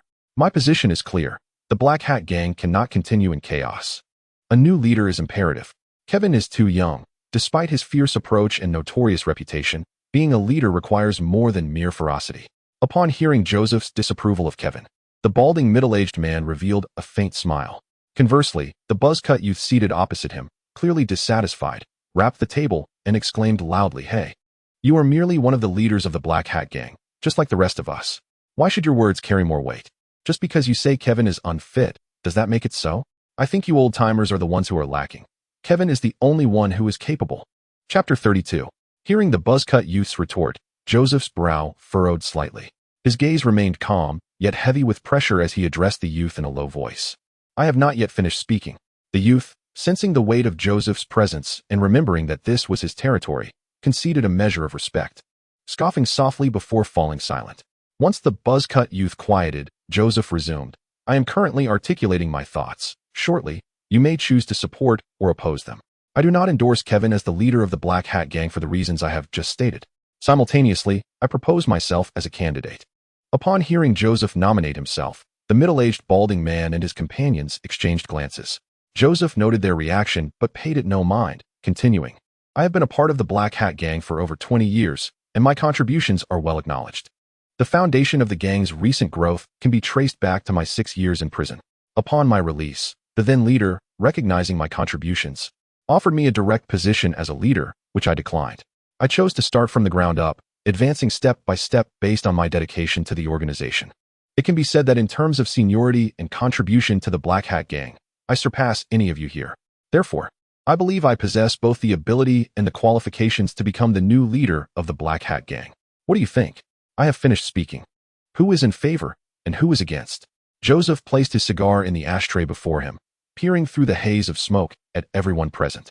After listening to Joseph's words, the middle-aged balding man remained silent, merely turning to exchange glances with his companions. In stark contrast to the calm demeanor of the middle-aged man and his associates, the young man with a buzz cut exhibited evident impatience. His discontent was palpable the moment he heard Joseph's self-recommendation, and his irritation only intensified as he listened to Joseph's condescending remarks. He abruptly slammed his palm on the table, rising to his feet and exclaiming, "I disagree. Just because you've made contributions, does that mean we haven't tea? We are all members of the Black Cat Gang. Who hasn't he contributed to the organization? What is so remarkable about your time in prison? Kevin has secured us even more territory. You old-timers, if you oppose Kevin becoming the leader, then let us settle this directly." Before the buzz-cut youth could finish his tirade, a gunshot abruptly interrupted him. A bullet pierced through his forehead, creating a gory exit wound that embedded itself into the wall behind him. Scarlet blood and pale brain matter erupted forth, splattering onto the two nearby young leaders. When the lifeless body of the buzz-cut youth thudded onto the floor, a deafening silence enveloped the room as everyone present finally comprehended the gravity of the situation, hastily calling for their bodyguards. They had not anticipated that Joseph, this unpredictable rogue, would disregard the decorum of their meeting by surreptitiously bringing a firearm, revealing his sinister intentions. Joseph, observing their frantic movements and shouts, remained unperturbed. He leisurely extracted a fresh cigar from his pocket and ignited it with a relaxed demeanor. Meanwhile, the middle-aged and younger leaders began to grasp the predicament, logically. Upon hearing the gunfire, their bodyguards should have recognized the urgency and stormed into the conference room. Yet, an unsettling silence prevailed, indicating that something had gone awry. Clearly, their bodyguards had also encountered misfortune, having been dealt with by Joseph's associates, explaining the eerie quiet. "Have you all had enough? Do you not possess any critical thinking?" Joseph inquired, seated with a pistol in one hand and a cigar in the other, exuding an air of intimidation. "Please return to your seats. The previous matter has yet to be resolved." Upon hearing Joseph's command, the middle-aged balding man trembled as he returned to his seat, cautiously stating, "We, of course, support you. Joseph, we have been allies for so many years, how could we not? However," he added, "there is still the issue of our numbers, even if we vote. It would be futile, wouldn't you agree?" The balding man's words elicited nods of agreement from the surrounding middle-aged leaders. The two young leaders across the table, finally regaining their composure, responded to the balding man's pragmatic approach. Setting aside their disdain for such tactics, they too hastily nodded in agreement to express their stance. Upon hearing the words, Joseph chuckled softly, placing the firearm upon the table before him. He adjusted his collar and remarked, "How could anyone possibly be absent? I have already summoned them all." No sooner had he spoken than the conference room door swung open, and Clytus Cassidy entered, brimming with excitement as he bore two trays, which he placed, one to the left and one to the right of Joseph. As he departed, he patted Joseph on the shoulder, nodding in admiration and winking as if to suggest that he should be called upon for any similar future endeavors. The onlookers gazed at the two trays covered in cloth, their hearts stirring with ominous premonitions.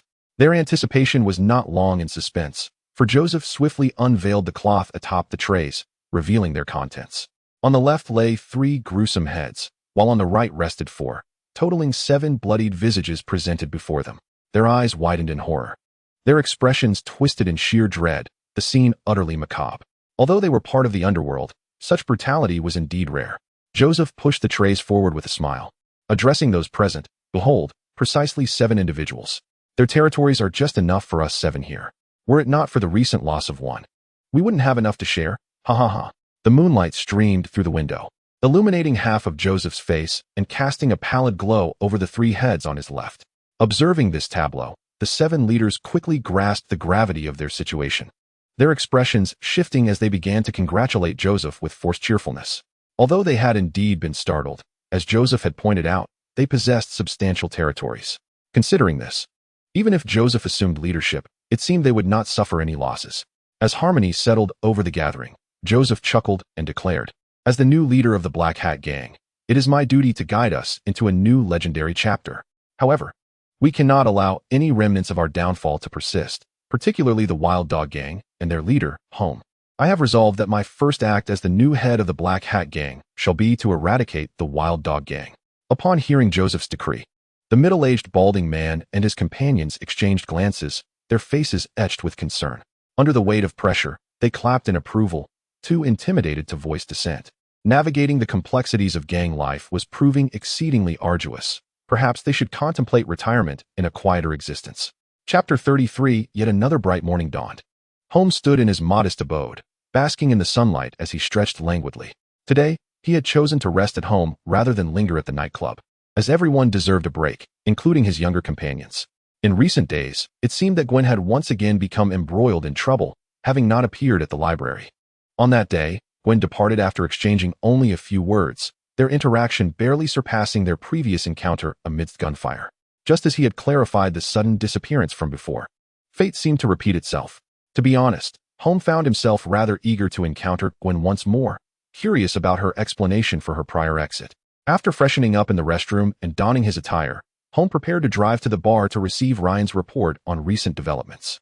Although Ryan had intended to send someone with a vehicle to fetch him, Holm declined the offer. After all, it was not an occasion requiring ostentation. It was more convenient for him to arrive alone, and should danger arise, his own capabilities sufficed. Additional company would merely be a burden.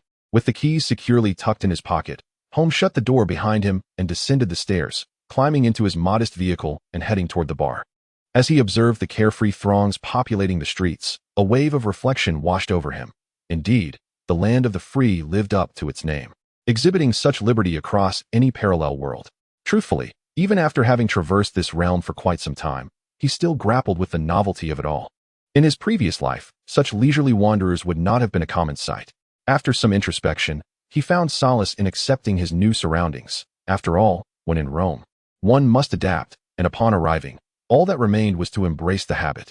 His modest abode was situated in a less desirable part of the neighborhood. After earning some money, he had contemplated relocating, yet the proximity to a convenience store always lingered in his mind, ultimately deterring any decisive action. The bar he intended to visit was located in a bustling area, necessitating passage through a rather dilapidated and chaotic district. As Holm played music and drove confidently, his free-spirited demeanor stood out amidst the surroundings. Unfazed, whenever he sensed anyone casting curious glances at his vehicle, he would nonchalantly brandish the handgun resting on the passenger seat, effectively redirecting their attention. Just as he was about to exit the street, an oversized truck suddenly barreled across the intersection, blocking his path entirely. Simultaneously, another truck of the same model emerged from a side street behind him, effectively sandwiching him in conjunction with the surrounding buildings. Well, it appears they came prepared. I wonder how much it costs to rent such a truck. Holm mused calmly, lighting a cigarette while exhaling smoke, sardonic remarks escaping his lips. Little Sue, it seems we've drawn some attention. You must be on your game now. While I know you can heal from wounds, it would be preferable to avoid injury altogether. After all, I detest hearing others cry out in pain, and I dread pain itself. At the edge of his shoulder, a viscous black and red substance pulsated, forming the foolishly naive visage of a toxin. Its gaping maw, lined with sharp teeth, opened and closed as it raspingly articulated, I comprehend, we shall not be harmed. Moreover, I am the toxin. I knew you would be reliable. No worries, Xiao Susu, replied Holm with a sly grin, exhaling a plume of smoke as he extinguished his cigarette. Suddenly, the air was rent by a cacophony of gunfire, and the toxin swiftly enveloped his form. Alas, it was indeed tragic. Holm's new vehicle had scarcely been in operation for a few days before it was riddled with bullets from the crossfire of assailants atop the buildings flanking him. To be frank, its standby duration was already less than that of his previous car, which had fallen victim to a punctured tire inflicted by a scorpion.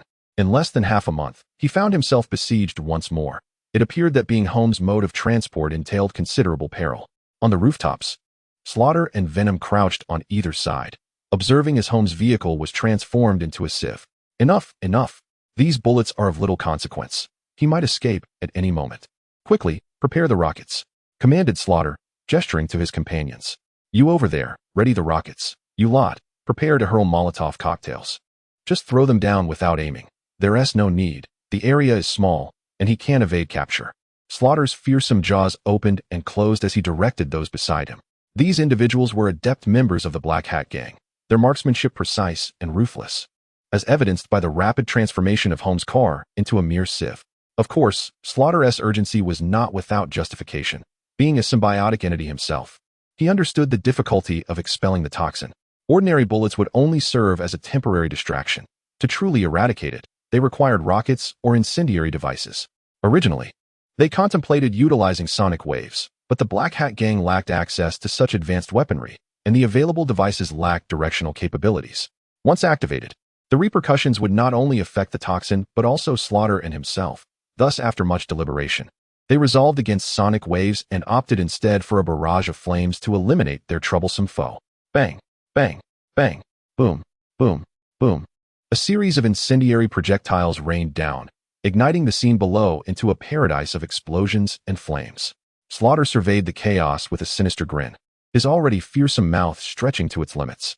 If these onslaughts could annihilate the toxin entirely, that would be splendid. However, even if complete destruction was not feasible, the intensity of the assault would likely weaken it significantly. Consequently, when Slaughter and Venom later faced the toxin, it would be a less arduous endeavor. At least they would not suffer the same humiliating fate as before, where the toxin had effortlessly dominated them. On the opposite rooftop, Venom shared Slaughter's sentiments as he gazed upon the unfolding spectacle below. Observing such ferocious firepower, he suddenly deemed that seeking the Black Hat Gang might indeed be a commendable choice. The rationale behind this assertion lay in the fact that prior to the massacre, his intention was not to pursue the Black Hat Gang. They had originally aimed to locate the faction responsible for dispatching assassins against Holm. Yet their search yielded naught but shadows. Faced with such circumstances, their only recourse was to turn to the Black Hat Gang, a faction considerably weakened, yet widely acknowledged as having a profound vendetta against Holm, and thus unlikely to refuse their proposal. The earlier consolidation of the Black Hat Gang under Joseph's leadership was strategically orchestrated for today's endeavor. After all, a unified gang possesses far greater strength than a fragmented one, especially in terms of resource mobilization. Chapter 34 reveals that, in light of their current formidable firepower, their choice has proven astute. Although the Black Hat Gang has indeed suffered considerable diminishment, particularly in territorial and economic realms, their prowess in combat and the richness of their arsenal remain formidable. They still boast an impressive inventory of weaponry, including rockets, incendiary devices, and a variety of submachine guns and machine guns. In a surge of exhilaration, the butcher seized a weapon from a nearby crate and unleashed a barrage below, allowing the projectiles to detonate upon the streets, igniting a conflagration. Amidst their unrestrained assault, Holm's vehicle could no longer withstand the relentless bombardment and erupted with a resounding explosion. The force of the blast, coupled with the rocket's impact, propelled the vehicle's metallic shell into the air, reminiscent of a childhood firecracker lodged in a tin can. As the remnants of the vehicle soared, the butcher's excitement intensified. He believed such overwhelming devastation must surely inflict grievous harm, at the very least incapacitating. Just as he erupted into a maniacal laugh, a dark crimson figure suddenly emerged from behind the wreckage. It was Toxin, grinning malevolently, who, leveraging the debris, lunged forward and seized the butcher by the throat, pinning him against the rooftop. Behind Toxin, a writhing tentacle brandished a rocket. With a vice-like grip on the butcher's neck, Toxin yanked his grotesque maw wide open, while the tentacle deftly inserted the rocket into the butcher's mouth. Following this grim act, Toxin hurled the butcher towards the very street from which he had just come. With a thunderous boom, before the butcher could even reach the ground, the rocket detonated, nearly tearing him asunder. The explosive force thrust him back into the flames ignited by the incendiary device. Already on the brink of being shredded by the rocket, the butcher now faced excruciating agony as the flames consumed him. On the rooftop, the assassins of the Black Hat Gang, who were originally positioned to execute a massacre, stood frozen in disbelief. In those fleeting 2 seconds, an overwhelming sequence of events unfolded, leaving them utterly unresponsive. However, the Toxin exhibited no compassion, mercifully granting these individuals no time to react.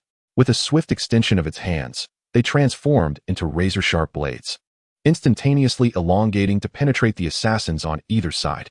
Amidst their anguished cries, the Toxin savored the gruesome feast, methodically decapitating them as if indulging in skewered delicacies. Having subsisted primarily on chocolate for an extended period, this rare banquet filled the Toxin with a sense of delight. Once it had severed all their heads, it nonchalantly flicked them aside, casting the corpses onto the street below. The flames ignited by incendiary devices continued to blaze on the pavement, and with these bodies serving as fuel, they would likely burn more fervently. On the opposite building, Venom stared in astonishment at the Toxin's display of power, hastily instructing the nearby assassins to launch rockets and incendiaries to impede the Toxin's subsequent actions, hoping to buy itself a moment to escape. As for the slaughter that had been flung below, it bore no relevance to Venom. Whether the massacre resulted in a brainless demise or was directly killed by the Toxin, it mattered not to Venom.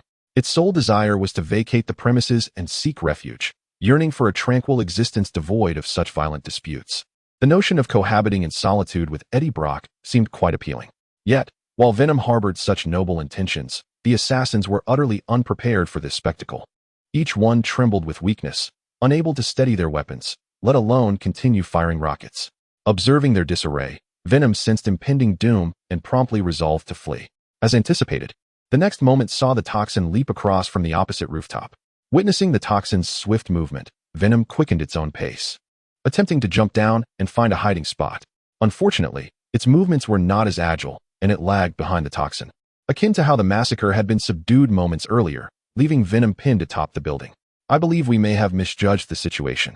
Perhaps we need not proceed in this manner, Venom pleaded, genuinely seeking mercy as it found itself restrained by the Toxin, a level of desperation that even caused Holm to feel a tinge of admiration. Upon hearing Venom's supplication, the Toxin paused, articulating clearly, the Toxin despises slaughter. The Toxin also holds disdain for Venom. Above all, the Toxin abhors complications. As the Toxin spoke, half of Venom's visage twisted, revealing Eddie Brock's face. He and Venom stood on opposite sides, both hastily declaring, "I will leave immediately, never to appear in your sight again. I shall have no part in your vendetta against Carnage. It is worth mentioning that Carnage is your father, while I am his progenitor. If you wish to exact vengeance, it should be upon him. His feelings of threat are his own concern, and I am merely a pawn in his game. As long as you harbor no intent to harm us, we shall unequivocally refrain from conflict, and we assure you that we will not re-emerge before you in the future." At that moment, a voice emerged from beneath the mask of the symbiote. You think you can just come and go as you please? Do you think my family and I are mere playthings? If we weren't strong enough, we would have perished in that last encounter. Yet here you are, prattling on. Receiving this command, the symbiote did not hesitate, transforming its hands into sharp blades and lunging fiercely toward Venom's midsection. Venom, summoning all his strength, managed to deflect the right hand, but the left pierced through his abdomen relentlessly. Damn it, I am at least your grandfather. Venom cursed as he reached for an assault rifle nearby, aiming it at the symbiote's chest and pulling the trigger. The bullets lacked significant force, yet the kinetic energy compelled the symbiote to retreat a step. Seizing this moment, Venom swiftly rolled to his feet, adopting a defensive stance. The symbiote retaliated, cleaving the rifle in two with a swift motion. At the same time, the voice of Carnage echoed from the symbiote's mouth. Who the hell do you think you are? Grandfather? Today, I shall reduce you to a mere grandchild. As Chapter 35 unfolded, the voice of Carnage resonated while the symbiote lunged forward with incredible speed. Its dual blades sliced through the air, and despite Venom's evasive maneuvers, he could not completely evade the onslaught. Damn it! Fueled by anger, Venom recognized his weakness but was compelled to fight fiercely. He tapped into Eddie Brock's physical prowess, expending his energy to enhance his speed and agility, dodging the symbiote's attacks. In his frantic evasion, he seized the opportunity to devour the heads of fleeing thugs from the Black Hat gang, replenishing his energy. The union of Carnage and the symbiote rendered them swift and agile, relentlessly assaulting Venom despite his desperate efforts.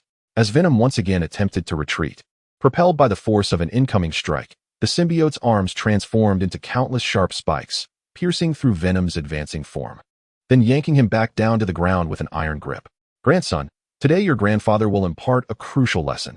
Rankings are determined by strength, not lineage. Do you understand? The voice of Holm emerged from the mouth of the Toxin. Observing the Venom sprawled on the ground, the Toxin extended its claws, piercing through its body to seize Eddie Brock, whom it had possessed. With one hand gripping Venom and the other clutching Eddie Brock's neck, it exerted a tremendous force to wrench Eddie from the clutches of Venom. Only by completely separating Venom from Eddie Brock could the Toxin devour Venom and annihilate it entirely. No. Eddie Brock and Venom simultaneously screamed in agony, summoning every ounce of strength to resist the Toxin's forceful separation. What good is your shouting? You might as well conserve your energy. Holm's voice resonated from the Toxin's mouth, irked by the noise created by the two. Weren't you here to ambush me? Did you never consider the possibility of being turned against? Holm snarled with a wicked grin. The Venom in this world bore a significant difference from what he had seen in previous films. Firstly, it harbored immense hostility. Otherwise, it would not have allied with Slaughter to attempt to eliminate him, especially since he and the Toxin had never sought trouble with Venom. Secondly, this Venom was exceedingly cowardly. Truly cowardly, so cowardly that upon sensing potential defeat, it immediately began to plead for mercy, attempting to flee. Yet, the more it displayed such cowardice, the less Holm could permit their escape, for allowing such a timid creature to live could lead to unforeseen consequences in the future. He would not allow those who harbored animosity toward him to roam free, lest he be ambushed later on.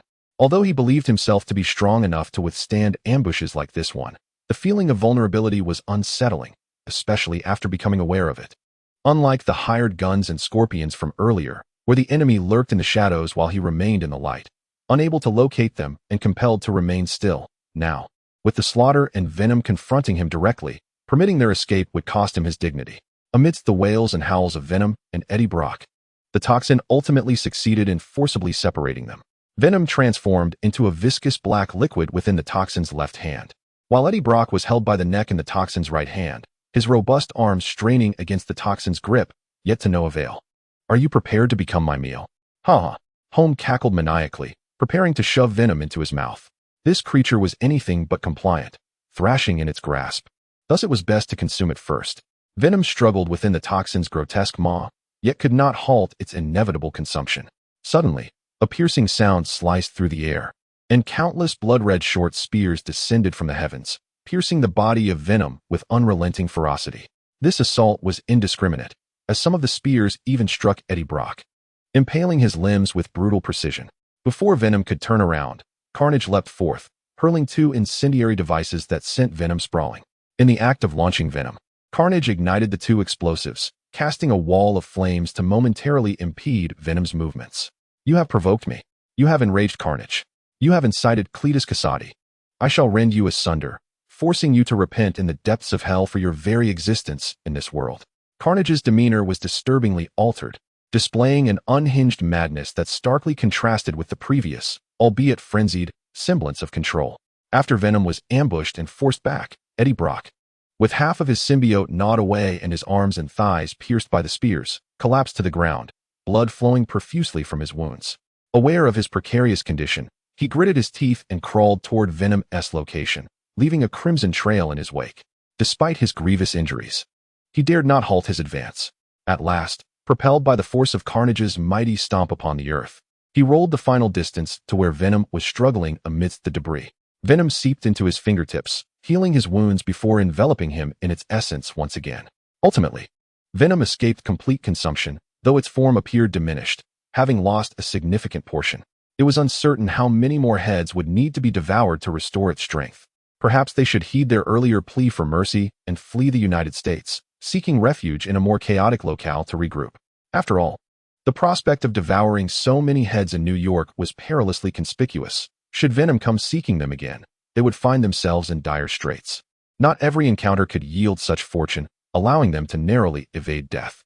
This ambush had ultimately failed, and with Carnage's current state appearing erratic, Venom could think only of fleeing, unwilling to linger another moment in this terrifying place. The alliance forged with Carnage had long been discarded, treated as mere refuse. Before departing, it might issue a warning, which could be considered a final act of mercy toward Carnage. After all, once the police arrived, Venom would be forced to consider the consequences. And in the ensuing chaos, whether Carnage could escape would depend solely on its own cunning. Chapter 36, as the Venom stealthily slipped away. The onslaught of Slaughter surged wildly against the Toxin. At this moment, Slaughter's entire form had turned a more vivid shade of crimson, becoming elongated and taking on an even more bizarre appearance. Numerous tendrils, sharp as daggers and reminiscent of agile serpents, extended from its body. Its arms transformed into two blood-red blades akin to the Toxin, relentlessly hacking away. In response to Slaughter's ferocious assault, the Toxin retaliated without hesitation. In terms of both speed and the formidable strength of its weaponized form, it surpassed Slaughter, rendering any notion of retreat utterly unfounded. You wish to engage in this madness? You have no idea how rich my imagination is. Prepare to meet your demise.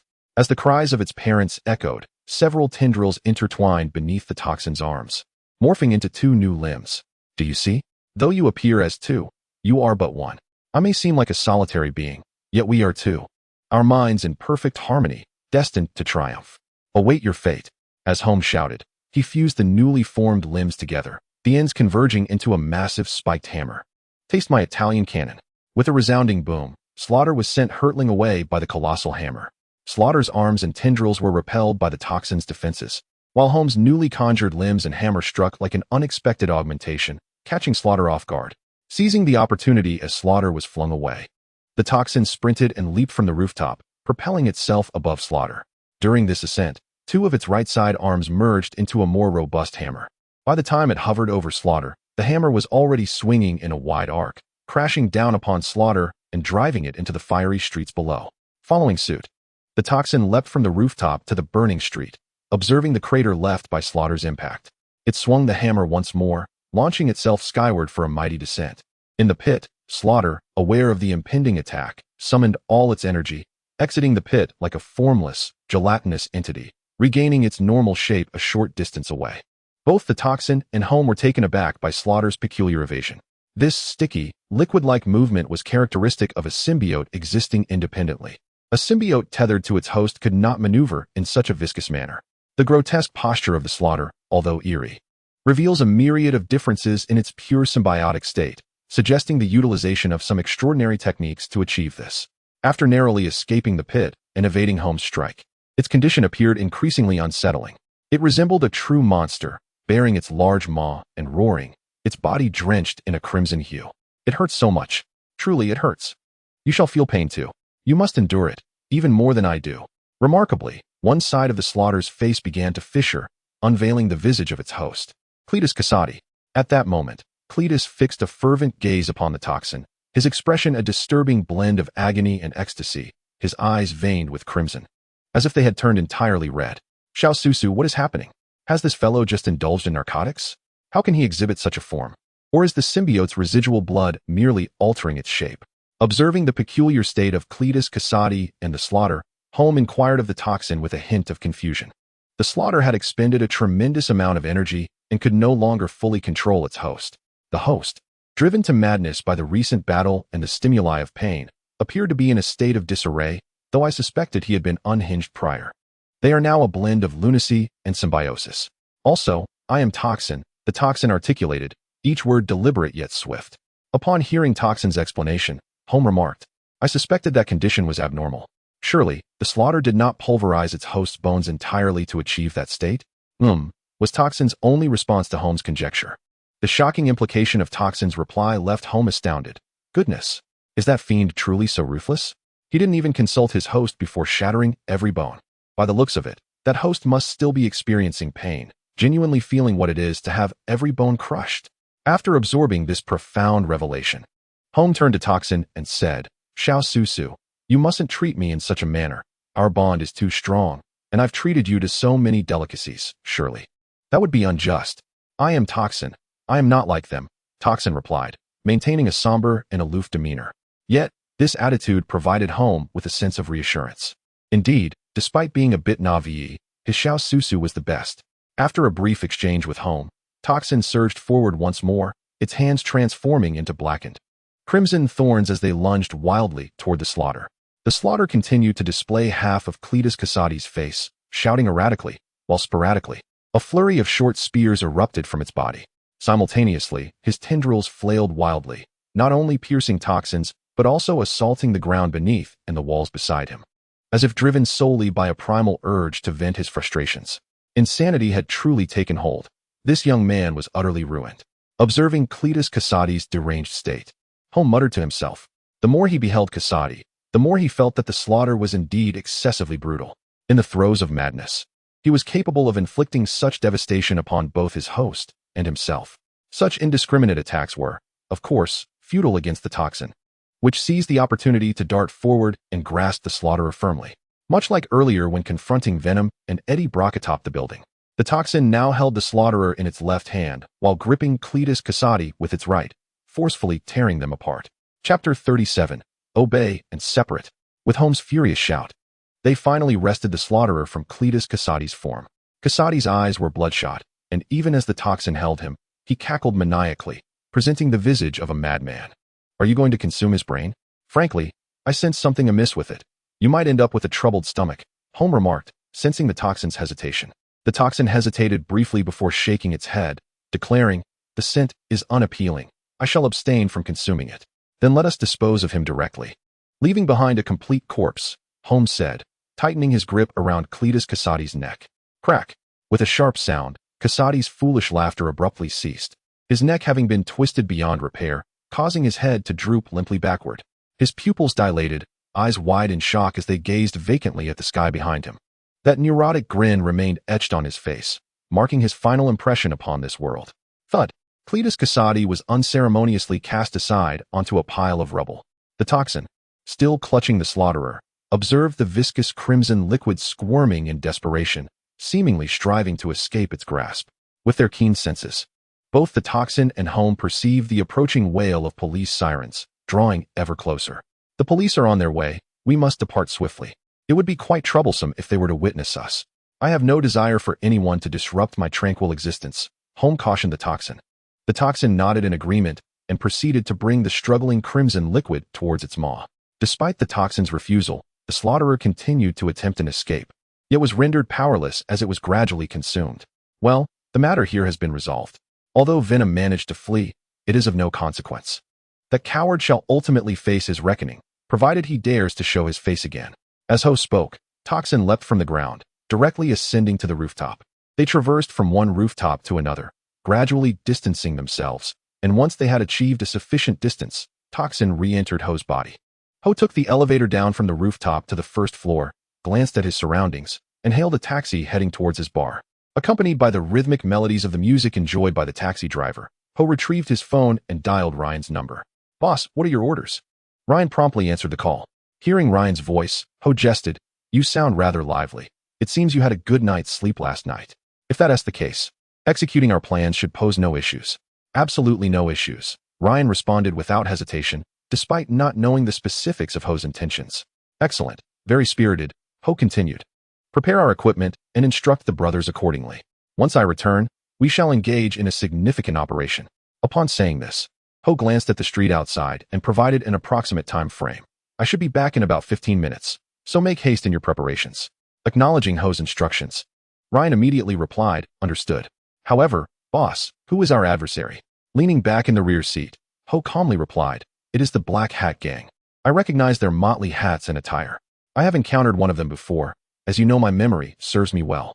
They recently dispatched 2 teams of skilled fighters along with 2 reckless individuals to ambush me, employing both rocket launchers and incendiary devices. While they remain unaware of their failure, let us catch them off guard. Weren't you just telling me that the Black Hat Gang seem to have completed their consolidation? That no longer matters. From today onwards, the Black Hat Gang will cease to exist, and their territory will be claimed by our Wild Dog Gang. Upon hearing Ho's words and grasping the situation, Ryan's gaze turned icy as he decisively stated, understood. I will prepare immediately, ensuring they receive ample surprises. Good. Go arrange it, Ho concluded before ending the call. Leaning back with his eyes closed, his fingers tapped rhythmically on the car window in tune with the music, exuding a sense of relaxation. The Black Hat Gang had indeed encroached upon Ho's limits today, and his forthcoming retaliation would be equally formidable. Initially, for the healthy development of the Wild Dog Gang, Ho had preferred not to expand too rapidly. After all, he was already quite conspicuous in this region. To achieve genuine progress, one must not draw too much attention. Instead, one should remain discreet and quietly amass wealth. This had always been Ho's philosophy and approach. Otherwise, he could have easily taken a larger share from the Black Hat Gang. However, plans often falter in the face of unforeseen changes. Who could have anticipated that the Black Hat Gang would conspire with the Butchers and Venom, intent on eliminating him? Now that he has survived, it seems someone else is destined to face misfortune. At the bar, after concluding his phone call with Holm, Ryan immediately began to rally his men and organize weapons. He had not expected the once dwindling influence of the Black Hat Gang to embolden them to ambush their leader, truly a sign of desperation. While the Wild Dogs Gang relishes engaging in business, they are not limited to mere commerce. Just as they had decisively absorbed several rival factions in the past, when they strike, they do so with unyielding resolve. As he finished his calls and awaited Holm's return in the office, Joey suddenly burst through the door. With fury etched across his face, he glared at Ryan, demanding, "Where have you stashed the weapons? I need to select a couple of fine handguns and a couple of submachine guns. Soon, I shall turn those audacious black hat scoundrels into mincemeat. Who gave them the audacity to assault my brother? Do you know who the current leader of the Black Hat Gang is? I intend to show him the color of his own brain matter and give him a taste of his own blood." Observing Joey's wrathful demeanor, Ryan gestured for him to take a seat on the sofa and replied, "Calm down. The boss will be here shortly. You are well aware of the boss's prowess. An ambush of that magnitude, complemented by rocket launchers and incendiary devices, would be futile. I have everything prepared. We shall depart as soon as the boss arrives. The Black Hat Gang is surely doomed, but the final blow must be delivered by the boss. As for their current leader, I am certain that he will be left with far more indelible memories than mere gunfire could provide." Chapter 38. Ha! Ryan, you speak the truth. I will ensure that he regrets provoking me, even in the depths of hell. Holm chuckled as he entered the room. Upon seeing Holm, both Ryan and Joey rose to their feet. "Boss, are you truly unharmed? That demon is formidable." "I was somewhat bewildered when Ryan mentioned rockets and incendiaries," Joey said. Approaching Holm, inspecting his body to confirm he was indeed unscathed before sighing in relief. Hearing Joey's words, Holm chuckled and ruffled his hair, saying, "Fear not. I am not so easily dispatched. At least, such tactics are insufficient. Even if Satan himself were to emerge from the underworld, I would still face him head-on." At that moment, Ryan addressed Holm. "Boss, the brothers are prepared, and I have arranged the weapons." Nodding in response, Holm inquired, "Do you know where their new leader and the other heads are located?" "Their new leader is named Joseph, currently at the Black Silk Bar." Upon hearing Holm's words, Ryan promptly responded. This was an enterprise he had owned even before he became the leader, thus he often resided here. "I had just dispatched someone to investigate, and he, along with another boss, was at the Black Silk Bar today. I have also thoroughly examined the remaining bosses. They are each stationed at their respective strongholds." Satisfied with Ryan's report, Holm nodded and said, "Well done. Organize your men, ensure the brothers don their masks, and make certain each boss is accounted for. I trust they are aware of this operation as well. You two shall accompany me to the Black Silk Bar. Let us have a word with their new and old leader. Prepare several rocket launchers and incendiary devices for me. It would be remiss not to reciprocate. I hope they can survive under the barrage of our rockets and flames. Having said this, Holm led them down to the bar's first floor, where the Wild Dog Gang's bosses and underlings were gathered. Observing the throng below, Holm addressed them. Brothers, do you recall what I told you before? I have informed you that our rule in the Wild Dog Gang is to refrain from instigating trouble and not to disturb the common folk. Our goal is to grow and amass wealth. Likewise, our reluctance to provoke does not imply we are easy targets. If any gang dares to challenge us, what shall we do? We shall annihilate them. The underlings and bosses echoed his sentiments loudly. Holm, pleased with their response, nodded and seized a nearby rocket launcher. Raising it high as he proclaimed, "Destroy the Black Hat Gang! Destroy the Black Hat Gang!" Everyone chanted in unison with Holm. At the Black Soap Bar, which had yet to open for the day, only the staff, members of the Black Hat Gang, were present, with two men in black hats standing at the entrance. Their suits clung tightly to their muscular frames, marking them as formidable candidates for security. Not far from the bar, in an alley, Joey, wearing a husky mask, halted the vehicle and said to Holm in the back seat, "Brother, we have arrived." They appear to be utterly unprepared. Holm donned a Shiba Inu mask and replied, "Considering it has been less than 40 minutes since I was ambushed, how could they possibly anticipate our arrival? Although the police were nearing when I left, they likely have not yet completed their investigation, and the scene remains sealed. What caliber of gang could synchronize with the police to receive such news? Enough of idle chatter. Don your masks, arm yourselves, and prepare for action. This time, they shall learn the consequences of provoking the Wild Dog Gang. An enraged wild dog will leave no trace of their bones." Understood. Ryan, in the passenger seat, donned a wolf dog mask and replied with utmost seriousness. Subsequently, the three of them exited the vehicle and opened the trunk to select their equipment. Holm adorned himself with an array of incendiary grenades and hand grenades, additionally arming himself with a light machine gun, a rocket launcher, and a considerable amount of ammunition. His remarkable physical prowess was now put to good use. The weight of the weapons and ammunition, easily exceeding 100 pounds, felt as light as a feather in his capable hands. Although Joey aspired to emulate his parents by equipping himself similarly, his physical condition did not permit it. He could only manage a few handguns, a submachine gun, and, after some deliberation, he secured an axe and a machete at his waist, seemingly preparing for close-quarters combat. In contrast, Ryan opted for the most minimalist approach, selecting only his favorite handgun and a submachine gun, as he typically relied on his accustomed knife for melee encounters, eschewing the need for an axe or machete. Well then, this arsenal will suffice to deal with that bunch of miscreants. Allow me to initiate the festivities with a few rounds, Holm declared, shouldering the rocket launcher as he made his way from the alley to the street. He fixed his gaze on the distant black silk bar, aimed at the second floor and its glass windows, then pulled the trigger to unleash the rocket.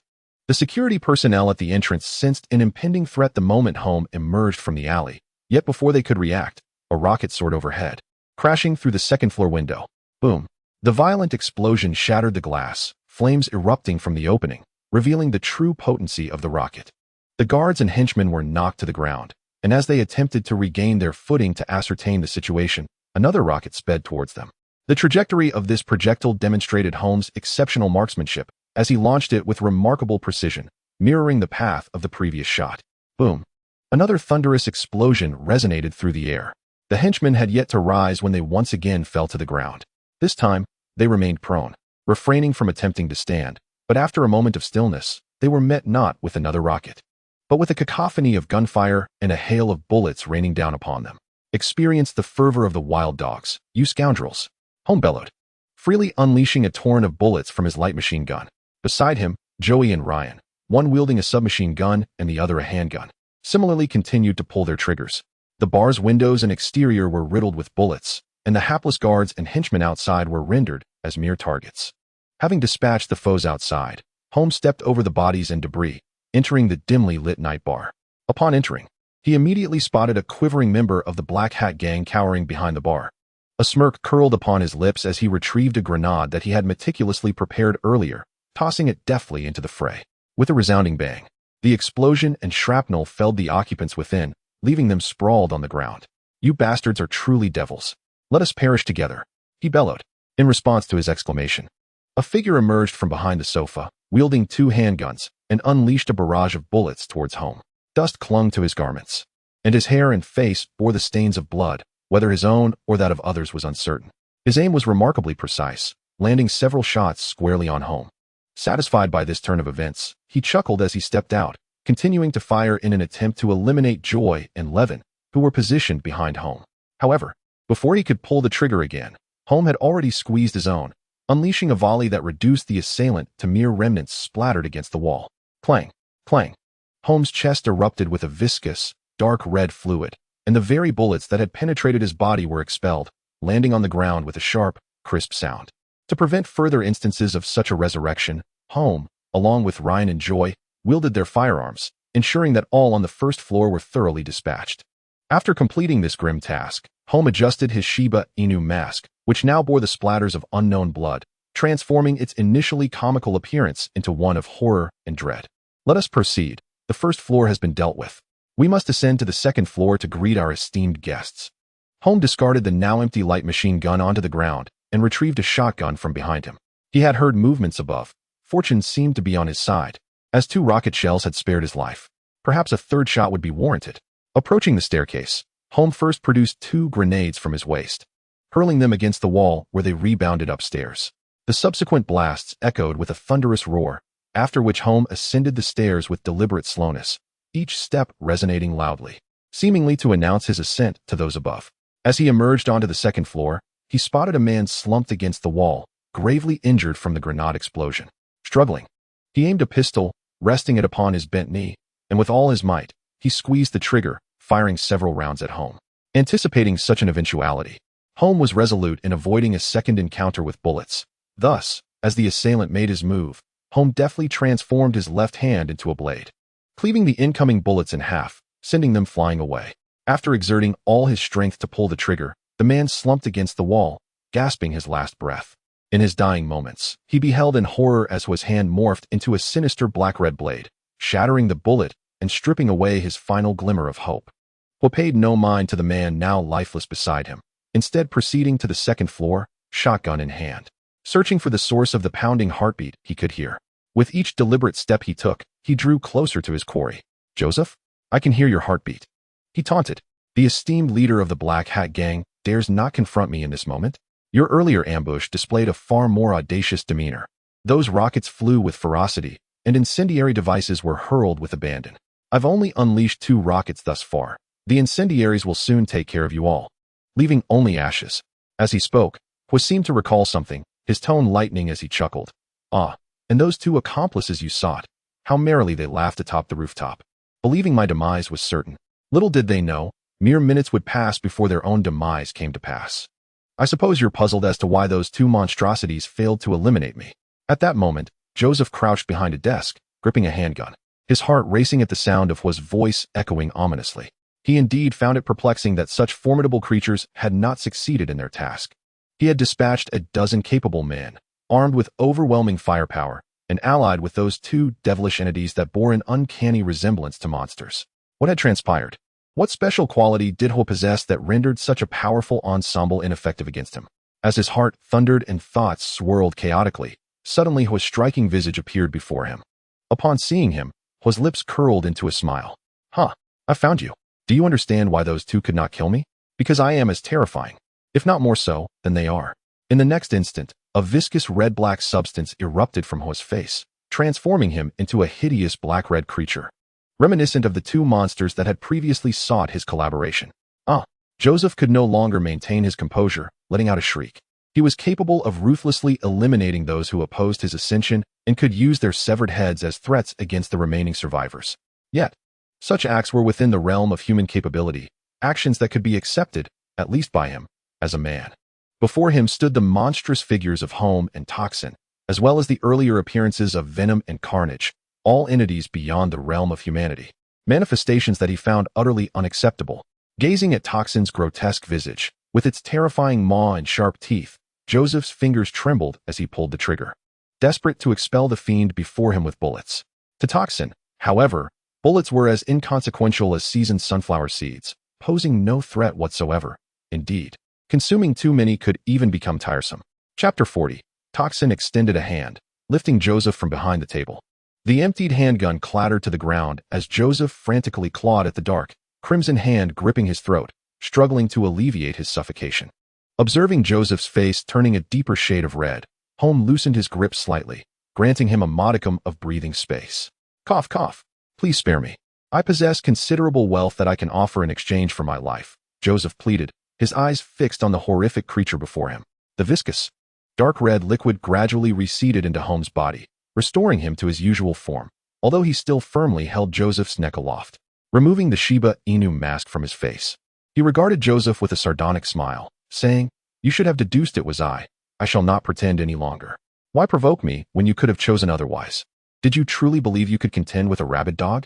Now you understand that the consequence of provoking such a beast is a fate where even bones are crushed. Just as you see now."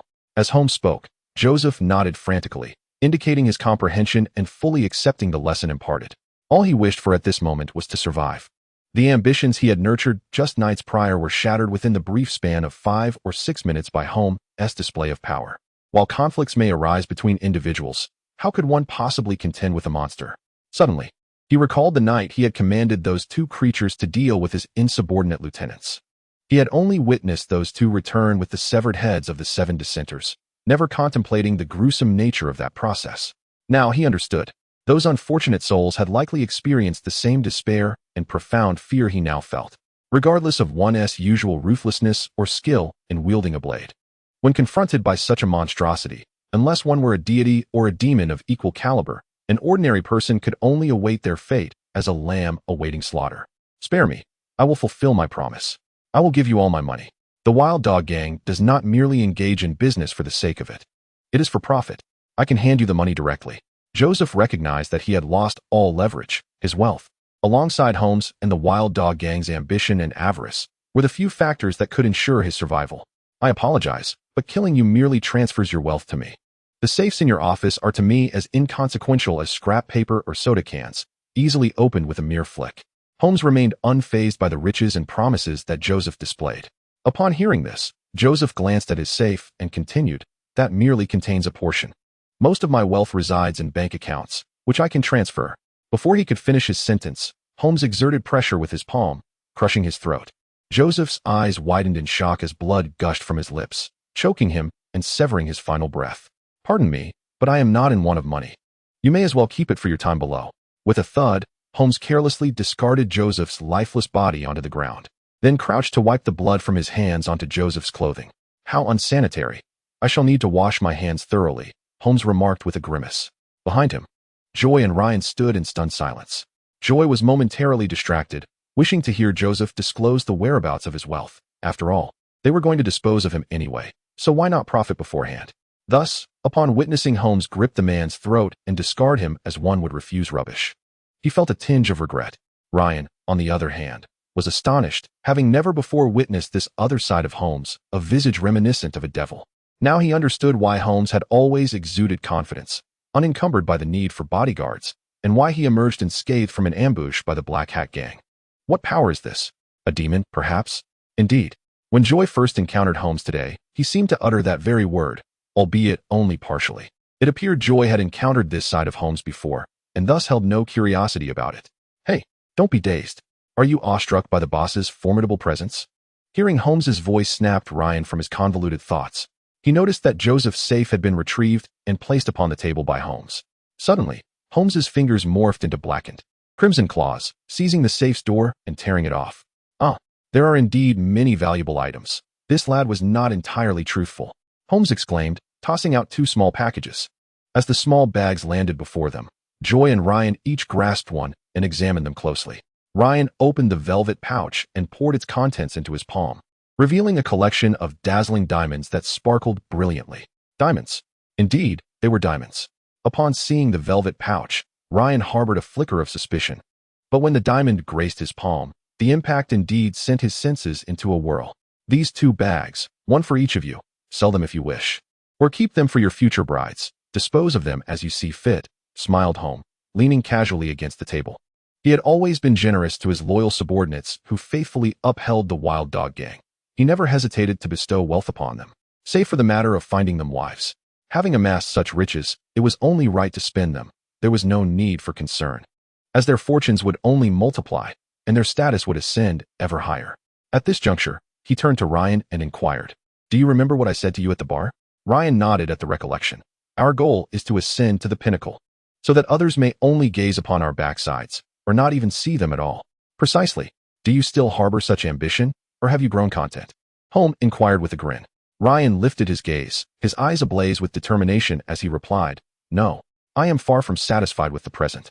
I believe that under your leadership, we shall undoubtedly rise to the highest heights." Holm's recent display had not only instilled awe and trepidation within him, but also ignited a fervent excitement and swelling ambition. Given Holm's demonstrated character and prowess, whether he was deemed a devil or a specter, even an ethereal entity born of ancient fungus, Ryan was resolute in his allegiance. He trusted his judgment. As long as he followed Holm, showcased his capabilities, and leveraged Holm's formidable strength and astute business acumen, they would inevitably emerge as titans casting a shadow over New York's nightlife. The Underground Monarchs. Chapter 41. Observing Ryan's burgeoning enthusiasm, Holm chuckled softly.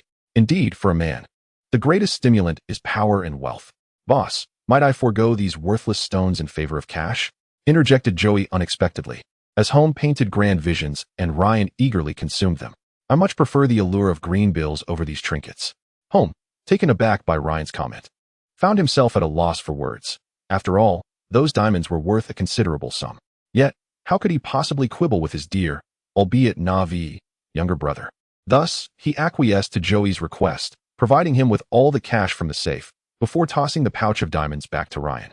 Ryan gazed at the two velvet pouches in his hands, momentarily lost in thought.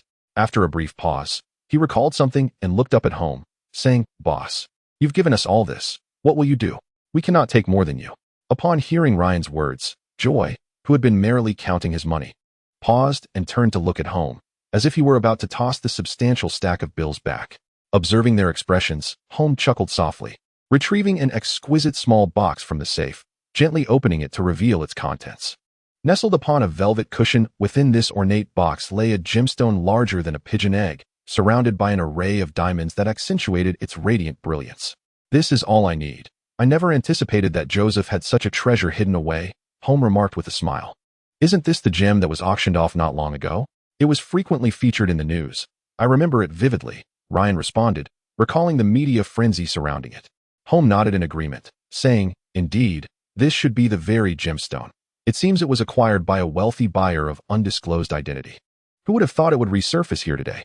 "Huffed, just another worthless rock," Joy scoffed, displaying little interest in the gemstone, merely glancing at it before returning to his money counting. Holm, resigned to Joy's obliviousness, closed the box and tucked it away into his pocket. After patting his pocket, Holm donned his mask and addressed Ryan and Joy. "All right, let us clean up any traces and depart. The police are likely to arrive soon. We cannot afford to leave them any evidence against us. After all, we are respectable businessmen, never engaging in any illicit activities." Listening to Holm's audacious remarks, Ryan and Joy merely nodded in acknowledgement and began to eliminate any potential identifiers. While it seemed that a meticulous approach was required, in reality, as long as they left no direct evidence, they were in the clear.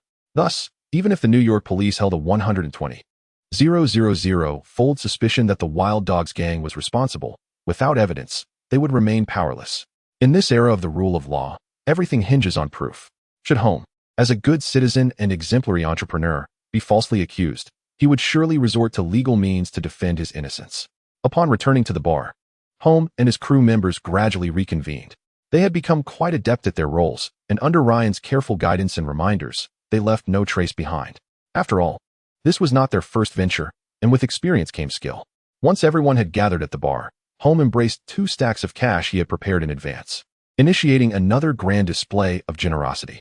Following this operation, each ordinary member who participated received a reward of 1,500, while those who were injured received double that amount, totaling 3,000. Due to the careful control exercised during the actions and the effective protective measures in place, there were no fatalities this time. Had it been otherwise, historically, the loss of each life would have warranted a 10-fold disbursement of the operational bonus, followed by a monthly stipend for the bereaved families to ensure their financial security for life. In cases where the deceased had children, the Wild Dog Gang would also provide educational support, with scholarships awarded for exceptional academic performance. For those who passed away alone, the gang would ensure a dignified funeral and make monthly donations in the member's name to an orphanage, thereby accumulating some karmic merit. It can be said that as long as one is a member of the Wild Dog Gang, there is no need to fear bloodshed. for the gang ensures that everything is meticulously arranged, even in death, allowing one to depart with dignity. After rewarding the majority of ordinary members, the remaining leaders would receive their bonuses directly deposited into their accounts. Unlike ordinary members, the bonuses for leaders varied based on performance, determined by a system of rewards and penalties devised from Holm's proposals and Ryan's organization. Having completed these tasks, Holm ascended to the second floor of the bar to rest, first ensuring he filled his stomach, as the day's activities had been quite energy-draining. He instructed Joey to prepare a lavish spread of high-calorie foods, including hamburgers, pizzas, fries, fried chicken, and icy cold Pepsi. A table laden with an assortment of chocolates was also prepared for the Toxins, offering a variety of brands for leisurely selection and tasting. Once satiated, Holm drew the curtains tightly, creating an ideal sanctuary for rest, and then retired to bed. He felt elated after having dealt with yet another bothersome gang. Although forced, their strength had indeed expanded, and their reputation had grown more formidable. It was anticipated that, henceforth, all gangs would recognize the Wild Dog Gang as a pack of fierce and unpredictable dogs, deterred from provoking them lightly. As the saying goes, fortune and misfortune are intertwined. While gaining notoriety may seem ostentatious and unsuitable for quietly amassing wealth, it would simultaneously serve to inform other gangs of the Wild Dog Gang's prowess, dissuading those who might have considered encroaching on their territory. After all, the cautionary tale of the Black Hat Gang stands as a testament. Despite their considerable strength, they were reduced to mere scraps by the Wild Dog Gang. Other gangs, no matter how resilient, could scarcely compare to the might of the Black Hat Gang. Rather than risk being ground to dust by the Wild Dog Gang, it would be wiser to safeguard their own small domains and earn a modest living, thereby minimizing the threat to their lives. Chapter 42. As the Wild Dog Gang had vanquished the Black Hat Gang and the accolades had concluded, while Holm had already succumbed to slumber, the police of New York City were still diligently traversing the bustling streets. George Stacy stood amidst the remnants of the recent battle between Holm, the Slaughterer, and Venom, gazing vacantly at the chaotic scene before him. A somewhat portly African-American officer approached him, stating, "Sheriff, based on the forensic examination of the munitions debris I discovered upstairs, it appears that this area just experienced a significant artillery bombardment, including rockets, submachine guns, and machine guns, among others." Listening to the officer's account, George Stacy inhaled deeply, tugging at his collar, and with a hint of a bittersweet smile remarked, "Although this is notoriously a dilapidated neighborhood, it is still within New York, still in Manhattan. Who could have perpetrated such an act? Frankly, from the state of this scene, I would have thought a war had erupted anew." George Stacy delivered a rather unamusing joke. Following this, he began to walk slowly across the debris-laden street, stepping carefully over the stones. Rockets, no fewer than 5 types of ammunition, heavy firepower like machine guns and submachine guns, and these corpses, George Stacy muttered as he approached a relatively intact body nearby. Turning to the accompanying officer, he inquired, "Do you notice anything about his attire and appearance that might ring a bell?" Upon hearing George Stacy's query, the officer recognized that this individual must hold some significance. He racked his brain, recalling the files he had studied at the precinct, and meticulously examined the corpse. After a moment, the officer's eyes widened in realization as he quickened his pace to catch up with George Stacy, who had moved to the other side. "Sheriff, it has come to me. His hat is the standard of the Black Hat Gang. I believe I also recognize his face, although I cannot recall his name precisely. He seems to be a notorious assassin associated with the Black Hat Gang." Nodding in acknowledgement, George Stacy responded, "Well observed. He is indeed a renowned assassin of the Black Hat Gang, known as Don White. His marksmanship has always been exceptionally precise, earning him the moniker gunslinger on the streets. We have apprehended him previously, but due to the lack of direct evidence and the intervention of individuals connected with the Black Hat Gang, he was ultimately released on bail." As the officer absorbed George Stacy's insights, he was taken aback, his mouth agape. The deceased had evidently been a formidable figure in life, yet here he lay, slain in such an undignified and commonplace manner. It was evident that a shootout had transpired, yet curiously, the ballistic traces seemed to indicate that all shots were fired from above, with no evidence of reciprocal fire. As George Stacy pondered, he shook his head, dismissing his own conjecture, remarking that the term ambush seemed somewhat inaccurate. It appeared as though they were lying in wait for someone. However, if they were indeed lying in wait, why were all the deceased individuals members of the Black Hat Gang? Were they ambushing their own?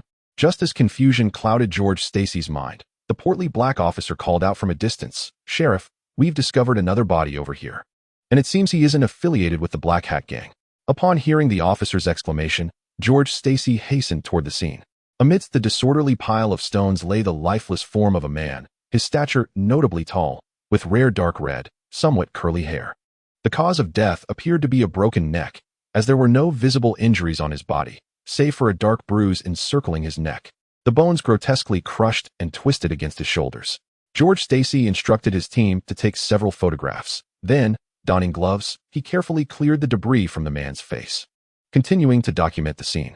As he tilted his head to scrutinize the corpse, a flicker of recognition sparked within him. The man seemed vaguely familiar. Suddenly, George Stacy's eyes widened in realization, as if struck by a bolt of lightning. He recalled the identity of the deceased. Cletus Kasady, the fugitive serial killer. What was he doing here? Gazing at Cletus Kasady's lifeless body, George Stacy's mind swirled in confusion. Why was he present at a scene associated with the Black Hat Gang? Could it be that he was the target of their ambush? What animosity lay between them? Feeling increasingly bewildered, George Stacy furrowed his brow and began to pace beside his vehicle, attempting to organize his thoughts. After a moment, he halted, resolving to investigate the Black Hat Gang first, as a plethora of clues pointed in their direction. Even if it proved to be a ruse, he would at least seek to uncover some leads. With his course of action determined, he gestured for the portly officer to approach. "Please report your findings to the department, and then join me at a certain location shortly," he instructed. The officer's eyes sparkled with excitement as he replied, "Are we going to confront the Black Hat Gang?" George Stacy waved his hand dismissively, correcting him. "What sort of talk is that? We are not seeking trouble with the Black Hat Gang. Remember, we are merely inquiring into the matter at hand, in accordance with the laws of our free and democratic nation, to gain insight into certain individuals. Do you understand?" "Understood. Understood. Yes, we are inquiring in accordance with the law. A former colleague once told me that this approach could lead to coffee and donuts," the portly officer exclaimed with enthusiasm. George Stacy initially believed that his companion had grasped the situation upon hearing the first part of his sentence. However, upon reaching the latter half, he found himself momentarily speechless, uncertain of how to respond. If he were to discover who had imparted such misguided teachings to the newcomers, he would undoubtedly impose a penalty on their bonuses, without a doubt. With little time to further correct the hefty African-American officer, George Stacy instructed him to drive, taking a seat in the passenger side. Preparing to investigate the Black Hat Gang's bar. Having previously dealt with the Black Hat Gang, he was aware that several bars were under their control. This group of troublesome individuals, known for their penchant for wearing black hats, had proven to be quite a nuisance in the past. Suddenly, his phone rang, interrupting the moment before the officer could even set off. He raised his hand, signaling the officer to halt, before answering the call. "Chief, I am at the scene of a shootout. Yes, it is indeed related to the Black Hat Gang. I am about to inquire further on their turf." "Bring the coroner?" "Why?" "The Black Hat Gang's territory has been ravaged. Many have perished." The hefty officer gripped the steering wheel, bewildered by George Stacy's words. Moments later, after ending the call, George gazed at his phone with a complex expression and said, "Go summon the coroner and other personnel to accompany us. We have a busy day ahead." Chapter 43. At the New York Public Library, Gwen Stacy sat at a table, engrossed in her studies. After a while, she reluctantly lifted her head, rubbing her neck. The life of a crime-fighting heroine had severely impacted her daily study and leisure time, prompting her to seize this opportunity to reinforce her learning. Observing the sunlight gradually shifting westward outside, Gwen realized that it was already afternoon, with the sun nearing its descent. When one immerses themselves in their studies, the passage of time seems to accelerate. She recalled just finishing lunch, and now it was already afternoon. Studying always demands substantial energy. Although she felt as if she had just eaten, a slight hunger pang began to echo the dimming light outside, indicating that it was indeed time for dinner. If only life could remain this tranquil and leisurely, with fewer bizarre criminals in New York City, my life would be considerably easier. Gwen gazed up at the library's ceiling, allowing her mind, which had been racing due to her studies, to relax. "Oh, what a coincidence. You're studying here today too," remarked Holm, who had just ascended to the second floor and was taken aback to see Gwen lost in thought, staring at the ceiling. He had just awakened from a lengthy nap in the bar's designated area, and upon rinsing his face, he suddenly felt somewhat empty while sitting on the edge of his bed. After a moment of deep contemplation, he surmised that perhaps his lack of study today, coupled with an unforeseen ambush on his way to the library, had left his mind feeling somewhat vacant due to the absence of intellectual nourishment. Upon arriving at this realization, Holm descended the stairs and, after exchanging pleasantries with Ryan and Joy, departed in a vehicle that was not his own.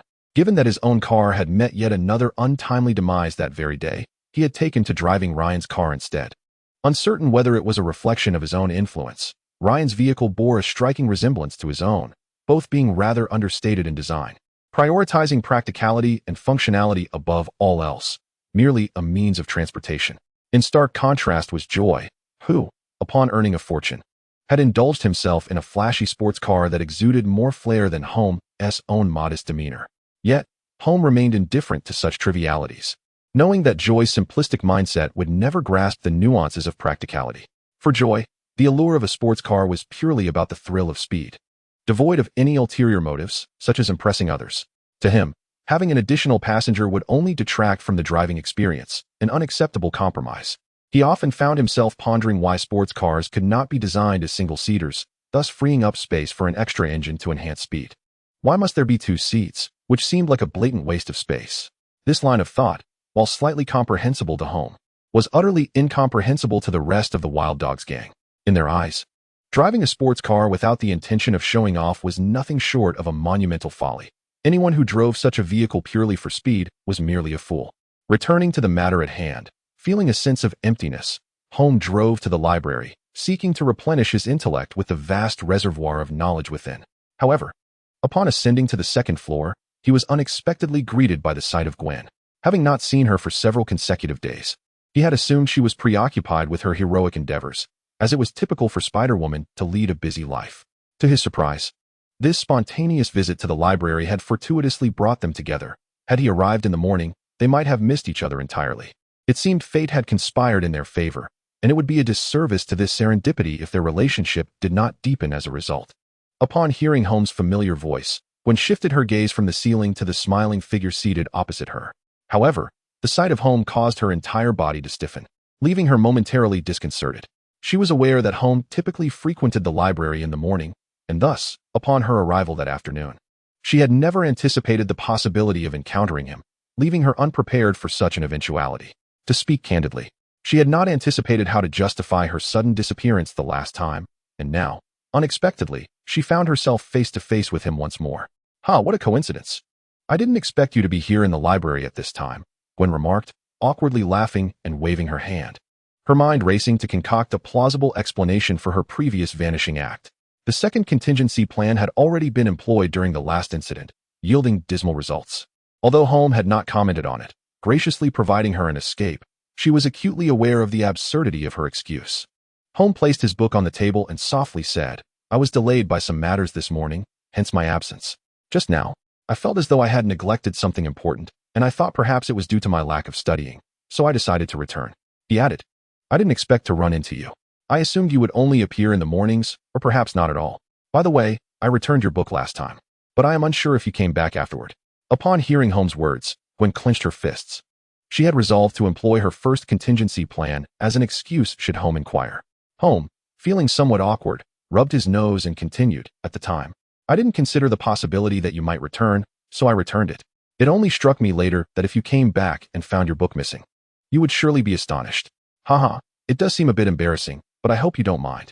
Holmes' words circled around, but did not directly question her, leaving Gwen feeling quite uncomfortable. Should she confess or remain silent? You seem rather anxious, Holm observed, noting the slight tension in Gwen's expression. However, he quickly deduced the source of her unease and smiled gently, saying, There is no need for such tension. I understand that your sudden departure last time must have had its reasons. Everyone harbors their own secrets. You need not force yourself to divulge anything. After all, are we not friends? Friends are meant to accept each other's peculiarities. So truly, there is no need for you to be apprehensive or to fabricate a reason for my understanding. I can comprehend without you saying a word. So, relax a bit, Miss Stacy. If you continue to wear that tense expression, I shall have to call you that from now on. Upon hearing Holmes' words, Gwen felt an unexpected sense of being understood, a feeling that brought her solace and resonance. Ever since that fateful day in high school, when she was bitten by that spider, she had gradually lost friends amidst the whirlwind of life. She once had a childhood friend who could empathize with her, but tragically, that friend perished in her arms during their high school graduation party. Since she lost her true friends, she has not attempted to engage with others. Typically, high school or college students seize every opportunity to venture out and enjoy each other's company. Yet Gwen finds herself devoid of such moments, leading to a lack of companionship. Gradually, she has withdrawn into herself. Even if someone expresses a desire to connect, she refrains from revealing her smile, for the outcome has always been the same. Intermittent interactions inevitably strain friendships, as no one wishes to embrace a companion shrouded in perpetual secrecy. However, seated across from her, this individual, whom she has encountered only a handful of times and conversed with in full just once, understands her, possessing a perspective on friendship that diverges from those she has previously encountered. A true friend is one who comprehends the peculiarities of the other. How beautifully articulated! If only she could have such a friend, her life would undoubtedly be filled with much more joy. Hey, Miss Stacy, what are you pondering? Do you truly have no objections to that title? His question caught her off guard. Holm waved his hand in front of Gwen, attempting to draw her back from her reverie. Upon hearing his voice and words anew, Gwen extricated herself from her thoughts, revealing a genuine, relaxed smile. I certainly have objections. Mr. Colin, simply call me Gwen, she replied, blinking playfully as she mimicked his earlier tone. Noticing Gwen's newfound ease, Holm recognized that his words had resonated with her. Although they did not delve deeper into conversation, the atmosphere had shifted from polite awkwardness to the relaxed camaraderie of true friends, with everything communicated in unspoken understanding. All right, Gwen, could you refrain from mimicking me? Holm chuckled. In truth, during this period, he had almost forgotten who Mr. Colin was, as everyone either called him boss or Holm. Gwen, in response, smiled brightly. No problem, Holm. However, I do find calling you Mr. Colin rather amusing. It's quite childish. Holm smirked, playfully criticizing her observation. I find it rather endearing, Gwen countered, holding her own perspective. With the barriers lifted, Gwen's words flowed more freely, and for the first time, Holm truly felt the unique burden of being Spider-Man, a blend of chatter and corny jokes.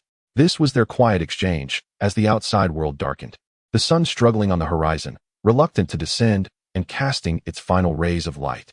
Suddenly, a loud noise shattered the tranquility of the library, resonating sharply in the silence. As Gwen engaged in conversation with Holm, a sudden rumble emanating from her stomach caused her cheeks to flush crimson, igniting a wave of embarrassment that made her wish to vanish into the floor.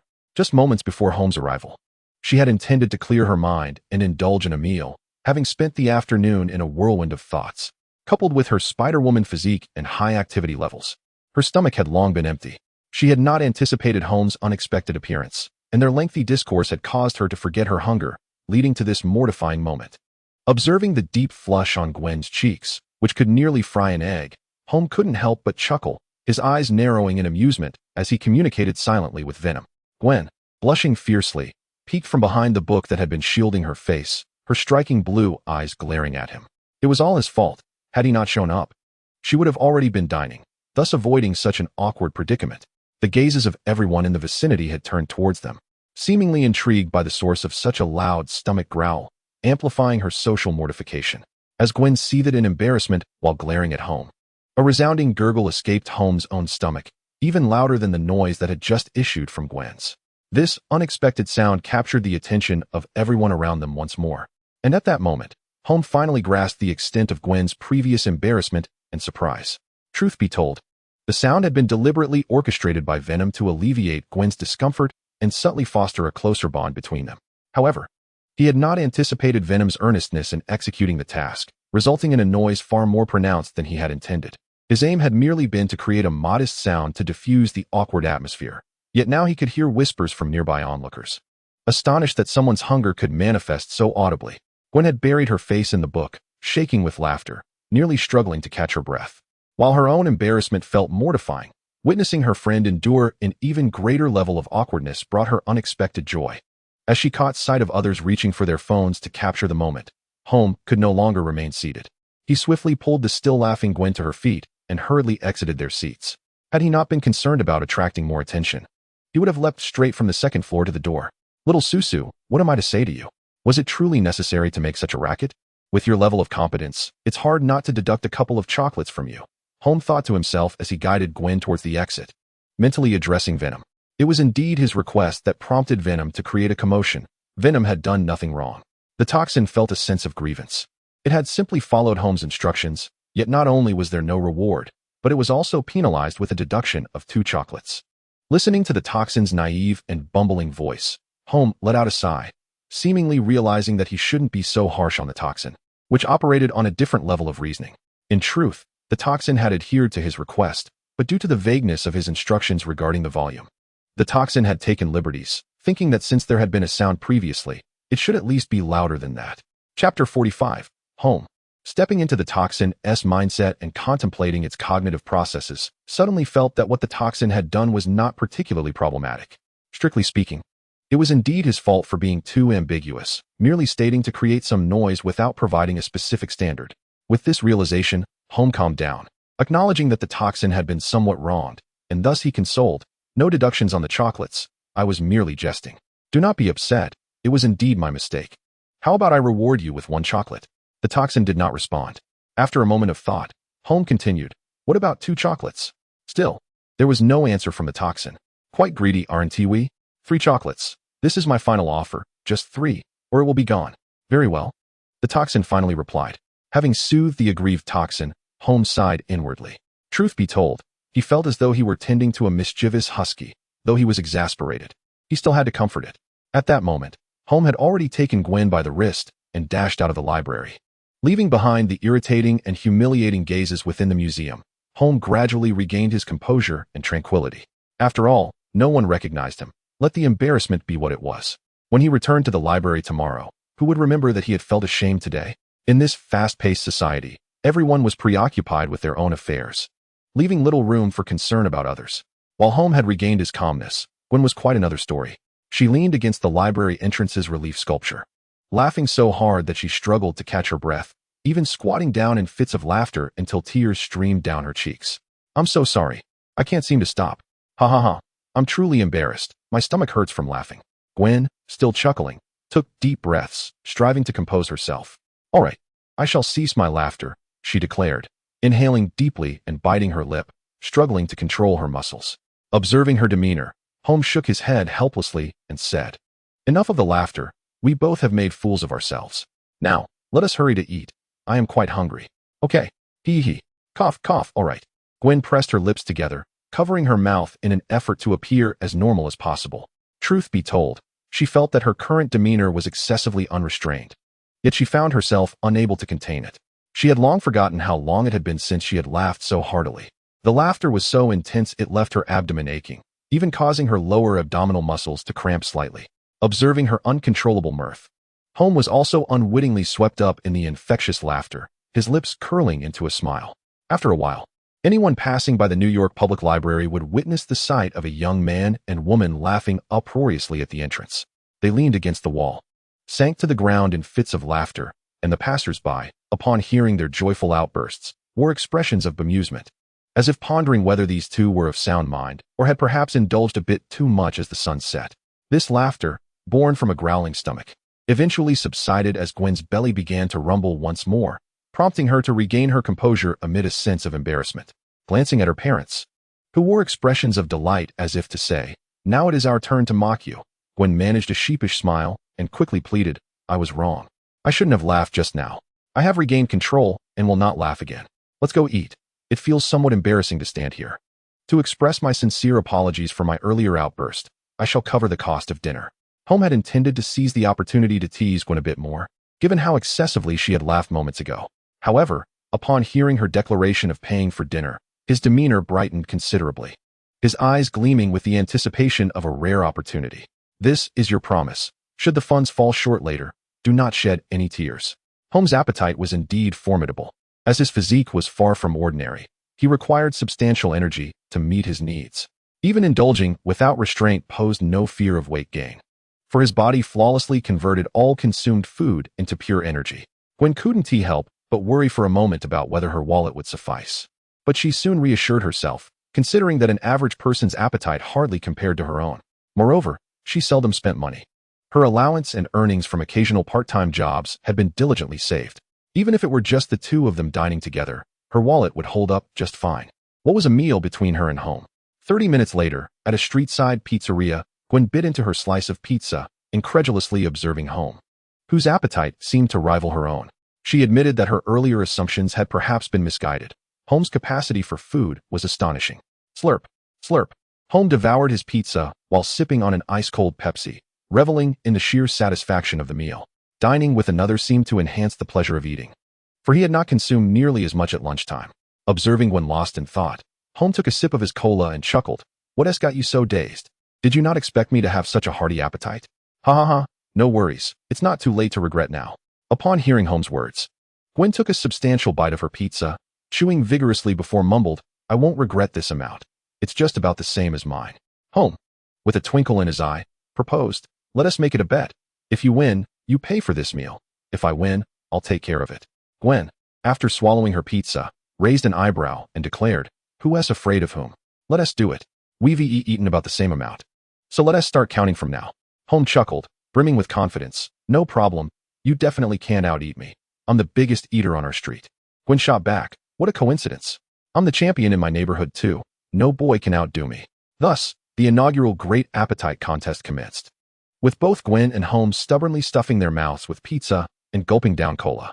Their fierce competition was a sight to behold, drawing the attention of other patrons. And even the pizza shop owner, donned in an apron, enthusiastically cheered for Gwen. As for why he didn't cheer for Holm, some things simply need no explanation. Those who understand, understand. After a 10-minute tug-of-war, Holm triumphed, finishing half a slice ahead, and secured the right to pay the bill.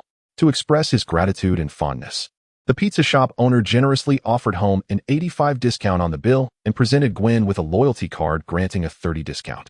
Observing the bill in his hand and the discount card in Gwen's, Holm promptly realized the blatant favoritism exhibited by the bald owner.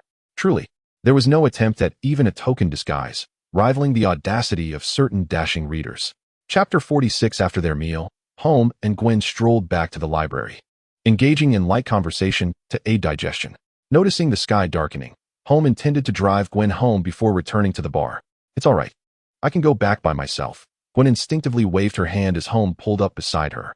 Holm shook his head, replying, no way. It's already nighttime. And given the safety conditions in New York, walking alone at night is quite perilous. He was joking. He could never allow Gwen to traverse the streets alone. Although he was aware that she was Spider-Woman, Gwen remained oblivious to this fact. Gwen had merely instinctively declined. Had he pressed the accelerator and sped away, it would have been a glaring oversight to reflect upon later. Moreover, as a well-educated student of the Empire University with a penchant for gastronomy, accompanying a friend home under normal circumstances was indeed a customary act. After all, civility and decorum are fundamental attributes of his character. Once he had spoken, Gwen realized he should not have rejected the offer so hastily, for in his mind he had not exposed his identity as Spider-Woman, merely presenting himself as an ordinary university student. Given the current state of societal safety, it was indisputably perilous for any typical student to traverse the streets alone at night, particularly for women, who might face even greater risks. Upon grasping this reality and hearing Holm's insistence, Gwen decided against further refusal, instead opening the car door and taking her place in the passenger seat. I appreciate your kindness, she remarked, fastening her seatbelt with a smile. It is my privilege to escort Ms. Stacy home, Holm replied with a wink, then reached to turn on the stereo, allowing a lively melody to fill the car, providing a backdrop for their conversation. As they drove past streetlights casting their luminous shadows, Gwen felt an unparalleled sense of relaxation and joy, reveling in the cheerful rhythm and Holm's occasional quips. She wished time could linger in this moment a little longer. 20 minutes later, Holm's vehicle entered a rather affluent neighborhood. Following Gwen's directions, he parked steadily on the lawn of one of the houses, the slightly disheveled grass hinting at the family's busy lifestyle. Throughout their conversation, Gwen occasionally mentioned her father but never spoke of her mother, leading Holm to surmise the situation without needing to inquire directly. It seemed that Gwen's father, the police officer, was quite occupied today, he thought, glancing at the darkened house. Seated in the passenger seat, Gwen gazed at the somewhat desolate abode, suddenly feeling an aversion to disembarking. For returning home meant solitude. This thought was fleeting, however, quickly suppressed as she turned to Holm, smiling brightly. Thank you for bringing me back, Mr. Collin. I look forward to our next meeting. Hearing her playful tone, Holm rolled his eyes in resignation and replied in kind, It is my honor to escort Miss Stacy home, and I too anticipate our next encounter. After exchanging a knowing glance, both burst into laughter at their peculiarly earnest banter. Finally, after watching Gwen enter her home and illuminate the room, Holm pressed the accelerator and departed the neighborhood, heading towards his bar. As for a casual outing, the hour has grown rather late. However, for establishments such as bars and nightclubs, this is precisely when the revelry commences. Observing the taillights of Holm's car vanish into the nocturnal haze, Gwen curled her lips into a smile, skipping gaily from the balcony back to the living room, where she reclined on the sofa, gazing up at the chandelier adorning the ceiling. She had initially intended to return home and share with her father the delightful news of her new friend, hoping to alleviate his long-standing concerns regarding her social life. Yet, given the current circumstances, it appeared that yet another case had arisen. Otherwise, he would not be so late in returning home. Considering this, Gwen sprang from the sofa, raced upstairs to illuminate her bedroom, and secured the door with a lock. Moments later, the window swung open, and a lithe figure, clad in black and white, darted out into the night, soaring towards the city center. At that very moment, Holm had just pulled into the bar's entrance. After parking his vehicle, he suddenly recalled that he had forgotten to exchange contact information with Gwen today. It seemed that their next encounter would hinge upon a stroke of luck at the library. Having had a sufficiently fulfilling day, he decided against visiting the nightclub to assess the quality of the ladies and instead opted for the upstairs lounge, where he would don his headphones, listen to music, and indulge in a restful slumber, allowing himself to awaken naturally the following day. Meanwhile, at the police station, George Stacy drained his coffee and continued to furrow his brow at the multitude of documents sprawled across his desk. He had just finished a call with his daughter. Learning that she had returned home from the library after her studies and was preparing to rest, he informed her that he might need to work overtime, advising her to lock the door and retire early before hanging up, thus immersing himself in his work. The stack of documents in his possession contained the results of the on-site investigation at the Black Silk Bar. According to their findings, it appeared that the Black Hats had finally appointed a new leader just days prior, the unfortunate individual whose neck had been snapped, a man named Joseph with a considerable criminal record. Tragically, his reign as leader was cut short almost immediately, resulting in the complete obliteration of the Black Hats. That day, George Stacy had made a special trip to observe the scene at the Black Silk Bar. Upon witnessing the marks left by rocket fire, machine guns, and submachine guns, he astutely connected this site with the suspected ambush location in the dilapidated neighborhood. Chapter 47. The sequence of these two events seemed to hold little variance. Nonetheless, it was evident that one transpired before the other. Could it be that the ambushers from the Black Hats had survived, responding with such swiftness that they utterly annihilated the Black Hats in retaliation? Contemplating this possibility, George Stacy furrowed his brow and inhaled sharply. Was there truly such a likelihood? Could a single individual, or perhaps a few, accomplish such a feat? If the number of assailants was substantial, why did the old neighborhood at the time bear no traces of a mutual conflict, only evidence of gunfire from the Black Hat gang?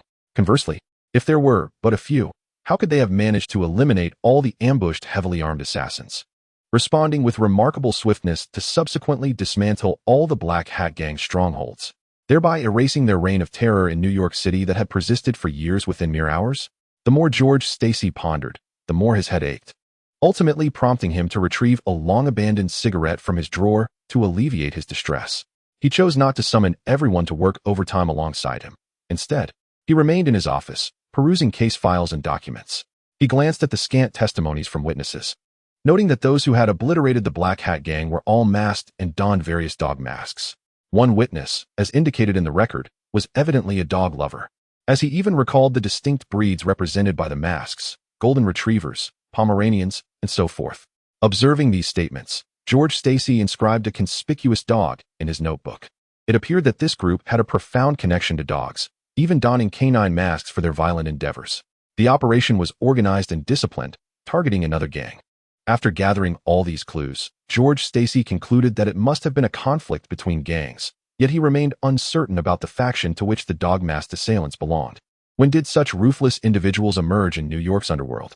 As law enforcement officers endowed with legitimate authority, they grappled daily with numerous concerns, with gangs being merely a facet of their responsibilities.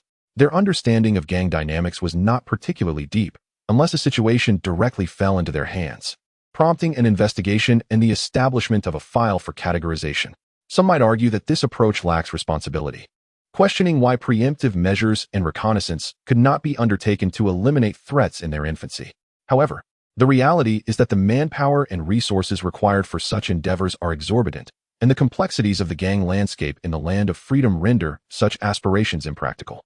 Thus, conducting investigations post-incident, followed by reconnaissance and file creation, has proven to be the most efficient and pragmatic method suited to the unique circumstances of the free nation. This is mere conjecture and should not be taken seriously. Each faction possesses its own means, and only the gangs truly comprehend their own situations. Contemplating this, George Stacy squinted in thought, regretting the absence of informants in this regard. Otherwise, he could have simply inquired to glean insight. Maintaining informants typically incurs significant expenses, and this year's budget is particularly tight. Perhaps next year he might attempt it. After smoking several cigarettes, George Stacy took a sip of water, rose to stretch his stiff body from prolonged sitting, and prepared to step outside for a breath of the fresh night air. Just as he reached the entrance, an officer entered, escorting a young man ensnared in a web of spider silk. The officer directed him toward the detention room while remarking, "Fortunately, I just stepped out for a breath of fresh air. Otherwise, you would have been left hanging until morning. I'll check the records shortly to see if you're a repeat offender. If this is your first offense, it may be manageable. But if you're a habitual criminal, you might find yourself here for an extended period. I hope you learn from this experience and refrain from such antics in the future. I certainly don't wish to retrieve you from a lamppost every few days. I imagine you wouldn't relish the humiliation of being displayed like that again." Listening to the officer's ramblings, the young man hung his head, appearing quite dejected, seemingly oblivious to the officer's admonishments. What had befallen this lad? Caught thieving? George Stacy pondered as he observed the officer and the young man passing by. Upon noticing George, the officer quickly remarked, "Sheriff, you're working late again. You truly are overburdened." After expressing a modicum of concern, the officer gestured toward the young man and continued, "This fellow is a car thief. He was caught by Spider-Woman and left hanging from the lamppost beside our precinct for approximately 2 hours now. Had I not felt a bit drowsy and stepped outside for some fresh air, he might have remained there until morning." Gazing at the car thief cast aside by Spider-Woman, George Stacy recalled his earlier intention to cultivate informants. This particular thief might not possess a high enough rank, but typically, such petty criminals are backed by gangs. Otherwise, they would be incapable of stealing cars.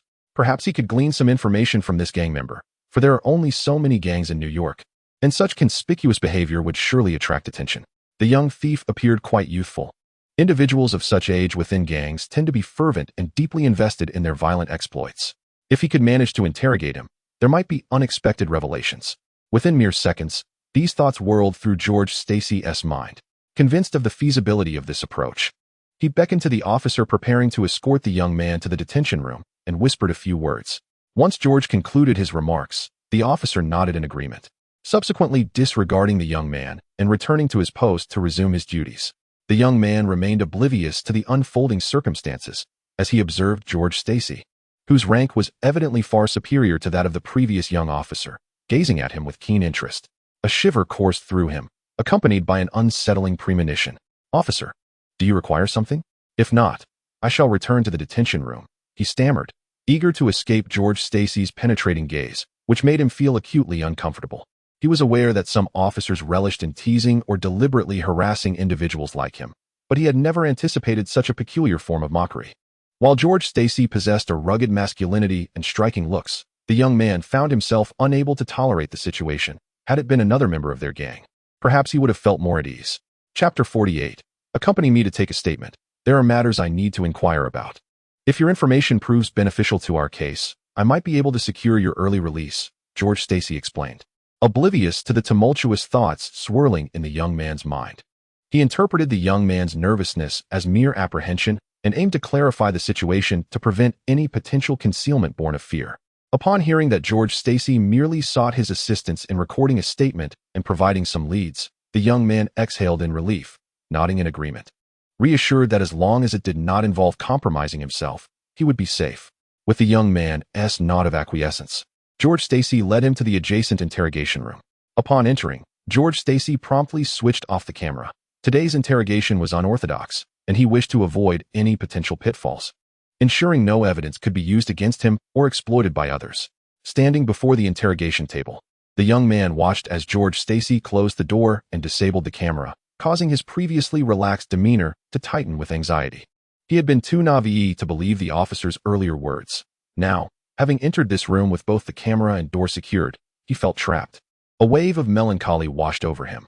In the past, he had always been the one to stand firm for others, but today, the tides had turned, and it was his turn to bear the brunt. George Stacy, now seated, observed the myriad of emotions flitting across the young man's face and curiously inquired, "Why are you dawdling? Take a seat. Let us begin with an introduction. What is your name, and which gang do you belong to?" As George Stacy commenced the routine questioning, the young man's disbelief morphed into exhilaration. He hurriedly took his seat and, like a bamboo shoot bursting forth, began to recount his circumstances. The feeling of having narrowly escaped disaster was exhilarating. He had mentally prepared himself for quiet endurance, having resigned to his fate upon entering the precinct, feeling powerless to resist. Yet now, liberated from the anticipated confrontation, he felt an overwhelming sense of gratitude. And George Stacy appeared almost benevolent in his eyes. Such is the perplexing nature of humanity, so strange and capricious. My name is Willand, and I am a member of a small gang known as the Hunters. I have only recently joined and have not engaged in any unlawful activities. Tonight's car theft was merely a momentary lapse in judgment. I vow never to partake in such actions again. Once I am released from the police station in a few days, I will promptly withdraw from the gang and pursue legitimate business endeavors, ensuring that I will never again cross paths with you in this precinct. The young man, named Willand, not only candidly disclosed his basic circumstances, but also delineated his separation from the criminal elements, expressing an unequivocal aversion to wrongdoing, which instilled confidence in the officer. Listening to Willand's impassioned words and observing his fervent demeanor, Officer George Stacy contemplated the youth's sincerity while pondering whether such a disoriented individual comprehended the gravity of his situation and whether he could provide any valuable intelligence. After ruminating on his current position, Officer Stacy dismissed his tangled thoughts, preparing to take a chance, for he might indeed uncover some intriguing insights. "You are aware of the Black Hat Gang, are you not?" George Stacy inquired, scrutinizing Willand's expression. Without hesitation, Willand nodded and replied, "Yes. The Black Hat Gang is quite notorious. While not the largest, they are said to have connections with the more prominent gangs. Anyone involved in the underworld of Manhattan cannot be oblivious to their name. However, I have heard that they have recently been decimated by another gang. Our leader, the chief criminal of the Hunters, mentioned it."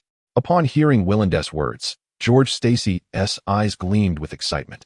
His suspicions were indeed correct, as gang members were likely privy to such significant events. Ahem, what did he mention? Do you know which gang was responsible? George Stacy continued to inquire, maintaining an impassive demeanor. Despite posing just one question, he already sensed Willand's characteristics. Though somewhat erratic, he was loquacious and would divulge a wealth of information without needing coaxing. Willand, encouraged by Officer Stacy's inquiry, continued to share what he knew. "I heard that the individuals involved wore dog masks. It must be the Wild Dog Gang that has recently been making waves. Word among the gangs is that within an hour, the Wild Dogs obliterated all of the Black Hat Gang's strongholds. It appears that none of their members survived. They were all exterminated. I even heard that the stronghold of their leader was struck by rocket fire. We secretly went to witness the scene. It was truly astonishing.